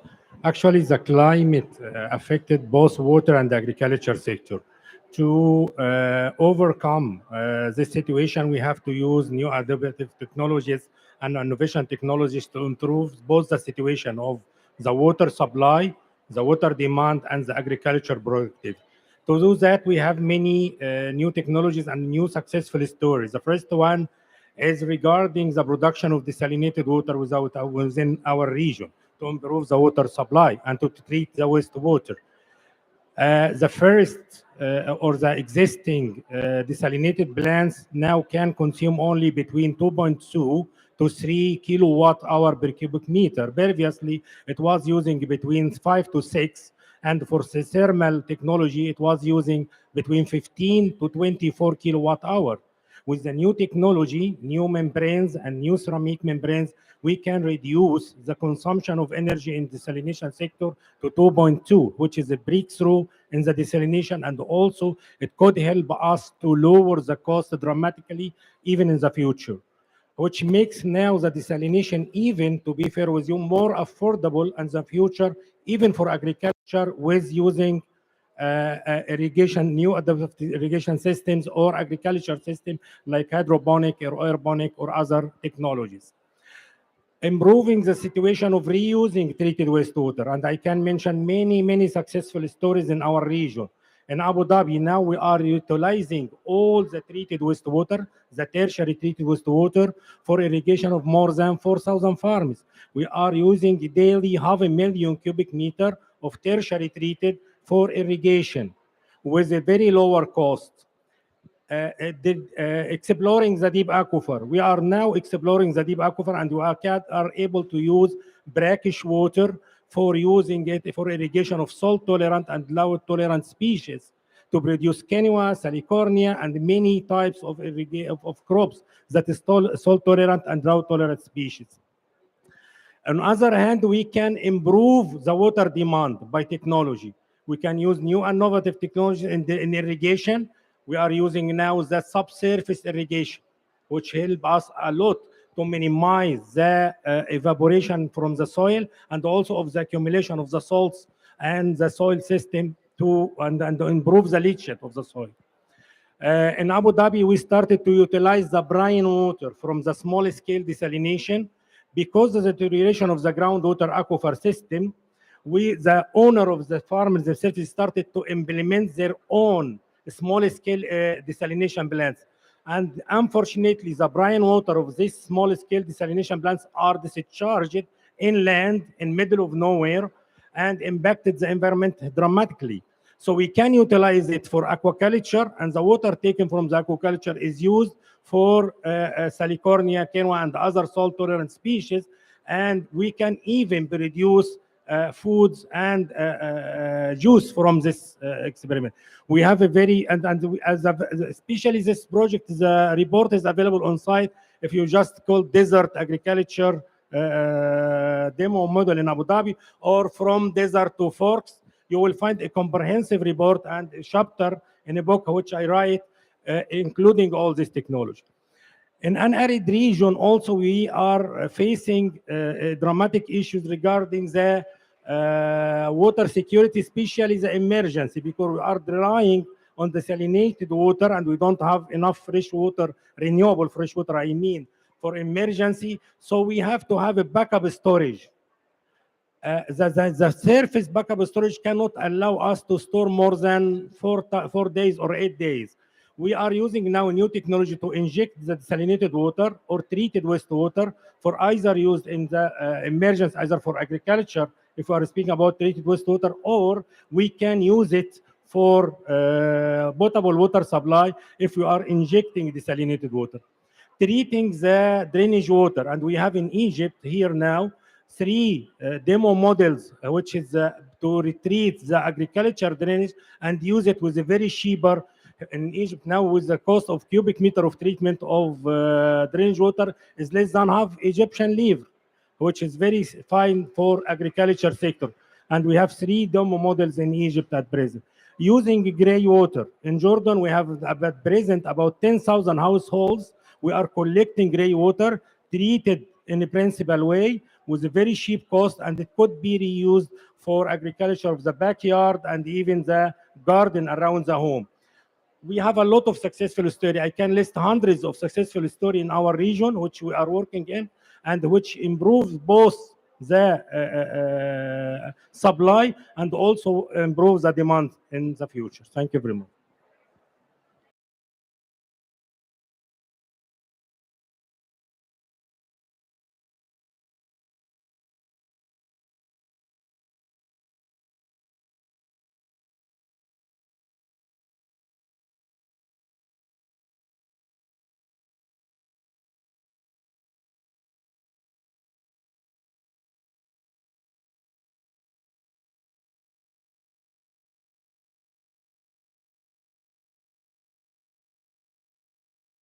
Hello? Oh, that one works.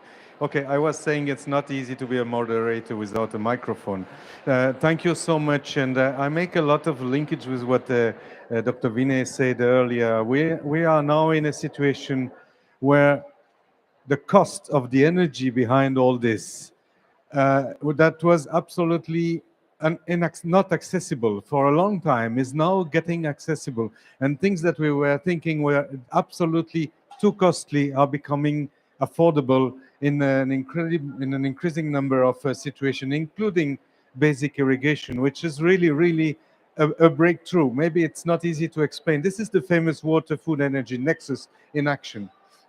So thank you so much. And you said you have still so many others to tell us about. I hope we will have time. So now let me turn to Rawia Al-Azawi from Iraq. May I ask you to tell us about the experience in Iraq on the implementation of innovation in water harvesting technologies? And I give you my mic. Thank you very much. I'm glad to be with you and sharing experience from different countries in the issue and the significant issue of water scarcity. First of all, let's talk about the crisis of the water in Iraq. Iraq is one of the countries who are suffering from the issue of drought and the water scarcity due to the external and internal circumstance, some of them related to the climate change and the mismanagement, and some of them related to unexpected attitude from neighboring countries. Water crisis in Iraq, there is many reasons behind this. Continuous demand on water due to the rapid increase in the population per capita. Water quality reduction, specifically due to the salinity specific in the south of Iraq. The issue of desertification increasing, and the mismanagement of water. Still many farmers are not keen to use the modern technology of drip and irrigation system. And also there is old infrastructure for irrigation, and the issue of the conflict and fossil fuel. All these reasons is behind the increasing the crisis of the water efficiency. We think about the how to create modeling to minimize and reduce the negative impact of this by creating the application for water harvesting in the desert area by implementing using the GIS and remote sensing application to determine the bed site for establishing dams and small bits to collect water from rain. All this activity has been adopted in cooperate with the Arabic Center for Arid and Semi-Arid Region. And the advantage of this is to increase and recharge the groundwater, and also to development the natural range. Many people has depend on their life to increasing the animal and livestock in this area. So we in this target we develop the natural range and the development of the livestock. And also we create job opportunity in this area by involving people in the project, and we create cash for work for them to maintain sustainability for the project. And we also success to reduce the water erosion in the area and support the country for food security. We are seeking for making balance between the food security and water security plus the environmental security. and we create environmental initiative for increasing biodiversity in this area, and also increasing the profitability of economic in this area. And also we, by this method, we planting shrubs and trees which is resist to drought and salinity in this area, and to provide the, how can I say, provide the concept of environmental refugee. I can say many people has been displaced due to the crisis ISIS, and by building these dams and beds, we create stabilization in this area and replacement in reduction of the replacement for all these people. Thank you very much. Thank you. Thank you very much. And this shows how many different issues are so much connected. And indeed, by using particular GIS and remote sensing, you take into account the fact that when we deal with water, we have to deal with it from a systemic perspective. And I like very much also the idea of stabilizing environmental refugees. Thank you so much. Now, I hope we have our last speaker online. Is he available? Shall we see him? Yes. Dr. Walid, do you hear us? Do you see us? Yes, I can hear you well, John. Okay, Can you hear me? Dr. Walid, I said in the beginning that you are going to tell us how to pronounce the name of your foundation. Tell us a little bit about what you do. And according to Yes. you, what is the next wave of innovation to unlock the potential of digitizing in agriculture sector? The floor is yours. Well, thank you, John, for giving me the opportunity. My startup is called Zarai. Zarai means my crop in Arabic. We just use this Franco-Arab letters to make sure that it's written in an Arabic word in English letters. So simply Zarai, it means my crop. I don't have much to say after all what has been said. We all agree that the agriculture industry is facing the economical and water and climate change stresses affecting the agriculture industry in Egypt and across the Middle East and Africa. We believe that the technology is the key for disrupting the agriculture industry. By technology, I mean digital agriculture solutions.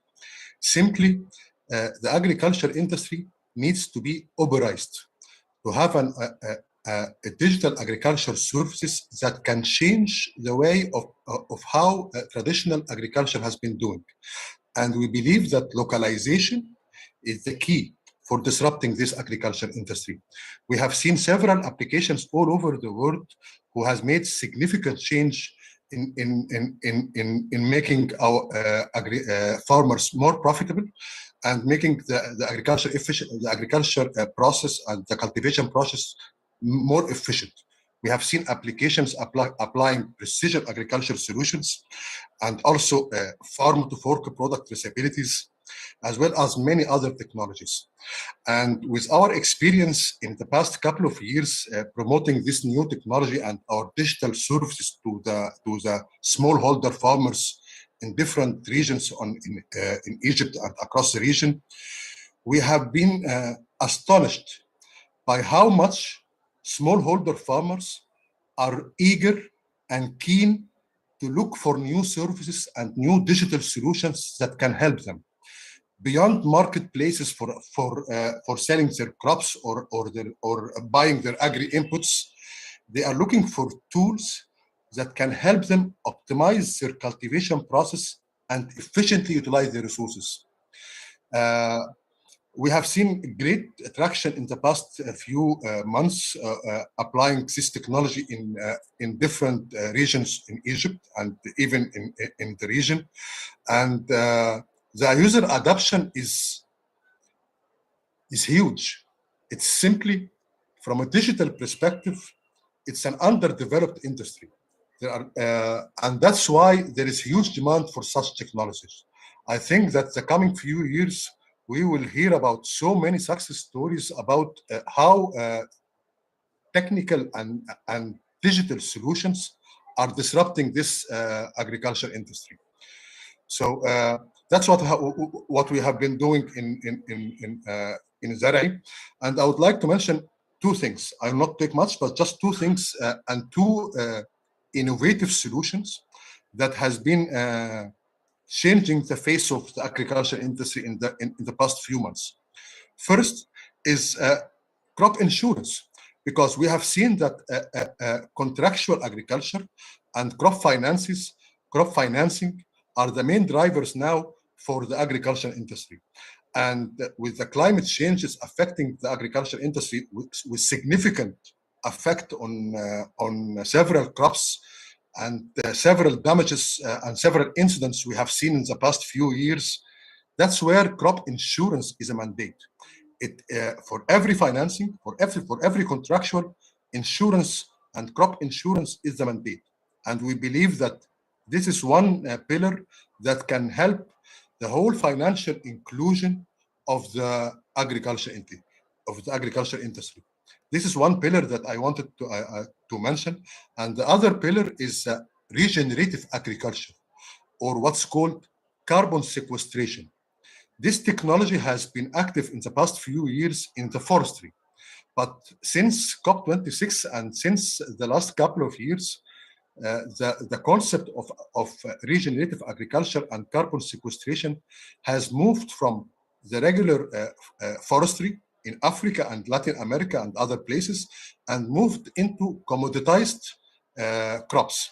Now we are working on a project for providing crop sequestration and regenerative agriculture for palm trees. That's one of the pioneer projects across the whole world. I hope that this will be a new source of income and a new source of climate adaptation for commoditized crops, not only forestry. These are the main two areas that I wanted to highlight in my introduction or my interference, and thank you for giving me this chance. Thank you. Thank you. And thank you, and thank you, and stay with us. I would like to continue to see you on the screen, so we have the impression that you are part of the panel. So that would be very nice. Now, I think it has been very impressive how we got such an intensive session with so many different ideas. Time is obviously short, but I would like to offer the opportunity for one more question, then we will see whether we can get another one, if there is any. Okay, so you're here, and if we have time, I don't know if that one works. Thank you very much. I'm happy with this presentation of today's event about food security, and I am working in aquatic food. So I haven't heard discussion about aquatic food and water use right in aquatic food. Fortunately, fish farmer in Egypt used water efficiently in the past, but this need another revision at the moment. I'm talking about old land in Delta, where the farmer used water several times, because this is the structure of the land and forces them to do this. Farmer upstream takes the water, drains the water downstream to use again several times. And without that, we were not going to reach the current aquaculture production we achieved. But this is not sustainable anymore because of biosecurity, because of climate change, because of intensification of production. So this need another vision to make it sustainable into the future. Thank you.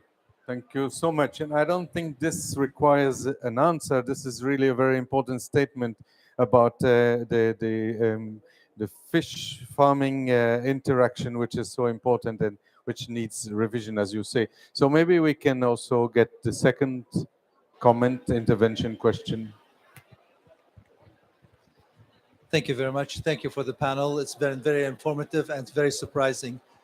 Since we have all those wonderful achievements and all those wonderful technology and high-tech processes in the agriculture and water. Why do we still have that problem present? Why has it not been solved at a larger scale? Thank you. And that is a question for everybody. So this is very much the question that we tried to ask this morning when opening this day of climate smart agriculture, and we felt like a session like this would give you a glimpse about this is a very lively sector where things happen, but indeed sometimes we don't see how to scale up.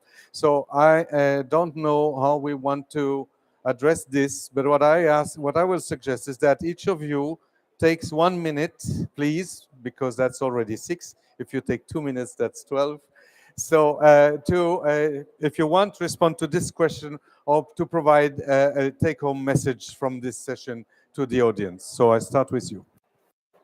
So it is very hard question in reality. I cannot really find a correct answer, but I would say that water and food problems, it is interactive. I mean, for example, in Egypt, we have something like the population growth rate is something like 2.7% per year. This means that more than 2.7 million person. So whatever the condition, whatever the solutions you can get now with this escalating challenges, things are getting more and you need to work much more. So I cannot see that we will reach a point that we say, okay, now we don't have any more problems, we find the solutions. Even each solution has its own impacts that you need to deal with. So it is a life cycle process that you cannot end in one point. At least this is my opinion. The treatment for this in 3 steps. The first, to close the gap between the end users or the farmers and R&D teams. We have a problem that we are not able as researchers and scientists to transfer what we are doing in our pilot project and labs to the farmers. And unfortunately, without any exception, the governments are not supporting the researcher. I will give an Egypt, because I'm Egyptian, I will give Egypt as a case study. For the last 15 or 20 years, we didn't recruit scientists for agriculture extension to help and support the farmer to produce more with less. The second is the economics. Farmers are always poor. Farmers need support, need subsidy, and we don't are supporting them, we are not subsidizing them. The market, we don't have the good market and we are not able to support the farmer to market their product using the new innovative technology. So if he uses the innovative technology, the product will be costly and he will not able to market it. Thank you. Yeah, I would have said along the same lines that you need a package. You can't just have technology as an isolation. It is part of a system. There's an ecosystem that has to be developed around the technology. So you need to have the private sector role to scale it. You need to have the microcredit for the farmer to be able to afford it. You need to have the enabling environment provided by the government in terms of the subsidy, in terms of extension agent, providing the capacity for the farmer to adopt it. So it's not just a new drip irrigation system or a hydroponic being introduced in isolation and expect that it will be taken up and wonderful things will happen. That just happens on computer simulation. That's just a prediction that if you were to do it at a large scale, this is the carbon footprint you can have, this and that. But for a simple farmer who's a businessman, at the end of the day, is he better off adopting what you're telling him to do? The cost of adopting technology should be less than the profit he makes from adopting the technology. So if you can approach a farmer as a business proposition, if you invest X amount of money, you will be better off than the X amount that you invested in it. Then only you can have his audience. Otherwise, he doesn't care to listen to you. He doesn't care for saving water. He cares for improving his profit margins at the end of the day. Thank you. Thank you very much. It's a smart agriculture adaptation, and I totally agree with what my colleagues just say. The water is the blood of the life, so it's difficult to deal and tackle all the problem related to the water in one aspect or in one technology or package of technology even. It depends on the country, first of all, and it depends on how to convince farmers to adopt the new technology and transfer this technology to be implemented on the ground.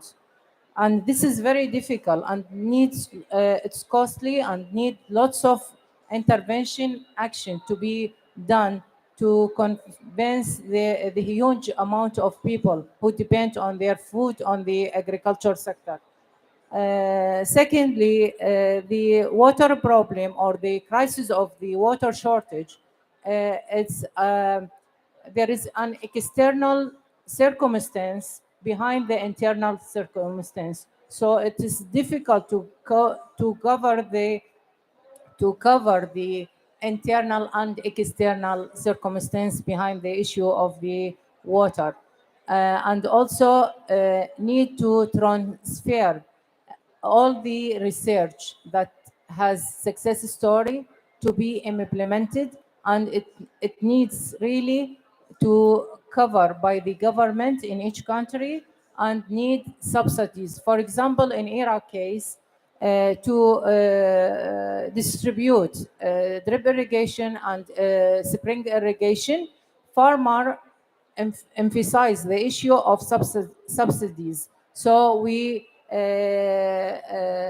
try to cover 50% of the price of the equipment to provide it as subsidies to the farmer just to encourage them to use the new technology. And this is not an easy issue.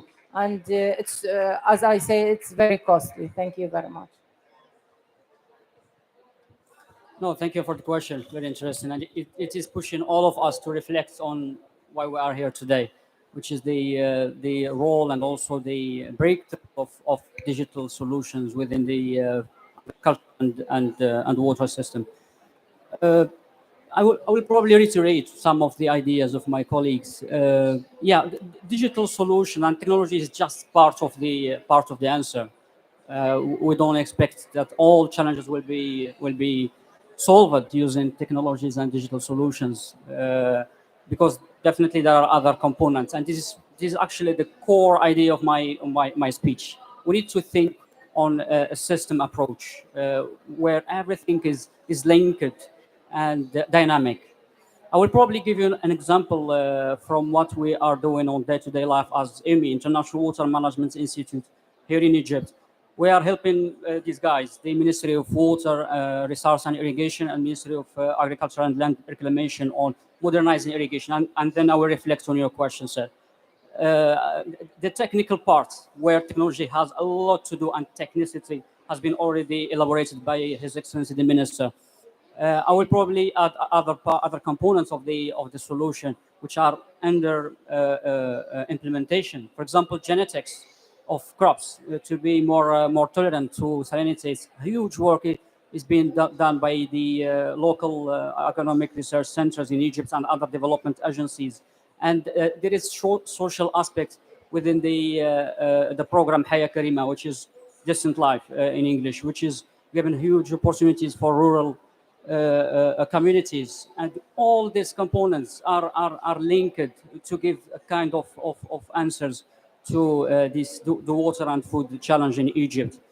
To probably finish on positive note at my end, I do understand the challenges that you are mentioning or referring to, but we do have a lot of successes in the region using technologies and digital solutions, and we see the results on day-to-day life in Egypt. A lot of treated wastewater plants, which is a global achievement. Most of North Africa countries are large exporters of fruit and vegetables to Europe, US, etc.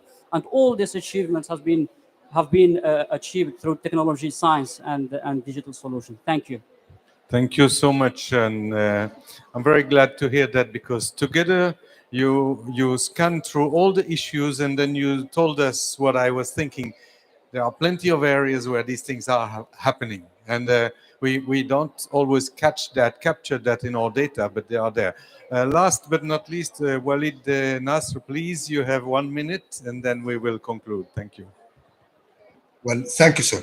I like that challenge, but I see it an opportunity. This is the opportunity for the digital agriculture solutions. To address your concerns, sir, first is financial inclusion. Financial inclusion to the smallholder farmers and providing these services crop financing services and contractual agriculture to smallholder farmers. That's a pillar and the key for making a change. That's one thing that's very important. And second is to have a digital solution which is social impact.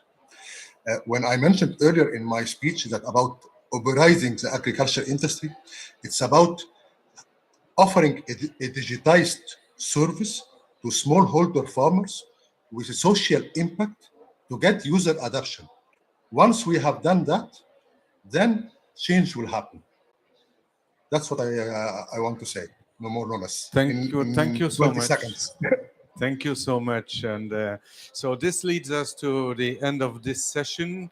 I hope that you enjoyed and that through this very diverse panel, you got some ideas about what's going on in terms of innovation, in particular digital, but not only in the sector. And I'm sure that after having worked on that also for quite some time now, we are seeing really acceleration of those innovations. And thank you again, all of you, for your intervention. Stay with us, as they say on TV, at 4:30. We will have another very interesting session on building climate resilient agri-food systems here in the Water Pavilion.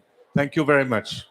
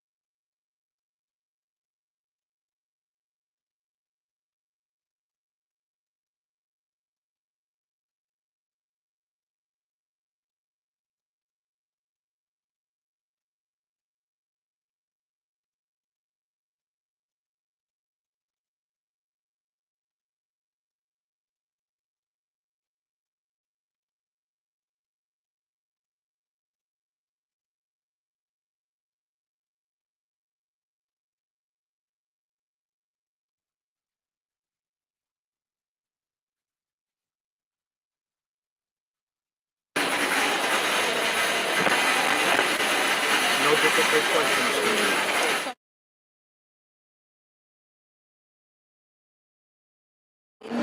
play the video, right? Sure. Okay. Yeah, Sure. because we've got it.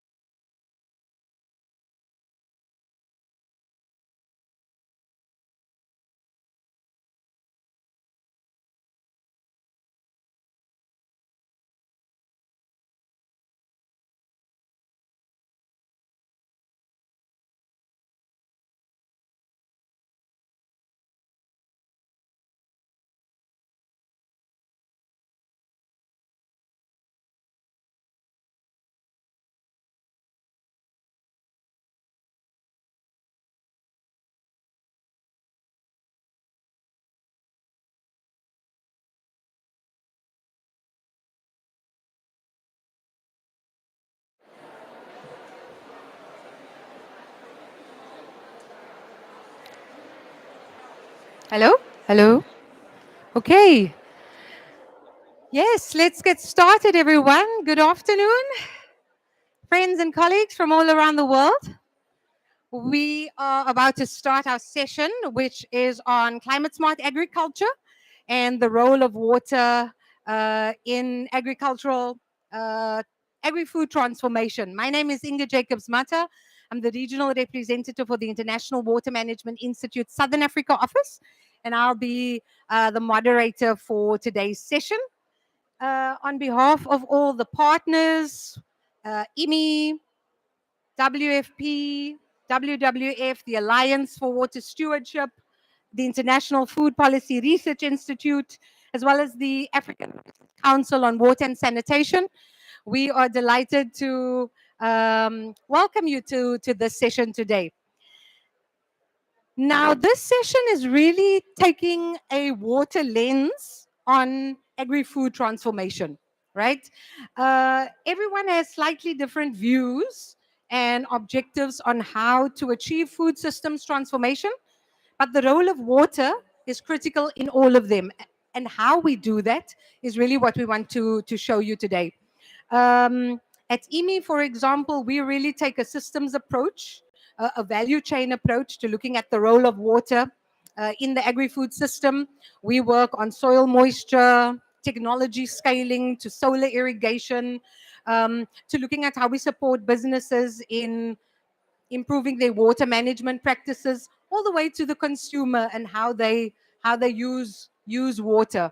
And in a similar way, all the partners here today are doing that very same thing. They all apply a sort of a systems approach to understanding and thinking about how water affects the food value chain.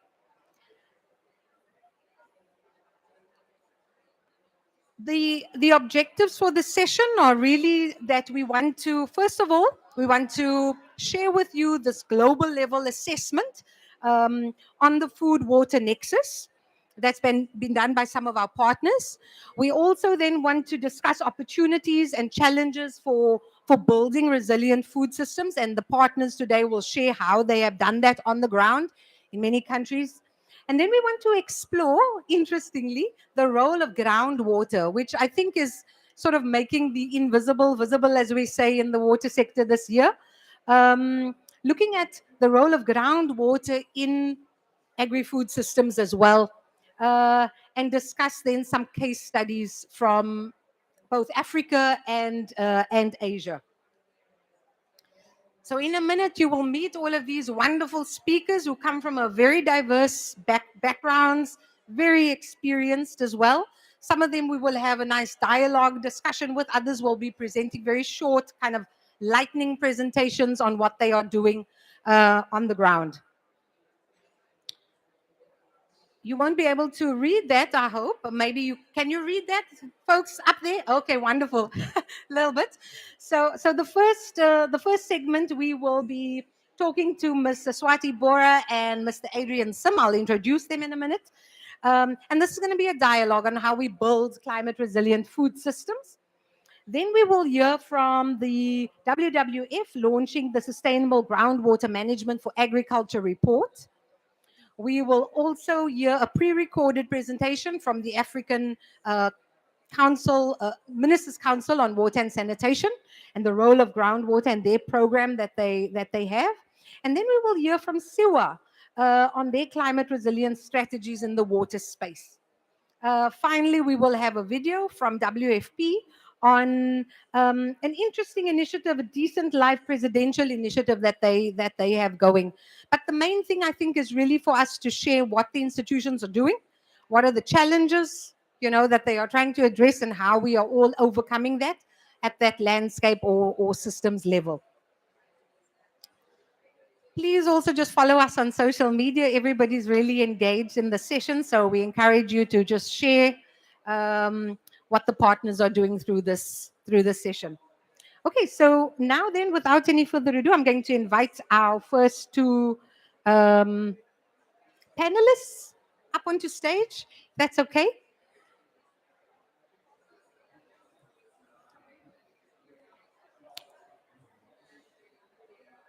We have with us Mrs. Swati Bora. She's the Global Director for Regenerative Food Systems at the Nature Conservancy, leading the development of an emerging set of really interesting regenerative foodscapes. So Swati, you're going to have to tell us what that means in a minute. What is foodscapes? Really to help accelerate the transition of food systems from degrading and extractive to more productive and restorative scapes for nature and for people. And then we've also got the Chief Executive, Mr. Adrian Sim, who's he is the Alliance for Water Stewardship. He has been there, a pioneering person in the field since 2011, I guess, 2010, 2011, right, Adrian? Not to show your age or anything like that, apologies, but your experience, and has overseen the development of AWS into a really dynamic global network of partners that's really working at that really high leadership level across different groups, different sectors to safeguard our freshwater resources. So maybe, Siswati, if I could ask you, if we could start with you, if you could, sorry, let me just go to that, sorry. Actually, sorry, apologies. Adrian, we start with you. If you could just tell us a little bit about what is the Alliance for Water Stewardship and how is climate change impacting your network? Yeah, thank you very much, Inga. I'm tempted to say you've already answered that because you said I am the Alliance for Water Stewardship. Of course, I'm shaking my head vigorously because we are, as the name suggests, a network. We're a group of member organizations from different interest groups, different sizes and different locations. So it really spreads from global organizations to very local organizations, from public, private and civil society sectors. And we have at AWS, we have three primary roles. The first is to convene that group of stakeholders to build capacity, share knowledge and advance best practice. The second is to use that group of membership and the different interests that they represent to define the essential elements of good water stewardship. That's contained within the AWS standard, the International Water Stewardship Standard. And lastly is to provide a system of recognition through which those who meet the requirements of the standard can make credible claims of good water stewardship performance. Now, it's often climate-driven water challenges that are bringing people to join the AWS. For example, in Peru, where rapidly depleting glaciers are really impacting the agricultural community in the coastal belt. In Spain, similarly, agriculture suffering a lot from ever increasing temperatures. There seems to be new records set every year, increasing demand on the limited water resources.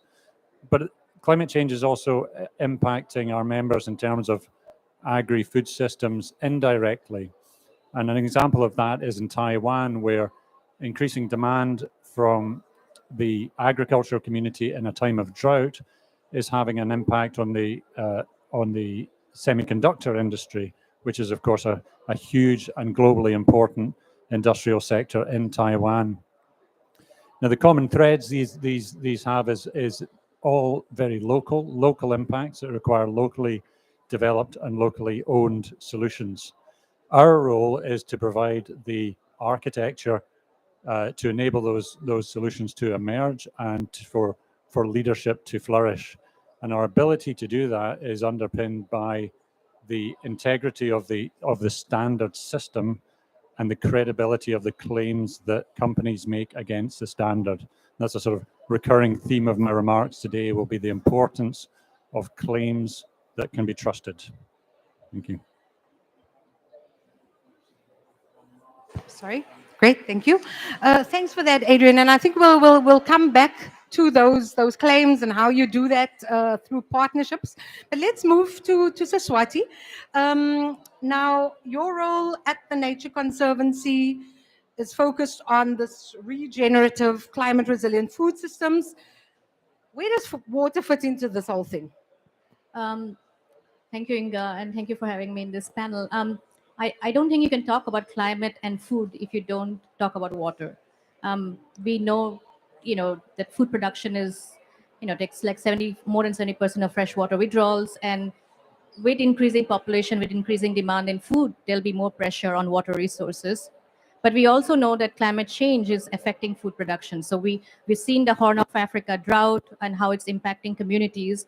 And it's really for me, one of the most important studies that was done was that even in spite of all the advancements we have made in productivity growth in the last 60 years, climate change has actually led to around 21% of less productivity. That's like 7 years of lost productivity growth for us. So these are the kind of things we are going to see. And the other one is also the rural-urban challenge, right? There's going to be more urbanization, more demand for food, and more conflict for water resources when rural and urban resources. So I think what we are seeing is going to be that we need to have a more integrated approach. And I think the World Economic Forum, where I used to work, you have mentioned that water risk is one of the biggest risks, and it has mentioned this in the global risk report for the last 10 years. So we need a more integrated approach, and I think the Global Resilience Partnership, which is a coalition of 60 organizations, tried to emphasize the point last year in the UN Food Systems Summit, because water wasn't as explicitly part of the food systems dialogues as it should have been. And as we think about this, we are also looking at, what are the interventions? It's not, we of course looking at irrigation efficiency because there's a huge potential there. But we are also looking, as we look at regenerative food systems, we are also looking at nature-based solutions, soil health management practices, water management practices that can improve soil health, improve water retention, and then lead to more value and economic opportunity for communities that depend on these systems. Thank you very much for that, Siswati. I mean, I think we all here today, we're hearing, that this is the water COP, this is the COP of implementation. And while we know, it's intuitive that water has a role in food production, I think carrying it through the value chain is where we often sort of trip up. Now, Adrian, I mean, through the water stewardship, right? This is the whole idea is that you move beyond the factory fence. And you gave some examples. Can you maybe just share a little bit about how water stewardship and maybe some of the work that your members are doing is really supporting more resilient agri-food systems beyond the factory fence? Sure. And I think that characterization is really important because resilience is inherently something which is shared. We can't approach this from the point of view of an individual company shielding itself from the harsh realities outside its fence line. The other thing is a resilient food system needs to take into account all of the aspects of that food system. So it's not just the farmers themselves in a food system, it's the communities that they rely on, it's the ecosystems that provide them with services.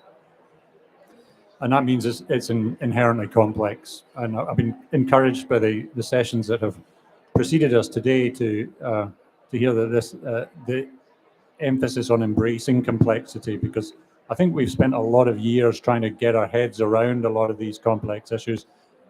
There's a lot of really good brains in this space, and we are capable of cutting through this complexity to achieve, or embracing this complexity to achieve durable solutions. So I mentioned Peru. The agriculture sector there is hugely important for the economy as a whole and localized economies in growing regions. One of those is Ica in the south of Peru. And in Ica, we've seen leadership flourish in farmers in the lower catchment. They are now actively supporting farmers in the upper catchment to adopt practices that will benefit the overall resilience of the region. And so really, not just acting beyond their fence line, but thinking about what contributions they can make from a leadership perspective. We're seeing similar things in Taiwan. I mentioned semiconductor industry might not seem a very relevant thing for a session on food systems, but nevertheless, the interplay between industry and agriculture is very important, and we're seeing huge semiconductor factories really engaging with local farming communities to support the health, the resilience of the catchment on which they all depend. Now, central to this is not necessarily the technical solutions like irrigation systems or particular agricultural technologies, but it's the soft skills around engagement and building confidence. And that's where the credibility of claims comes in. So when companies make dubious claims, they're inherently not trusted. But when there's substance behind those claims, when those claims are validated, then that helps to build confidence, and that confidence can lead to trust and collective action. And that's really important when it comes to this skepticism of companies' role in all of this that we're here to discuss. In fact, the UN published a report just this week about greenwashing, blue washing, and it's right to be skeptical, but we can't get where we need to get to without corporate leadership.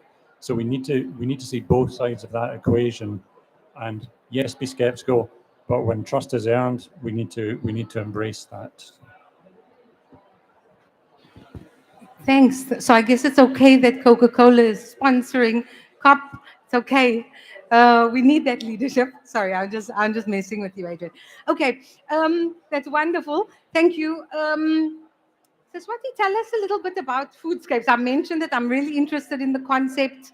Tell us a little bit more about that, please. So foodscapes is sort of a TNC's approach of trying to take a more integrated approach towards looking at ecosystem benefits, climate resilience, climate adaptation, and like keeping communities and producers at the center of an approach. So what we're trying to do here is to organize, it's our organizing principles, a strategy where food system is center of a landscape and ecosystem approach. And where we really want to see how we can bring all our work with our partners, all our capacities to bear, to really see how we can transition producers, farmers to more regenerative practices, and then really see how we can unlock scale and accelerate these transitions. So, for example, one of the foodscapes that we have made a commitment in is in Northwest India, in Punjab and Haryana. So, as you may know, Punjab, of course, is one of the most highly productive, epicenter of green revolution. It is highly productive, 40% of food security of the country. But what we know is that this has come at a cost, right? There's a lot of like fertilizer and pesticides use, and the groundwater withdrawal has really led to the depletion of resources. So this is where we see the intersection of challenges, right? So government decided to address this by delaying the planting of rice until the monsoons, which led to delayed planting and now delayed harvest for farmers for rice stubble. So there's a very short window between rice harvest and wheat planting. It is a rice wheat system. So that has led farmers to burn the crops. So right at this moment in Punjab, farmers are burning crops, which is leading to air pollution, to respiratory diseases, which is disproportionately affecting the poorest communities. So what we are trying to do is to really work an ambitious project to work with farmers at all levels to provide them with technology and innovations which can, like no-till agriculture or reduced-till agriculture practices, nature-based solutions, provide them with the knowledge, the extension services, provide them, connect them to access to credit, to investments, to really shift to the regenerative practices. Looking also at soil health management practices. So that's the kind of work we want to do, and we are obviously not doing this alone. We are working with a lot of partners. But what we want to do is to invest in the next 10 years or 8 years by 2030 in 10 to 15 of these kind of foodscapes, which represent different archetypes of food production system. Some are arid, some are more agroforestry related, and so make some couple of investments and see how we can really work with partners to drive scale and to provide economic opportunity for producers, but at the same time make sure that it leads to ecosystem, climate, and biodiversity benefits. Great, great. Thanks. Oops, sorry. So I think we're really emphasizing the role of partnerships, the need for this kind of systems approach, integrated approaches. And I think, Edwin, I mean, a similar mission, I guess, for AWS. Let's briefly maybe hear just in a few seconds from both of you, sort of what are the next steps? As we now move into the segment on project experience on the ground, what are the next steps? How can water stewardship better take on this resilient agri-food systems mission in your space? Sure. So very briefly, the contribution that water stewardship has to make is around behavioural change, and incentives are really good at changing behaviour. So we need to be pushing various players to create incentives for the right behaviours. That could be tax breaks. We've seen that already in China, tax breaks, where if you get certified to the AWS standard, you pay less tax. Simple, but effective. Could be reduced regulatory scrutiny. It could be, it's not just governments, of course, or public sector. It could be the finance, insurance providers. In fact, just immediately after this session, I'm going to be at the launch of a report called Sustainable Rice Financing. That's been co-published by an organization I'm involved with, the Sustainable Rice Platform. Providing finance to do the right things to create a resilient future is simple but effective. So for us at AWS, our message is clear, is that governments and the public sector, financial institutions should be creating incentives for credible but verified actions on water. Thank Sorry, you, very clear. can I just say how enthusiastic I am about the national water roadmaps that FAO is producing. They could be a really good vehicle through which governments could articulate those incentives. Thank you. Thanks for that. Anybody from FAO in the house? No? Okay, we'll have to follow up. Maybe we can hear a little bit more about that in the discussion. Thanks for flagging that, Adrian. So Swati, last few words from your side. Yeah, I mean, I think the few things I want to emphasize, and I really want to echo the role of incentives, private, public, both incentives. But 4 key aspects that we are looking at is the science to really create that mechanism. So last year we did this report, because food production systems are very diverse and the local context and starting points are very different. So last year we developed this report which really looked at the diversity of food production system. We mapped them biophysical and management attributes, and we looked at the role of nature-based solutions. So the idea was to really see how with global mapping and then local adaptation and insights that we can help support this work. The second idea, besides science, second point is action. So that's like I'm already mentioned the foodscape, so I'm not going to talk about that. But I think one thing to remember is that for all the foodscapes, I mean, climate adaptation and resilience is part of the interventions of all of these foodscapes. And most of the time, the watersheds and aquifers are basically the boundaries and defining the strategies for each of the foodscapes. The third is collective action, things like AWS and others that we are doing, or the Global Resilience Partnership, bringing together different stakeholders to work, towards like this nexus issues. And the fourth one, which I hope that we emphasize, and I think you kind of alluded to that, is like, how do we monitor progress? What are the metrics? How do we monitor outcomes? And I mean, I think two things that is quite important is to really look at the balance of water consumption between nature and people. So we have a good idea about that. And the second one is public and private benefits. So what are the public benefits we are getting from these interventions, whether on ecosystems, farmer resiliency, and what's and productivity, and then what are the private benefits, including for helping farmers to transition. So if we don't have that, we don't have that viewpoint, and we don't know about this. We don't know what is, if there are any unintended consequences, and how do we then redo our strategy towards that, any intervention. Thank you. So really sort of both of you, I guess, emphasizing benefits, incentives to really get all actors involved in this whole of value chain approach. Folks, give these guys a round of applause. Thank you for setting the scene so very well. And yes, thank you. You can take your seat. I think we'll definitely hear more, and you can also ask them questions shortly. But I'd like to now move on to our next segment, which is really now very short, sharp experience on the ground, short, sharp inputs on experience on the ground. We've got some that would focus very much at the landscape level, as I said, looking at the role of groundwater, others speaking at very specific country cases. And to start us off, I'd like to now introduce Ms. Melissa Ho, who is the Vice President for Freshwater and Food at WWF, to tell us a little bit about this really awesome report that you're launching. There you go. Just move it on. Thanks so much, Inga, and thanks so much for the organizers for the invitation. I'm going to go through a really high-level overview of a report we launched on the margins of the Stockholm Water Week, which the theme was water, the hidden water.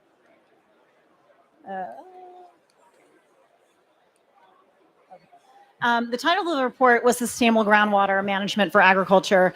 I really want to credit the co-author, who is the lead author, Brian Richter, who was actually the lead global water lead for the Nature Conservancy for over 3 decades, and he's now a senior fellow with us. So he comes with a ton of experience, and both of us share a passion for really elevating the visibility of groundwater.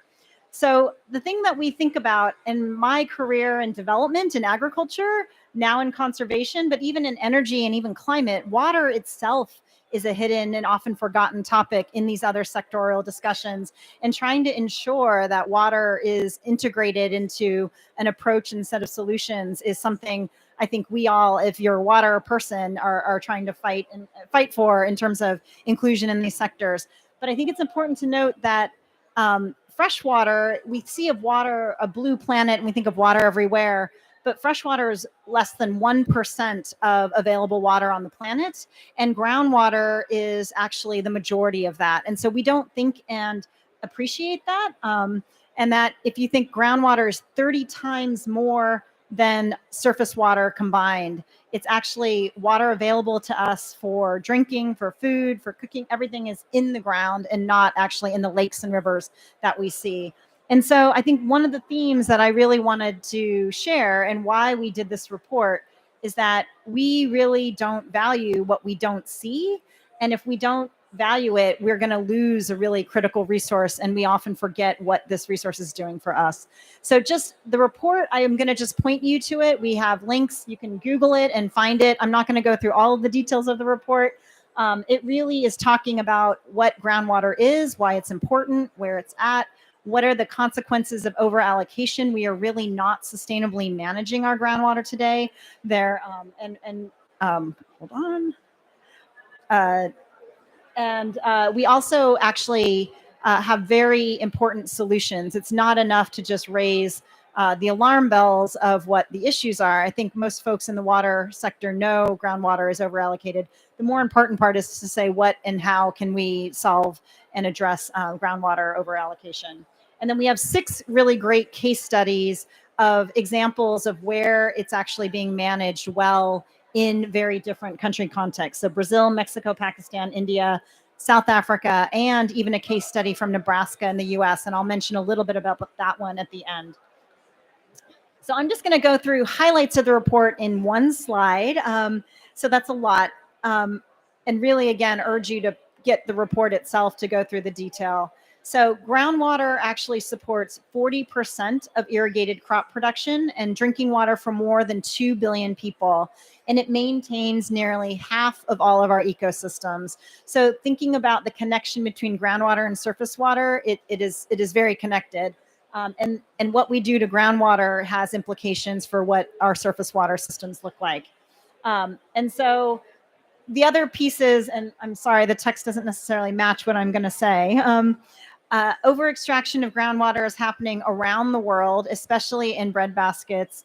And 1/4 of irrigated food production relies on unsustainable groundwater extraction. So that's going to have huge implications on food security going forward, and that's only exacerbated with climate change. And then especially in places like China, you can see this map, figure 7, is from the newest version of the GRACE satellite data. We partnered with the team, Jay Miglietti, to get this data in this report. And I think they'll publish it in a peer-reviewed journal article to come.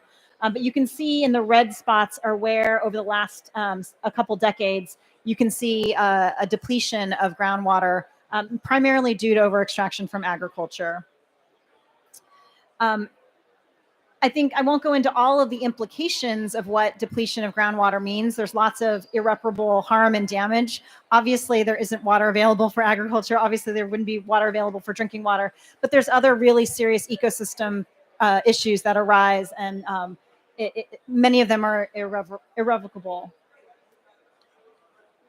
So I just really want to highlight some of the solutions that we really tried to simplify complexity. I very much appreciate, as Inga mentioned at the beginning, the systems approach that's absolutely needed for groundwater, but it's not rocket science in terms of thinking of how to manage this resource more sustainably. The first, and these are not rocket science rules at all. So the first is just to measure and manage. Because it's a hidden resource, we often don't see what the depletion looks like. And so there's very basic tools and monitoring of what and how to look at the resources use and making sure that we are not over extracting. It can be a renewable resource, but if we over allocate and over extract beyond replenishment or recharge, then we will non-sustainably and non-renewably manage this resource. So measure and manage is one of the first items. And again, in the case studies, there's really examples of communities doing this. The second is actually the public policy piece, that we actually really need to set regulatory limits. And this is critical. There's FAO and others, I see some folks in the audience, have been really responsible with a suite of researchers to document how when you only implement water use efficient technologies, you don't necessarily get reduction of ag consumptive water use. You actually can paradoxically drive more consumptive water use. So you really need to set sustainable limits and put allocations on that balance, as Saswati noted, between nature and human use. So that's key. The third one is really, in the case studies, also highlight lots of different actions and interventions that you can do to help naturally recharge groundwater as well as artificially replenish groundwater. And so you want to fill the bank account back up with water to manage and balance out what you are extracting. And then the last thing is reducing demand and maintaining balance. Lots of things on the ag side, changing crops, changing irrigation, but even really changing crops and deciding whether or not agriculture is even appropriate in situations. So lots of things to be done on that. And then the last thing I'll just mention is a case study. I think underpinning all of this is governance in all of these 5 things. And so I just really want to quickly, people may not know Nebraska, in the heart of the Great Plains of the United States, as a huge irrigation state. You usually would think of groundwater issues in California. But let me tell you just in 3 bullets about Nebraska, and it's one of our case studies, and governance is so key here for the success of their management of the Ogallala High Plains Aquifer. So about 93% of Nebraska's groundwater withdrawals are used for irrigation. And Nebraska actually has the largest number of irrigated acres of any state in the United States, even more than California. It's 8.6 million acres, and it's mostly sourced from the High Plains Aquifer. And so it is depleted through this aquifer goes through Oklahoma and Texas and Kansas, and it's red, and there's probably a decade or so before producers will run out of water. But in Nebraska, they have a really unique system of governance. They have natural resource districts, 23 of them. There are elected officials. They are not groundwater experts that actually manage, measure, and make decisions and trade-offs locally about the groundwater resources in those districts. They look at water markets. They look at irrigation allocation. They look at moratoriums on new wells. And so these irrigation districts have been studied by the World Bank and others as a model, ones that we should even be replicating in the United States, of how governance can play a really important role on sustainably managing groundwater use. So I really urge you to look at the report for more information. I'm sorry it was such a high level and so fast, but thanks so much for giving me a chance to share it with you.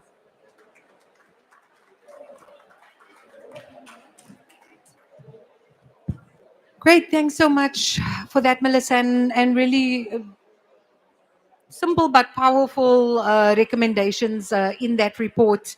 I think also just coming back to Siswati's point around, the importance of also the context. And coming from Southern Africa, we always say that even if we were to scale ground solar irrigation, by groundwater 1,000-fold, we wouldn't get to that sustainable because of the sort of the irrigation potential there. But certainly, I mean, in places like Nebraska, I mean, that's staggering, the facts that you've showed. Now it was also nice that you stopped at governance, because our next speaker is really sort of immersed in governance. It is our colleague, Professor Mashoud Tijani from the African Ministers' Council on Water and Sanitation. He couldn't be here today. He prepared a pre-recorded presentation, but I think the video is having some challenges. But as luck would have it, we've got our partners here. So Dr. Claudia Ringler from IFPRI, who also works with Mashoud. IMI also works with him. Interesting about AMCOW is they have developed this groundwater program under AMCOW, and they've moved now from groundwater management frameworks, transboundary frameworks, to now even data sharing protocols between countries. And IMI sort of works as a dialogue partner to this program. So really interesting stuff that that AMCOW is doing. Maybe Claudia, I was hoping you could maybe just share one or two things about what they're doing.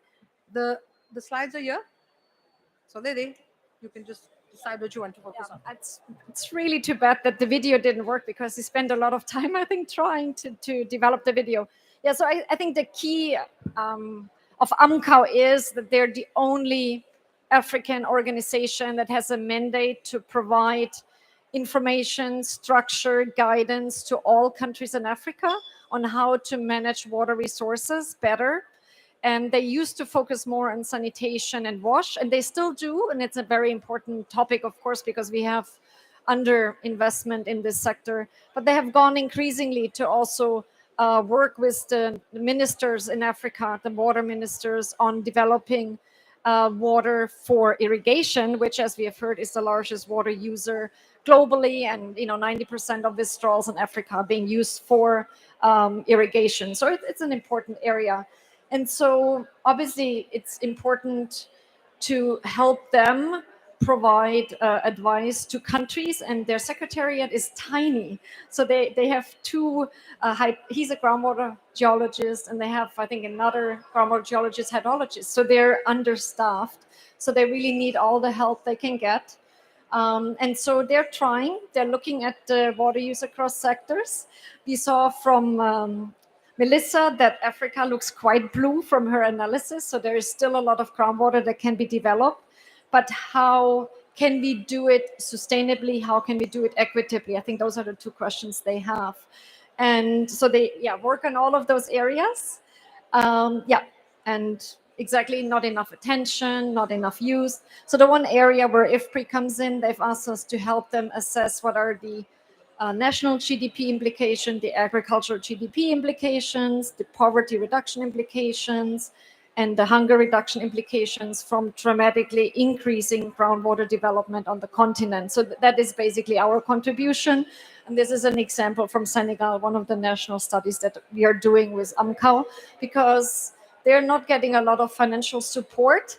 Everyone knows water is an input to something else, and actually not enough investment in groundwater development, governance, supporting governments on getting groundwater equity and sustainability correctly. And I think that's all that he wanted to share with you. Thank you. Thank you, our very own proxy Moshud Tijani, right there. Dr. Claudia Ringler, thank you so much. Great. So we've heard from conservation, we've heard from policy. Now we're going to sort of shift gears a little bit, and we're going to move to our colleague. So Mansi, if you'd like to come up in the meantime. Mansi Shah represents an organization, the Self-Employed Women's Association, or SEWA. And IMI, as well as IFPRI, have been working with SEWA for some time now, looking at climate resilience strategies in the water space. And you're going to share a little bit more about sort of very on-the-ground, community-based work that highlights the role of water. So please, over to you. Thank you so much.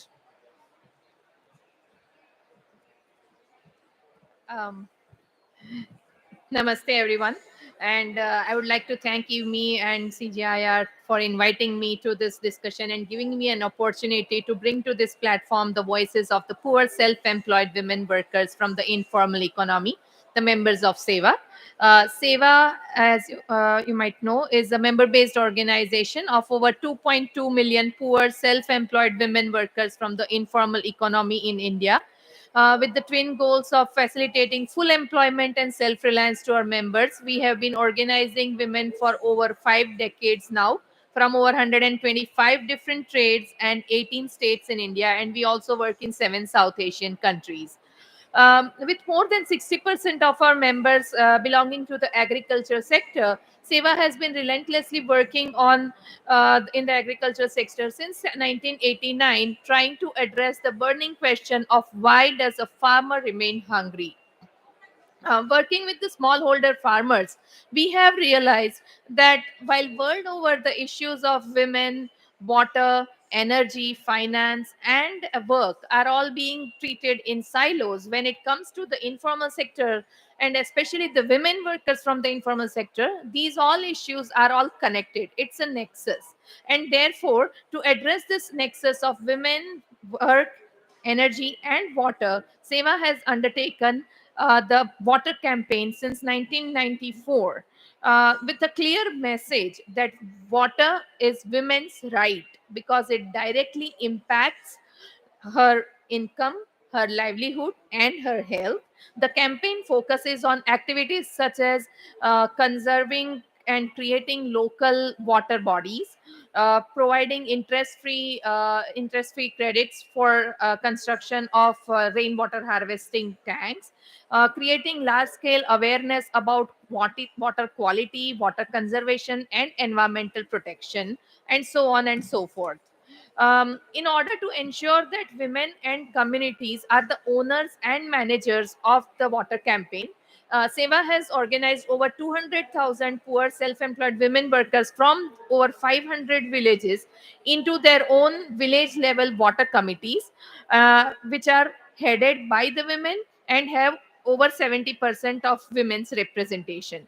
These committees carry out various activities at village level, such as servicing of the hand pumps by grass barefoot water technicians trained by SEWA, building rainwater harvesting tanks, conducting awareness programs such as Gram Sabhas, rallies, celebrations for World Water Day, etc. So on these lines, SEWA's women water committees have built over 2,000 rainwater harvesting tanks which collect over 9,000 liters of water, which is sufficient for a family of 5 for 3 months. Similarly, through its Green Livelihood campaign, SEWA is trying to circumvent the high irrigation cost and enable year-round access to irrigation for the small and marginal farmers by introducing affordable access to clean green irrigation solutions such as solar pumps as well as precision irrigation technologies. This has been enabled through innovative financing mechanism and thereby enabling farmers to not only access irrigation year round but also provide water as a service to other farmers. Access to solar pump and precision irrigation has led to some very interesting and encouraging outcomes, such as ease of irrigation, reduction in cost of irrigation per crop, safety for women farmers, increase in cultivated area, increase in crop density, um, easy access to water for drinking, sanitation, and animal husbandry, crop diversification, reduction in air and noise pollution, asset creation in the name of the women, access to food and nutrition security, and most importantly, reduction in carbon footprint of the women at grassroots level. All these outcomes and success of SEWA's water campaign and the Green Livelihood campaign is showing that poor do not need charity. What they need is awareness about modern water saving techniques and an innovative enabling financial instrument that can help these farmers turn their farms into an enterprise and thus make agriculture and sustainable and profitable. At SEWA, we call this financial instrument as Women's Livelihood and Recovery Fund. It's a blended finance that is a mix of equity, debt, soft loans, patient capital. It has a longer term moratorium, and most importantly, it helps build the resilience of these women, smallholder farmers, against the increasingly frequent climate shocks. Thank you.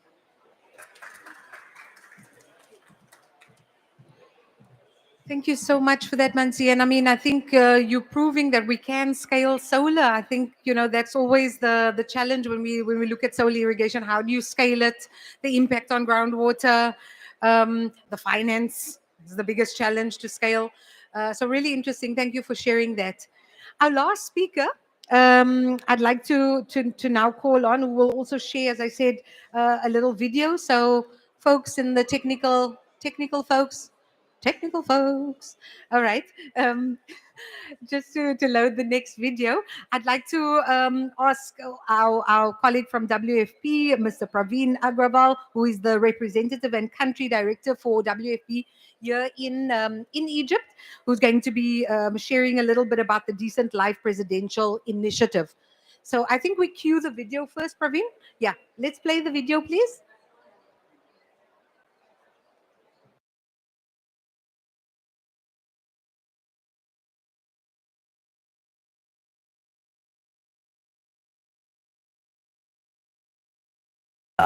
يعني 3 مزارعين يسقوا معاي. اللي ريحنا كمان المساقي اللي عملناها دي. عملتنا المساقي دوك الواحد لما كنا نشغل الماء الاول كانت تقعد بالساعه وساعتين لغايه ما تخش الارض. طب دلوقتي ربع ساعه تشغل الموتور تلقى الماء دخلت الارض. يعني انت بدل ما كنت تاخذ 5 ساعات في اليوم تبقى تاخذ لك ساعتين وتسقي وتروح. جابوا لنا المحصول الذره الرفيعه وجاب انتاج اكثر وفي نسبه بروتين عاليه للعلف تاع البهايم. واستخدمنا الليزر لما جبناه، الليزر ريحنا كمان سوينا الارض خلاها الارض بقت موحده بدل ما كل شويه في درباس بقت الارض كلها موحده حته كبيره. والله يبارك فيهم يعني ورونا حاجات ما كناش نحلم بها. احنا بالنسبه للمشروع عامه كله بصراحه خير. قبل كده ده ميه يروح للجيران، ده عزق الاول ده عزق بعدين، لكن دلوقتي باينه بقت المزقه موحد. يعني دلوقتي بقى توفير ميه. احنا بالنسبه للقيضي بطلناه من اقول لك اطلع من 15 سنه من 20 سنه. صراحه من يوم ما جاء المشروع بدانا نزرعه، بدانا المشروع ساهمنا بصراحه نفعنا. ري توفير وري كيماوي، انا استفاد منها لو بعنا منها حاجه بنكسب منها على المدارس، عيل عايز له حاجة، عايز له كسوة وغير كده. نستغل على إنذار المناخ المبكر عشان نعرف مثلا إيه أحوال الجو.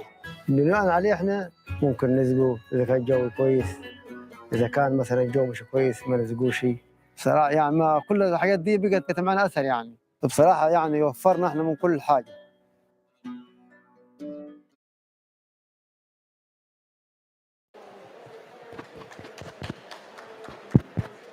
Good afternoon, and thank you. It's always the hardest to be the last because much of what needs to be said has already been said, and I'm sure much more eloquently than myself. But I would be remiss if I didn't mention a couple of points. Egypt is one of the scarcest. Um, Water scarcity here is very, very high. You can see it everywhere you walk. When you land, you'll see the brown terrain. Egypt needs about 114 billion cubic meters of water. It only has access to 60 billion. So you can imagine immediately for its own consumption and need what the shortfall is. So a lot of what was said earlier really is music to my ears, and it really plays on how we need to move forward. One of the most interesting resonating, which was me, is we've got to stop to think that agriculture is just a way of life. It needs to be thought of as a business model. This really needs to be equal in parity in terms of how do we address things, how do we bring technology, how do we bring the various elements to bear on our things. The government of Egypt, through the Haya Karima initiative, presidential initiative, is a macro initiative which is crisscrossing all government programs. And the important part and the most, I think, innovative part, and this is why Egypt hopefully will be able to take this to other parts of Africa, which is one of their intentions, as a possible model, not replicate. It is a model. Every country, every place has its own way of doing things. Um, what it really does is it shows you when governments do the heavy lifting, and that's the infrastructural support that's needed. It needs to be accompanied by human capital development, and that's the people up approach. It needs to address what is that need, and that need here is water. It is water for the sake of the discussion right now, and in there they have a strategy, water strategy, climate strategy for 2050. It has 4 pillars, and it was launched in the NUEFE, which you heard, which is the network of water, food, and energy. 4 pillars for water: improving water quality, in developing water resources, rationalizing consumption, and creating an enabling environment for sustainable development. Ambitious? Probably. Can it be achieved? Definitely. And I think how we've heard from my earlier colleagues that came on the panel, how they provided insights into how that can be done. But as I said, what you saw there is a business model. It is not one thing only. It is looking at a myriad across the board. For water to be really properly used in consumption, do we have the land? And in Egypt, land is heavily fragmented. Agriculture uses up more than 80% of the Nile's water. Egypt does not have access to groundwater. It is mostly from the Nile. And so the rational utilization is exceptionally important. To bring more land into production, to be able to reach food security, you need to be able to consolidate that land. And in order to consolidate that, it needs to have a critical mass for it to be productive. So this model that you saw brings together farmers voluntarily and brings it together. It uses smart irrigation. So it's not using just flood irrigation that was out there, but it is using it through canalization, through smart drip drop irrigation, intercropping, bringing diversification into it so that we do achieve it. The most important part of all of this is it's bringing in the private sector, and it is incorporating the value chains. It's not sufficient just to produce for to consume, but really to ensure that we make the linkages so that we have an inclusive approach to how we go. Just to give you a little bit as a final thing, I know we're running against time, is the Haya Karima model or the initiative wishes to reach 1,500 villages. We've already reached 160 villages with this approach. More than 11, a Fedan is about an acre, so 11,000 acres of land have been consolidated. But that's 30% more land that has been put into production. We have reduced the need for water and agricultural inputs by 40% using this methodology. We have increased the productivity and the loss and reduction in post-harvest losses by 50%, meaning more income in the pocket. If there's more income in the pocket, not only is the program replicable, it can be scaled up and it will be sustainable because the people themselves want it. If the people themselves want it, it will carry on. And so, as a final point in this thing, we need to bring to bear everything that was said earlier, but most importantly, technology. Technology and innovation. This is not a static game. Here's one solution, let's do it. It has to be adapted, brought into context. Egypt is an exceptionally dry, arid land. It has, if you look at the map, one big strip north to south, and that's the Nile. And everything else is brown. So we really, really need to bring innovation. We need to bring thought. We need to bring concept. But we can't forget one thing. It is not just a saying of leaving no one behind. It really means that person is our investment. We need to invest in people, in the human capital, bring them up to bar so that sustainability is ensured, that there is an understanding and demanding. There needs to be that demand. They must know what they're asking for, and they do. Don't think the farmers are people that don't know. They know exactly what they want. Awareness is there. Now let's give them the tools, let's give them the opportunities, and let's give them what they need. And the final word is for the women in agriculture. The role of women in agriculture is tantamount, and access to financial tools. And just, I know I said that was a final, but the last thing is the point that was said by a colleague here is the governance structure. This entire thing must have a governance structure, and the government of Egypt is working with the Ministry of Water, Irrigation, and Resources through the water user associations. And so this is all over the country, and these need to be empowered, and they need to be enhanced to use the tools. Thank you.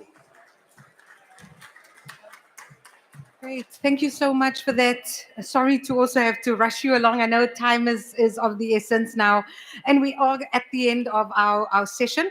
But let me see if there's any burning questions for any of the panelists. Any questions for anyone or all? Maybe not all. Okay, we have one question over there.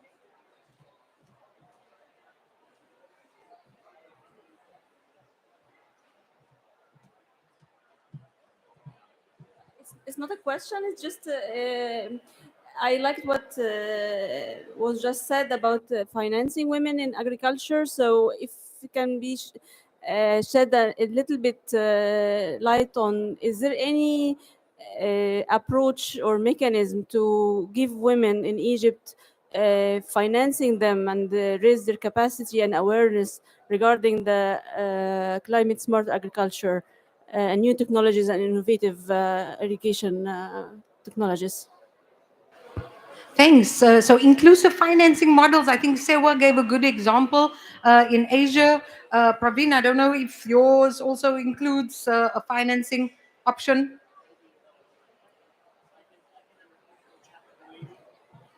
Perhaps, maybe if you don't mind, you can maybe connect with her after the session. It's a really good, good topic. Any other questions from the floor? No? Okay. If not, then I just want to thank you all. You are welcome to stay and network at the pavilion. I think what all the speakers have been saying, you know, it's like Melissa, you said as well, it's not rocket science, but it's really that kind of change making efforts, right? Sort of seeing things at this landscape level, really engaging all partners in this participatory way, and providing the necessary incentives to scale. So thank you so much, everybody, for this. Thanks for your time.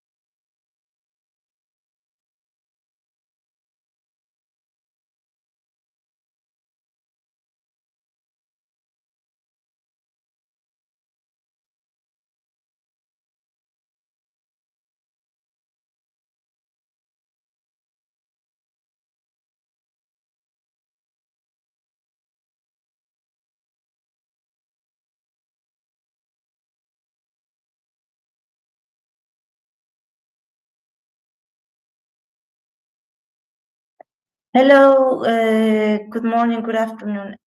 I see we have interpretation services. I just would like to know to inform the next speaker if they can speak in French and if this will be translated.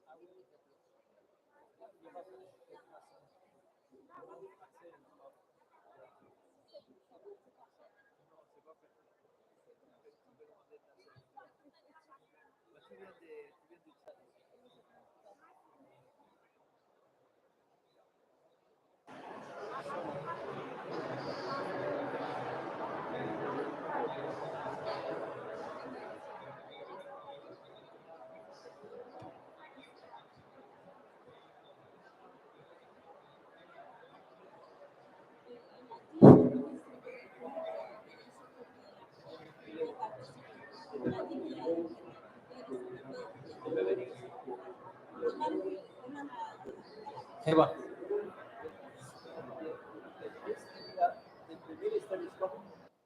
He arrived today, so we told him about the session. He might arrive. He has something, but he said he will try to make it. So we'll see. Comes? Yeah, he will sit. Yeah. Okay. Then we'll pass him the floor.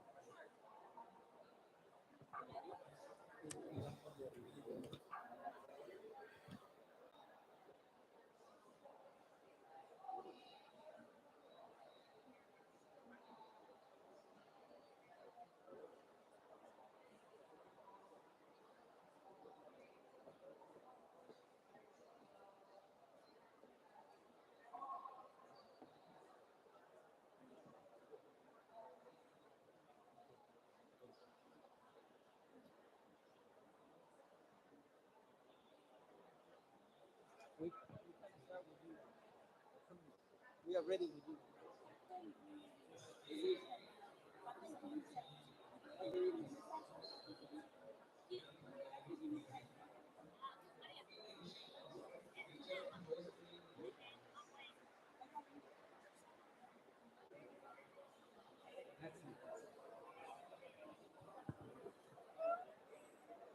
Assalamu alaikum, Azrul Khair. Welcome everyone. Thank you so much for being here. What an honor and pleasure that you are with us, because it's a long day, but it's important that we are together, because we have the opportunity of having some eminent speakers with us today, that they're going to tell us stories from the desert about water management by indigenous peoples, by pastoralists, by nomadic peoples, men and women that know how to manage water in dry lands, but that they know how to make most out of every single drop of water in their lives. My name is John. I'm the head of the FAO Indigenous Peoples Unit, and we want to thank, of course, the Water Pavilion for allowing us to be here and have these important discussions. And I'm extremely honored to have sitting next to me Aissatou Oumarou. She's a Pearl woman from the Chad, and she belongs to AFPAT, the Association of Pearl Women and Indigenous Peoples of Chad.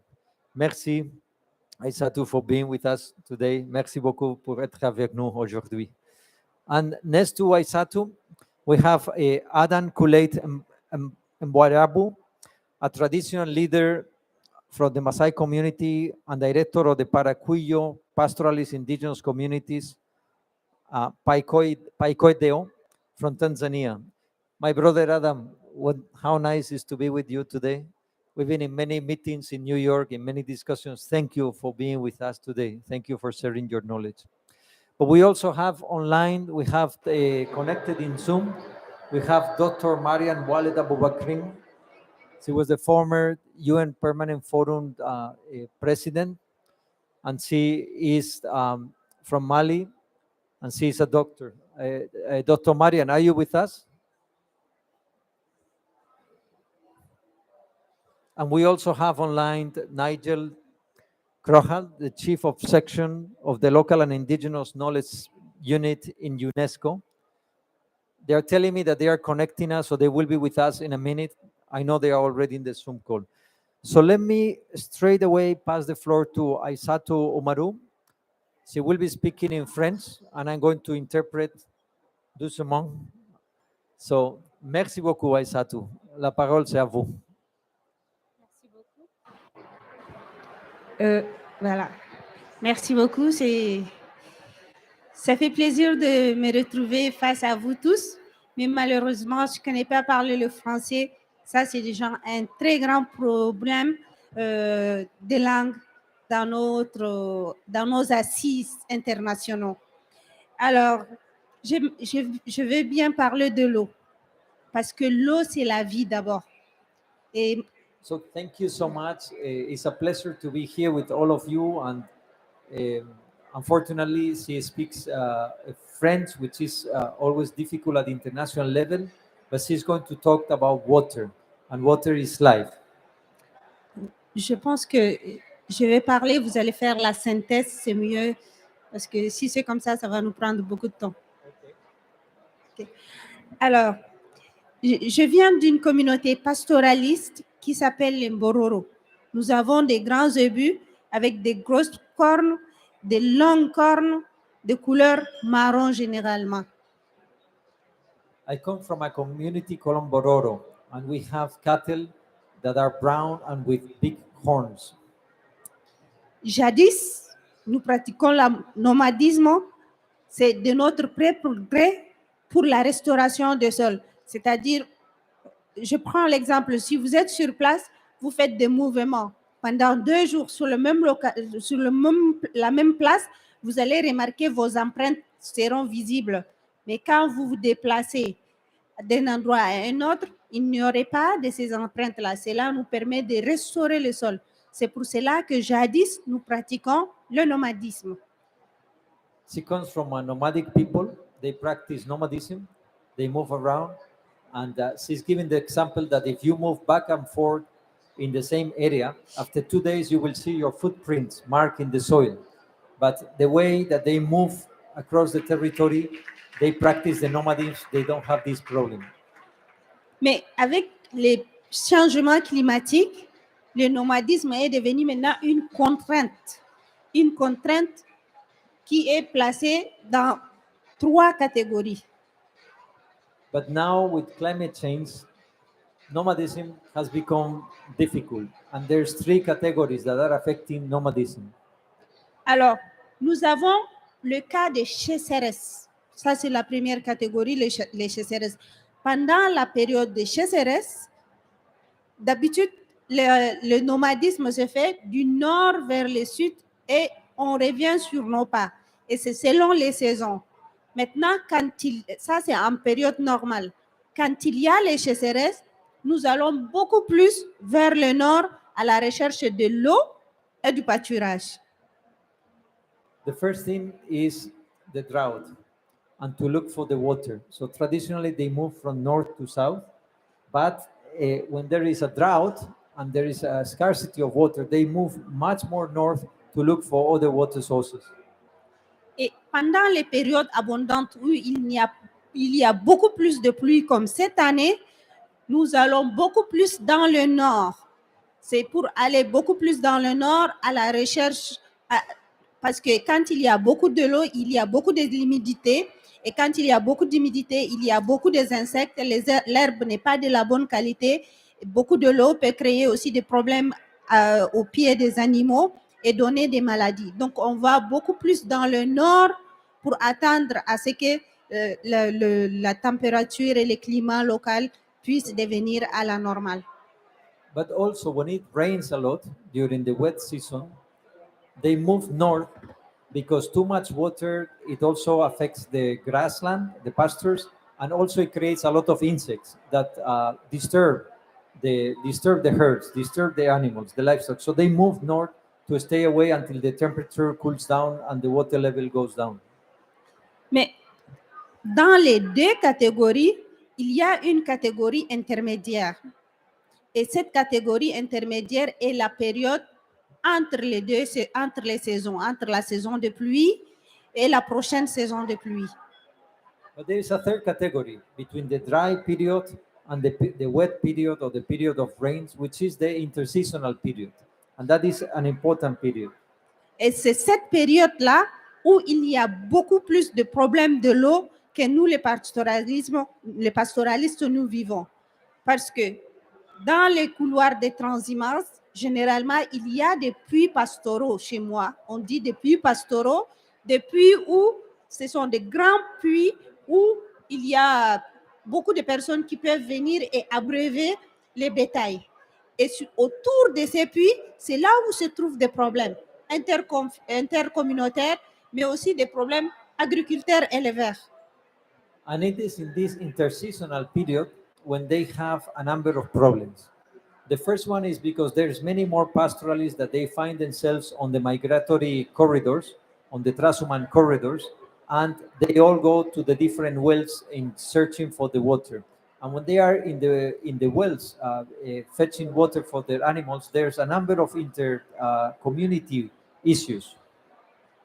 Alors, ces problèmes, on demande à les résoudre. Mais qui va les résoudre? On a aussi 3 groupes des acteurs qui sont capables de résoudre ces problèmes. Je vais m'expliquer. Il y a d'abord le gouvernement.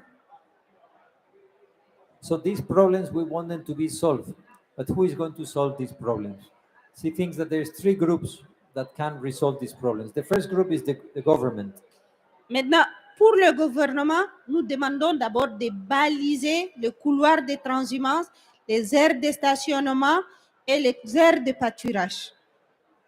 For the government, we ask them to mark the corridors with balises, to mark the corridors of transhumance. ¿Qué es la adhesión sus que vous avez dit? Aires de pâturage et aires de stationnement. And to establish an area of grazing and an area of resting.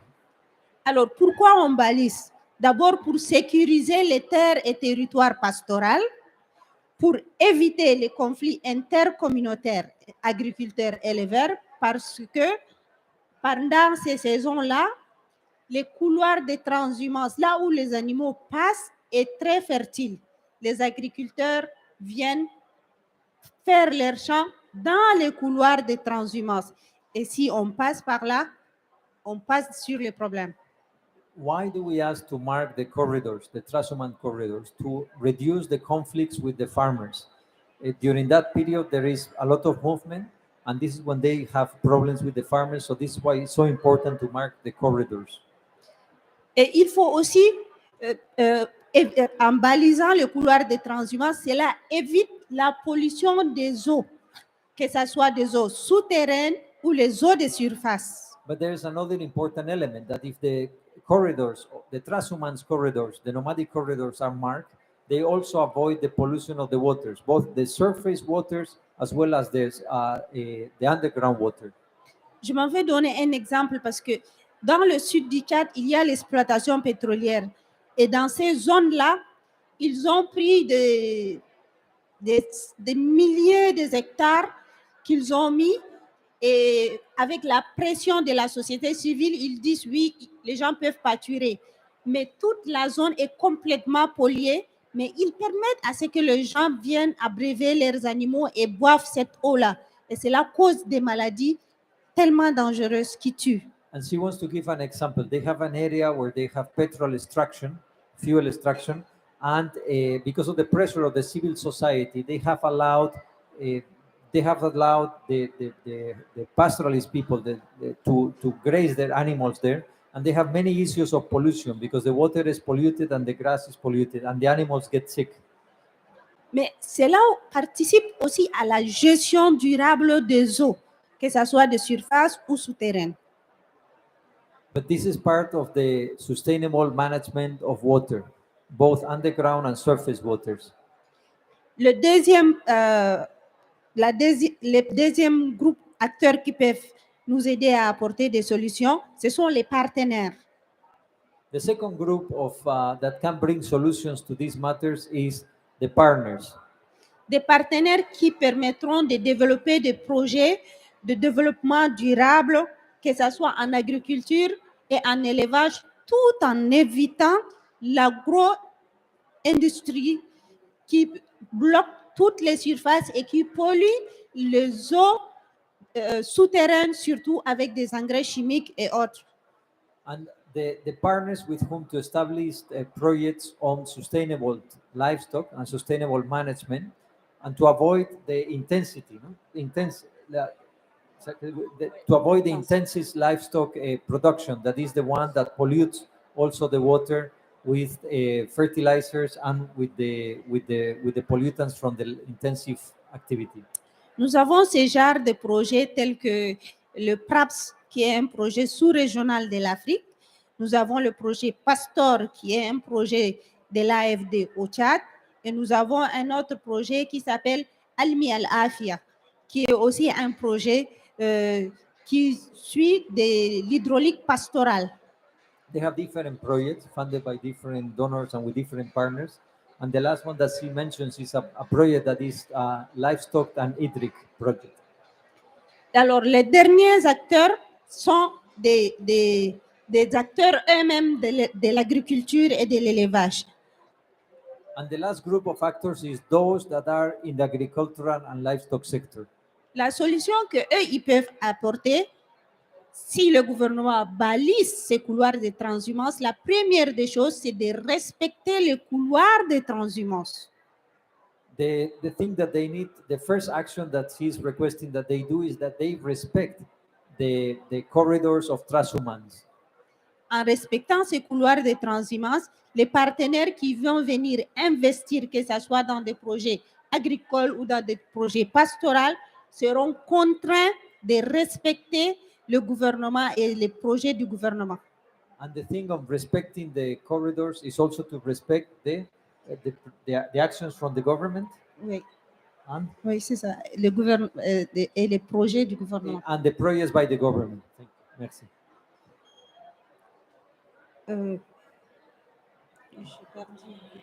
Alors voilà, en quelque sorte, les agriculteurs et les éleveurs doivent respecter le couloir de transhumance pour éviter des conflits intercommunautaires. And she is insisting on the idea that it's very important that farmers and livestock herders respect the corridors of transhumance to reduce the conflicts and to avoid the difficulties that they have inter the different communities. Voilà, mesdames et messieurs, ce que j'ai à dire pour le moment et je suis disponible pour les questions. Merci beaucoup. Thank you so much, ladies and gentlemen, for your attention, and she is ready for the questions. Merci. Thank you. No, très fidèle. Merci beaucoup. Thank you so much. And now we are going to move from chat. We are going to move to Latin America because we have Tania Martinez Eulalia with us. And I would like, Tania, to pass you the floor. Please introduce yourself. Say what is your community, what is your expertise, and we can already see that you are in the dry lands in Latin America. So please tell us about the water management in those territories. Thank you for being with us. Thank you very much for the invitation. So this is Tania Martinez. I belong to the youth people in Oaxaca, Mexico. And today I want to discuss, yes, the picture that you see in the background, it's in the desert of Arizona with the Tohono people in the US, which also live in between Mexico and the US. But the story I want to tell you now, it's a bit of responsibilities and obligations in relation to water management. We know that water is essential to all the forms of life, that it's present in food. When we think of water, we generally say springs, but we have to think on the water that is contained in our bodies, in the water that is contained in food, in the water that is contained in plants, in animals, and in different states in nature. And the name of my community is Tuknum in my native language, which means the one place where water emerged or is born. And it's a sacred place, and it's interconnected to other springs in my whole region. And I'm speaking about this spring because it's so essential for our spiritual life. So we still preserve our own ways of governance, and this means that every year we elect our representatives, and we elect them. The representatives have the responsibility to take care of the community. And to do so, there's a spiritual part, which means that when we get elected, we should go into that spring, shower ourselves with that water because it's sacred. It will help us clean the energy. But we are also conferred power with some wooden canes, and those wooden canes should be washed out with this water. So if we think of this spring as a special place that holds sacred water, it's our obligation to preserve this spring too, which means we should have good management practices that allows us to keep that spring. So our obligation is, yes, to keep that spring in order to enact a right to water. So I mentioned this because when we think about pastoralist communities and when we say that the territorial management becomes something essential for us to be able to be custodians of the biodiversity. I think many of you have heard several times that 80% of the biodiversity is held in indigenous territories and preserved by indigenous peoples. The practices like this sort of obligation rights is what allows us to preserve this vast majority of the biodiversity. So also, there are some statistics that say, that the places with more linguistic diversity are also the places with more biodiversity, which also means that if we want to preserve biodiversity, knowledge, food, and water, we should keep people at the center, which we forget many times when we are discussing about conservation strategies. So my sister was mentioning some stories of the desert which I loved. I tell people, like for example, in Arizona, or these environments that many people call hostile, indigenous peoples have been able, because they know the seasonalities of these spaces, they have learned to follow the different cycles that they can see through the year to know what to eat, at what point, how to follow water, where to find water, etc. And in the picture that you see behind, you see some saguaros. And in Arizona, in the summer, that is the dry season of the year, because there's not so much water, they use the saguaros to feed themselves and get like the high sugary foods from sort of these cactus. But also, if we think about other strategies, I was mentioning how water is present in different ways. There's farming technique in Oaxaca, for example, in an area in the Mixteca region, where there's not so much water, but people have learned to use their native seeds and to use a technique that allows them to dig the seed deep enough, 30 centimeters, for example, maize, so they can use what we call residual humidity. But at the same time, they have learned to follow many of the intermittent streams that are generated when the rain comes, so they can have food through the year. So imagine all this knowledge that is within the territories. And I ask the audience to reflect. Why is territory so important? Imagine that suddenly you get displaced, and when you get displaced and you don't have these different strategies or this territory to cope with many of these changes, then you are threatening not only the lives of indigenous peoples, but the life of the planet. Because I mentioned before, the practices that many of the communities with broad knowledge they have in their territories have allowed them to preserve this vast biodiversity that is essential not only for them, but for the world. This is my intervention. Thank you very much. Thank you so much, Tanya. Thank you so much knowledge that you have shared with us. So we are going to move from the dry lands of Latin America back to Africa. And we have here my brother Adam. And so we are going to maintain the gender balance. So we are going to move now back to Africa. Adam, uh, last time we met many years ago in New York when our hotel burned out and we ended up in the street with our pajamas in the middle of the night, and we became brothers. And here we are again today. And when I saw you, you told me 3 times drought, drought, drought. Our animals are dying. So please, my brother, tell us what is going on. What is going on in your region? Thank you, my brother. Right now, we are facing the challenges of drought, and this is because of loss of some of the important rain clouds found in our ecosystem.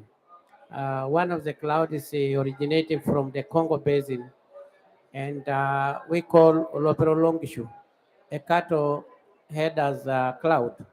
And this is a cloud with heavy rains, and because of depletion of forests, some of the clouds started disappearing.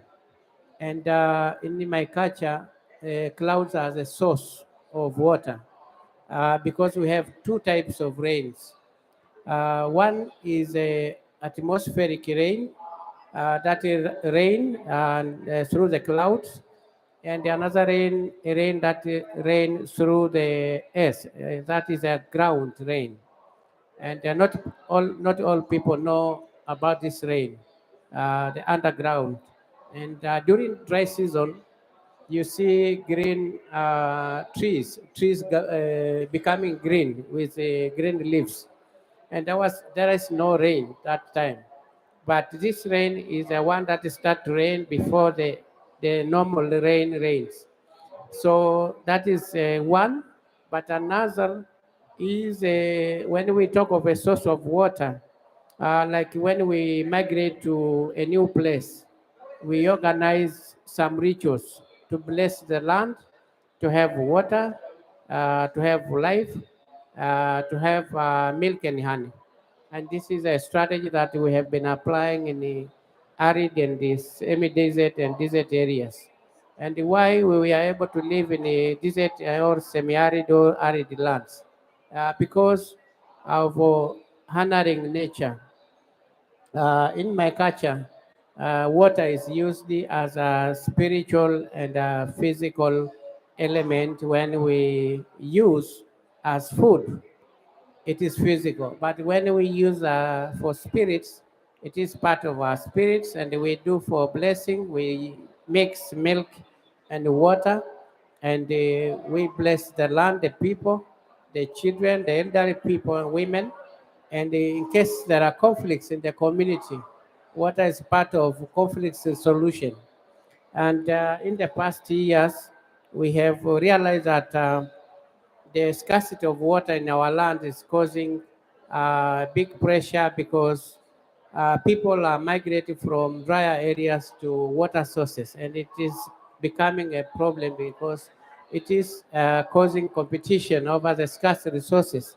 And we have seen this challenge being a challenge that is not only disrupting our lives, causing conflicts, but also our cultural norms are being affected by scarcity of water. We see water in my culture as a source of life, but also a source of blessings.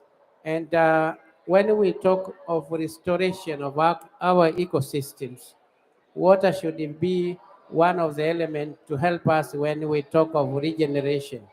Regeneration because we need to grow trees and we need water, but also after we need rains. And all this need to be connected with culture, but also when we act in addressing severe impacts of climate change, we need to take into consideration the traditional knowledge of people in that specific area. Right now, if we talk of living in a desert, not all people can live in a desert, but people who are originated from that area have their traditional and the indigenous knowledge of living in that particular area. So these are the area that we need to explore when we talk of strategies of addressing the severe impacts of climate change. We need to do a lot in meeting these people in these areas and get the knowledge and apply. And I think it can help when we talk of adaptation, when we talk of community solution, indigenous solution. Thank you. Thank you so much, Adam. And we hope that the rains come soon to your people so that the water and the life comes back to the environment. So I want to pass the floor to Nigel Kroll. He's the head of the chief of the Indigenous and Local Communities section of UNESCO. Nigel, thank you for being with us. You've been following water issues for several years, and you are following very closely the UN Decade of Water, and you were in Dusambe with Indigenous brothers and sisters. So tell us a little bit why water is so important in your work with Indigenous peoples and for UNESCO. Thank you for being with us. John, thank you very much for the opportunity, and my greetings also to the other panelists. You're telling very important stories. Just as a reminder to everyone is that the Paris Agreement, one of the most important international instruments that's been adopted by the parties to the convention, highlights the importance of human rights, highlights the importance of indigenous peoples, but it's the first time there's an international instrument linking indigenous knowledge to climate adaptation. So this is a huge opportunity for the parties to the convention at looking at how to bring multiple types of knowledge, including these very sophisticated systems of nomadic and transhumant communities' knowledge into decision making. And that's where adaptation has to happen. Adaptation happens in place. It's not a theoretical process. It's something that African, Latin American, Asian people have to do every day of the week. And here we're hearing some really important examples. Water, we're coming up to the midterm review of the Water Action Decade. And I think it is a bit of a challenge that we have not seen up until now really the attention to the holders of indigenous knowledge within water governance, water value systems, but also water knowledge. And Tanya and other indigenous leaders from different parts of the world, Asia, Africa, from the Arctic, came to Dushanbe, to Tajikistan in June. And the member states have adopted the Dushanbe Declaration. This is part of an ongoing process within the multilateral system, where we basically have now a water Paris Agreement, but out of Dushanbe. So let me say that again. So the member states have put together a document in preparation for the midterm review of the Water Action Decade, calling for recognition of indigenous peoples, calling for the participation of indigenous knowledge within decision making, but also looking at gender equality, also looking at youth, looking at food systems, and this is where we've really valued the connection with FAO. So we've got the framework of the Paris Agreement. We now are going into the midterm review of the Water Action Data, and we have the Dushanbe Declaration calling for this engagement. The work that UNESCO has been doing is working with the Intergovernmental Platform on Biodiversity and Ecosystem Services, IPBES, but also working with the UNFCCC and with the IPCC to look at how can we combine the best of science with the best of these very diverse knowledge systems. And I think in all the stories you're hearing, it's very easy to leave those voices out of the policy process, but that's not in anybody's interest. Sustainability means bringing everyone together, leave no one behind, as we've emphasized in the UN system. And to do that, the connection between climate and water, between science and indigenous knowledge, and between adaptation, water conservation, and food, sustainable food systems, it's critical, John, for how we're going to move forward. So we really encourage indigenous people to be active in your own research, to bring your knowledge into these dialogues, into these spaces. We encourage scientists learn how to work with indigenous people. It's an important relationship. And critically, for those who are at Sharm el-Sheikh, to highlight the relationship between water and climate adaptation, indigenous knowledge and science. And we hope to see a lot of you at the Groundwater Summit, which will take place in Paris in December, and then at the 2023 UN conference on water, which will take place in New York and led by Tajikistan and the Netherlands. So John, back over to you, and thank you for organizing a really exciting panel as part of this FAO initiative. Over Thank to you so much. Thank you so much, Brother Nigel. It's always so nice to listen to you, and absolutely, we are going to walk that path together because it's very timely for indigenous women and men all over the world. And we are very fortunate because we have with us a former chair of the UN Permanent Forum, Sister Marian Waled Abubakrin, but we also have the current UN Permanent Forum chair that has joined us. And don't go away because I'm going to be asking from the audience, from each of you, one example of water management from your community. So I'm going to be handing the floor to you, but after Marian. So Marian, say a vous. Thank you for being with us. We know how busy you are. It's an honor that you are with us. Can you hear me? Yes. Wassalamu alaikum. As you are in Sharm el-Sheikh, let me greet you in Arabic too, in my language, Tamasha. But first of all, as you are talking about land, territories, I want to acknowledge the Algonquin territory from which I'm joining you this afternoon for you in Ottawa, but also the many indigenous territories from where my sisters and brothers sitting in the room are coming from. And myself, I'm coming from the Sahel and Sahara Desert region.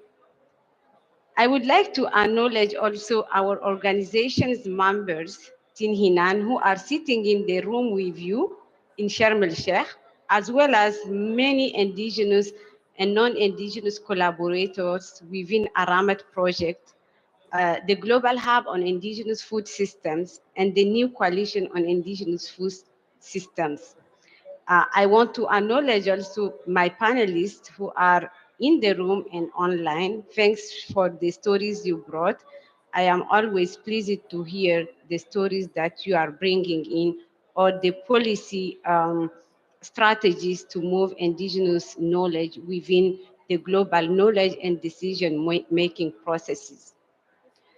To the FAO team, especially indigenous team, thank you for bringing together with your collaborators and co-sponsors together this panel on pastoralist and nomadic indigenous peoples on the table through our stories. As well, Tamashak, meaning a Tuareg woman, let me confess you that story time was our favorite time as kids. I was told a lot of stories, mainly from women and elders. Storytelling is one of the privileged way they pass on to us the knowledge and the teachings. They talk about central themes of life in Sahel, in Sahara, in valleys, our relation with sand, winds, animals, neighbors, water. We have been told water is sacred, water is life. One of the most famous proverbs from the Tuareg people is Aman Iman, water is life. As Tanya said, water is present in different aspects of our life as people, especially people from the desert. Do you know that my people, the Tuareg, especially the section or fraction from which I come, the Kalensar, living in the lacustre area of Gundam in the region of Timbuktu, are named according to the water well we built and owned for centuries. We are also named according to the side of the Niger River we inhabit.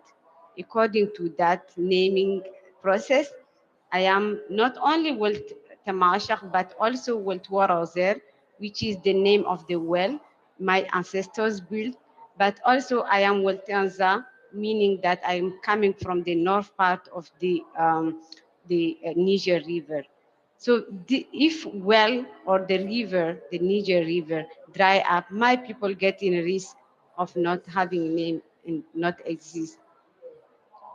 As my time is limited for this event, instead of telling you one of the long stories that has been taught to me by my aunties long time ago, I will just limit myself by sharing with you some proverbs from the Kaltamasha. Astenheid Ulwan, Tisanidis Aman. That is meaning when you see people in abundance, that means or suggests that water is around. Another one is Kud Injane Tibangawin, Tilwat Anu. So that means even if the valley gets flooded, the stability is in well.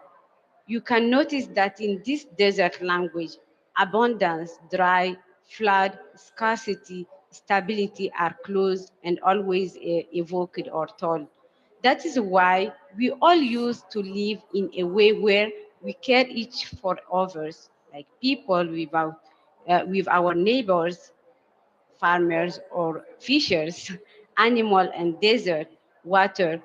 We, the Tuareg people, mainly herders, but we need cereals and fruit, of which some grow as wide species around us, like the fonio, and sorry for telling the scientific name of this one because I don't know the vernacular name, Dispiros mespiliformis, the dates and other, we grow or exchange with our neighbors also the species that are not growing in a widely in our environment, like the maize or millet or the others. Our medicine also are made from water, milk, cereals, wood, sand, winds, fruit of the desert, and the remains of animals. Our food systems are sustainable, equitable, respectful of the environment. We cannot have anything industrialized if anything comes from the surrounding environment. Today, our indigenous food systems are threatened by climate change, surexploitation, extraction, conflicts, as just said by my sister from Chad, but also my brother from Tanzania, Adam. I'm worried where is the threat is going to until we disappear as people, as environment, as ecosystems. What are we leaving to the future generation? Contaminated soils, catastrophic and catastrophic. We see flooding, we hear storms every time, we hear drought. What are we going to say to those who don't speak and who gave us voice, like Mother Earth, who gave us everything? What are we going to say to these wells that define us, identify us, to the rivers, to the oases, to which we identify ourselves? As the stakeholders are gathering this day for the COP27, COP for Action we call, and COP guided and informed by several human rights documents, like the one just our friend from UNESCO said. I will conclude by calling all of you to work with pastoralists, nomadic indigenous peoples, and our standing collaborators like FAO Indigenous Peoples Unit, the Coalition on Indigenous Food Systems, and I will take the opportunity to invite those of you who didn't join the coalition yet and didn't contribute to please join. And the Aramet project, the indigenous-led grant-making organizations like Land is Life, to join and found our initiative to save what is remaining of the biodiversity and for health and well-being for all through our knowledge systems. We have good examples and we have good platform to do that. Thank you so much, Tanmer. Sister Marian, thank you so much. We could listen to you for hours. Thank you for sharing the Keltamashek people experiences with us. And thank you for inviting everyone to join the Coalition on Indigenous Peoples Food Systems. We are going to have a strong area of work on water, and we need more people to work with us. So I'm going to open to everybody in the room, and then I know that some of the panelists have some examples that we are going to share as well. So I want to invite you to share one example in 1 minute from your community about water management. Would you like to start? Yes? Excellent. My English is not good also. Can I speak to French? Everybody do understand French here? Good evening. My name is Bibata Bari. I'm from Burkina Faso, from the Sahel. When you hear Sahel, I'm from that Sahel, which is dans le... Voilà. So there is a lot of issues in my community. I'm from pastoralist community, Fulani people. We are semi-nomadic. And right now we have issues of water, of food, because there is war and our territories are occupied by armed group. But they managed to find, the women, especially, they managed to find some solution to solve the issue of water. We do have water, but the water is polluted by chemicals. I don't know how to call it in English, but there are special one chemical they use in mining gold, which is called cyanide. And when it rains, the rain takes these chemicals and it contaminates the water point. That water point we use for water to drink and where our animals drinks to. As we are blocked, we don't have access to our government because we are occupied by armed groups. The indigenous people, they has to find solution to solve this problem. Then they start going to the elders, asking what we can do, and we find that we can use some plants we have in our savanna region, the root, and put it in the pot where we put the drinking water, and it take out the toxins. So we can drink that one. And they continue using it and sharing it with the neighbors. And finally, they decide that they can use it as group and go and put it in the small rivers surrounding, and the animals can go and drink there, and it works too. So I wanted to share that our knowledge can help to restore the water. Thank you. Thank you so much. No, it's very good. Thank you so much. I want to pass the floor. I would like to pass the floor to you. Share an example with us, yes, of water management from your community, please. Okay, I will share one example, but it's not from. I am from Egypt, so but the example is from India. It's from when there is the villages when the heavy rain comes, the local community they constructed boreholes and wells to collect the rainwater so that they can use it afterwards for drinking and recharge the groundwater aquifers as well. So water is not lost in the rivers, and they can use it when they want.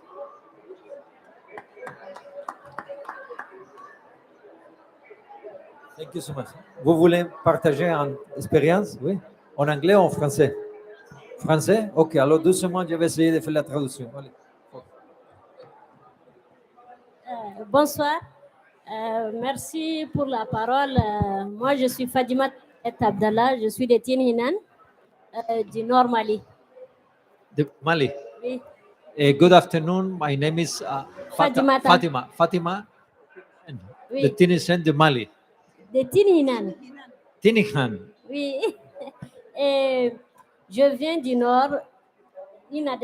Juste une histoire. Quand j'étais plus jeune, je partais faire les vacances dans le village où l'eau est très rare. On a l'habitude de voir des hommes qui partent au puits. C'est des kilomètres. Quand ils partent à 6 heures, ils reviennent vers midi avec de l'eau. Et très généralement, nous qui ne connaissions pas bien l'endroit, on savait qu'il y avait des problèmes d'eau. Quand on demandait l'eau chaque fois qu'on a soif, ils disaient non, on voit vos lèvres. Vos lèvres ne sont pas secs. Attendez un peu. Et nous, on venait de la grande ville. On ne comprenait pas pourquoi on doit attendre que les lèvres sèchent pour qu'on nous donne de l'eau à boire. Et on réclamait chaque fois de l'eau. On nous disait non, vous ne voyez pas que ceux qui sont partis au puits, ils ne sont pas de retour encore. Vous allez attendre encore. So she would like to share a story that in Mali, she once visited a village where they have water scarcity, and the people have to walk for many hours to fetch water. And they came from the city, so every time they were thirsty, they will say, "Please give me some water." And the locals, they will say, "No, you don't need water. Your lips are still humid. They are not dried enough, so you can wait a little bit to drink water." No? So she's sharing this story, no, of waiting until your lips are dry. Pour vous dire on partait pour des vacances de 3 mois, on pouvait faire 1 mois sans se laver, tellement qu'il manque d'eau. There was so little water that they will go there on holidays for 3 months to this village, but they could go 1 month without washing because there was no water. Et ça, c'est vraiment au nord de Tombouctou. Et il y a des campements qui sont là, à des kilomètres d'eau, de puits d'eau. Et avec la crise du nord, du Mali, ça s'est encore aggravé. Parce que les gens se sont plus éloignés.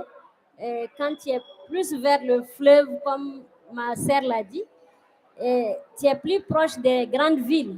Et il y a vraiment des risques de s'approcher des routes. Ce qui fait qu'ils sont plus isolés maintenant et il y a toujours des problèmes d'eau.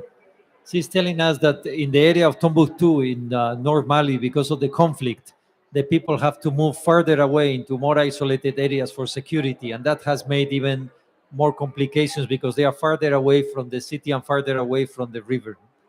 Merci beaucoup. Merci. No? Merci beaucoup. So I know Aisatu has an example. I would like to pass the word to Dario Mejia. Dario, you come from an aquatic society in Colombia. So tell us what an amphibian society is in Colombia, please.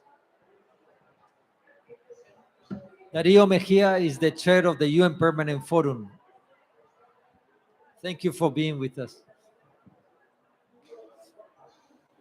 Despacito y poco, le vamos a Isato y cerramos.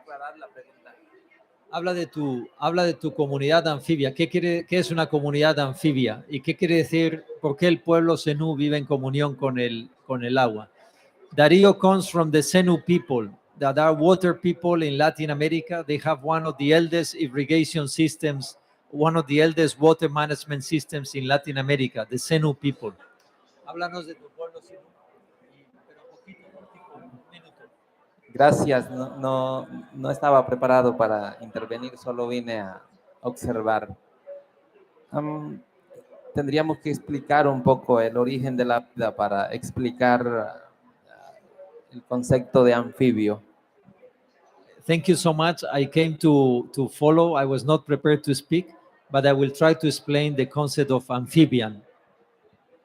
Pero lo que te puedo decir es que donde nació el pueblo Zenú, donde se creó desde el inicio, el agua siempre ha sido parte de la esencia de la vida.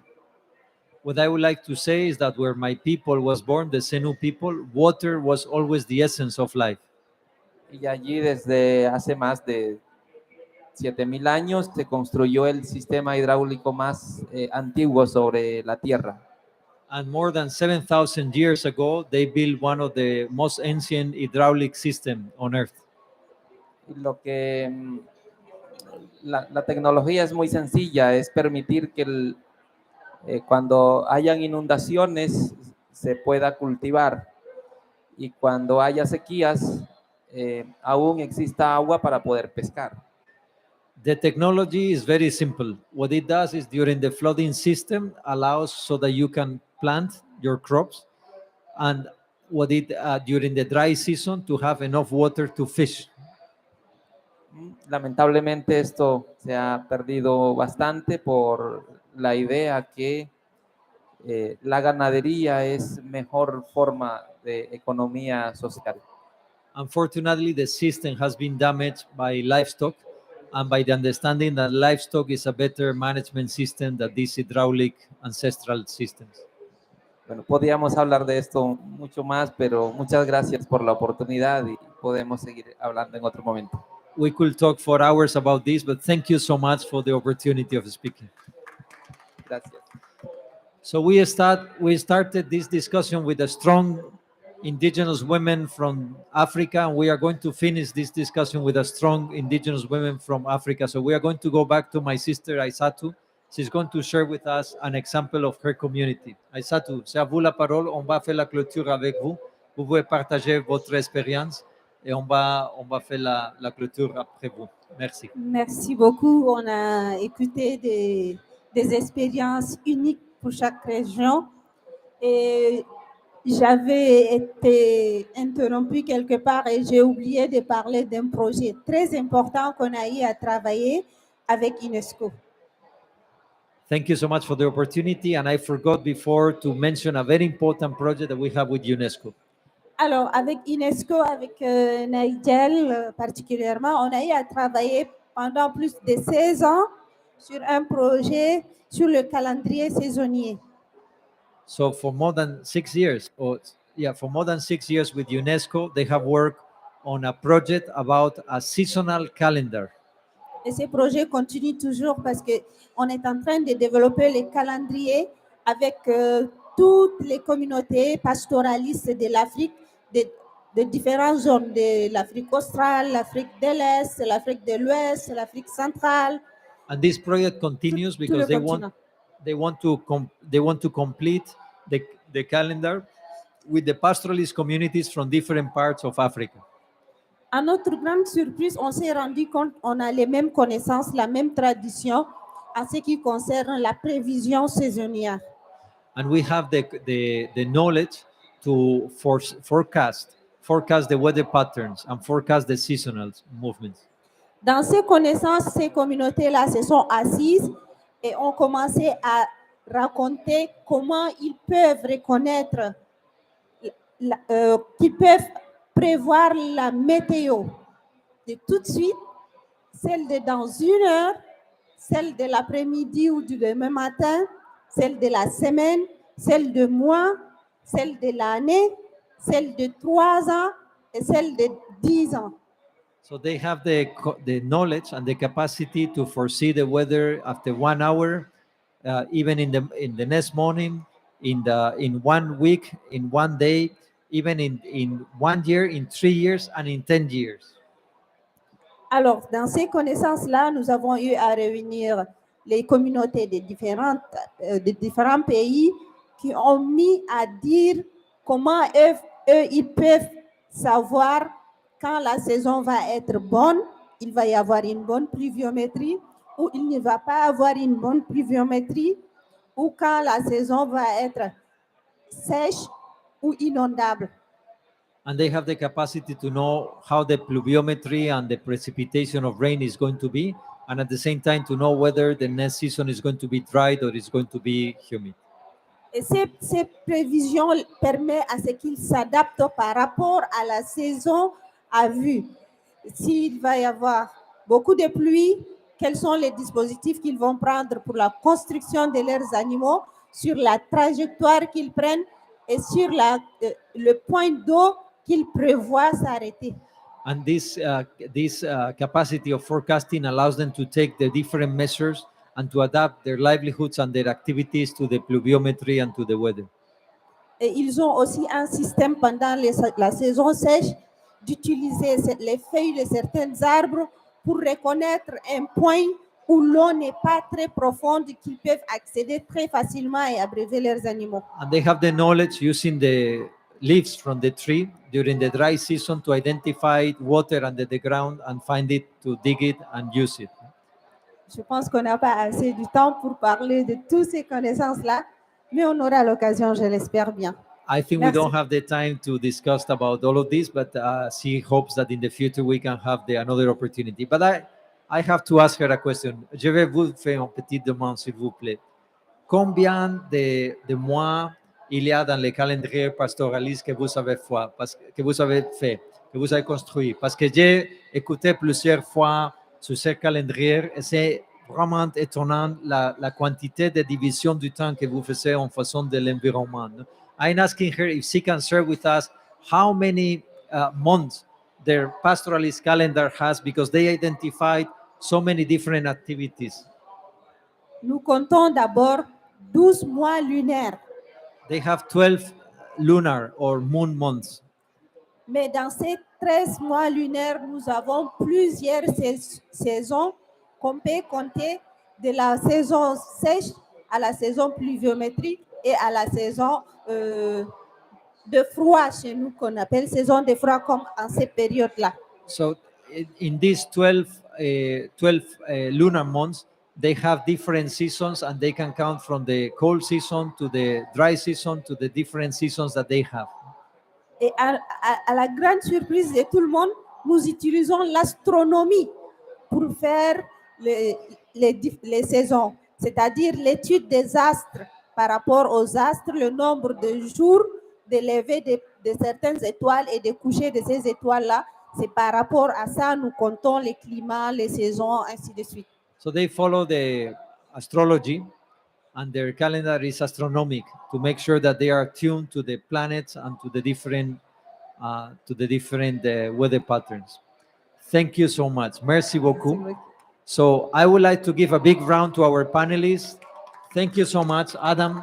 Thank you. We really pray that the water comes back to your community as soon as possible.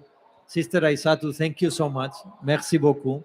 And Sister Marian, thank you so much for your knowledge and for sharing your childhood stories from your grandparents and ancestors from the Tel Tamashek. Tania, muchísimas gracias. Thank you so much for sharing all your knowledge from your people in Mexico. And Nigel, thank you so much for sharing all you're doing to support indigenous peoples and pastoralists vis-a-vis water management. Thank you to all of you. It's been a very rich discussion, and thank you so much for sharing a little bit of your experiences, because water is life, and if we want to maintain our livelihoods and our families, we need to respect it and worship it. Thank you so very much.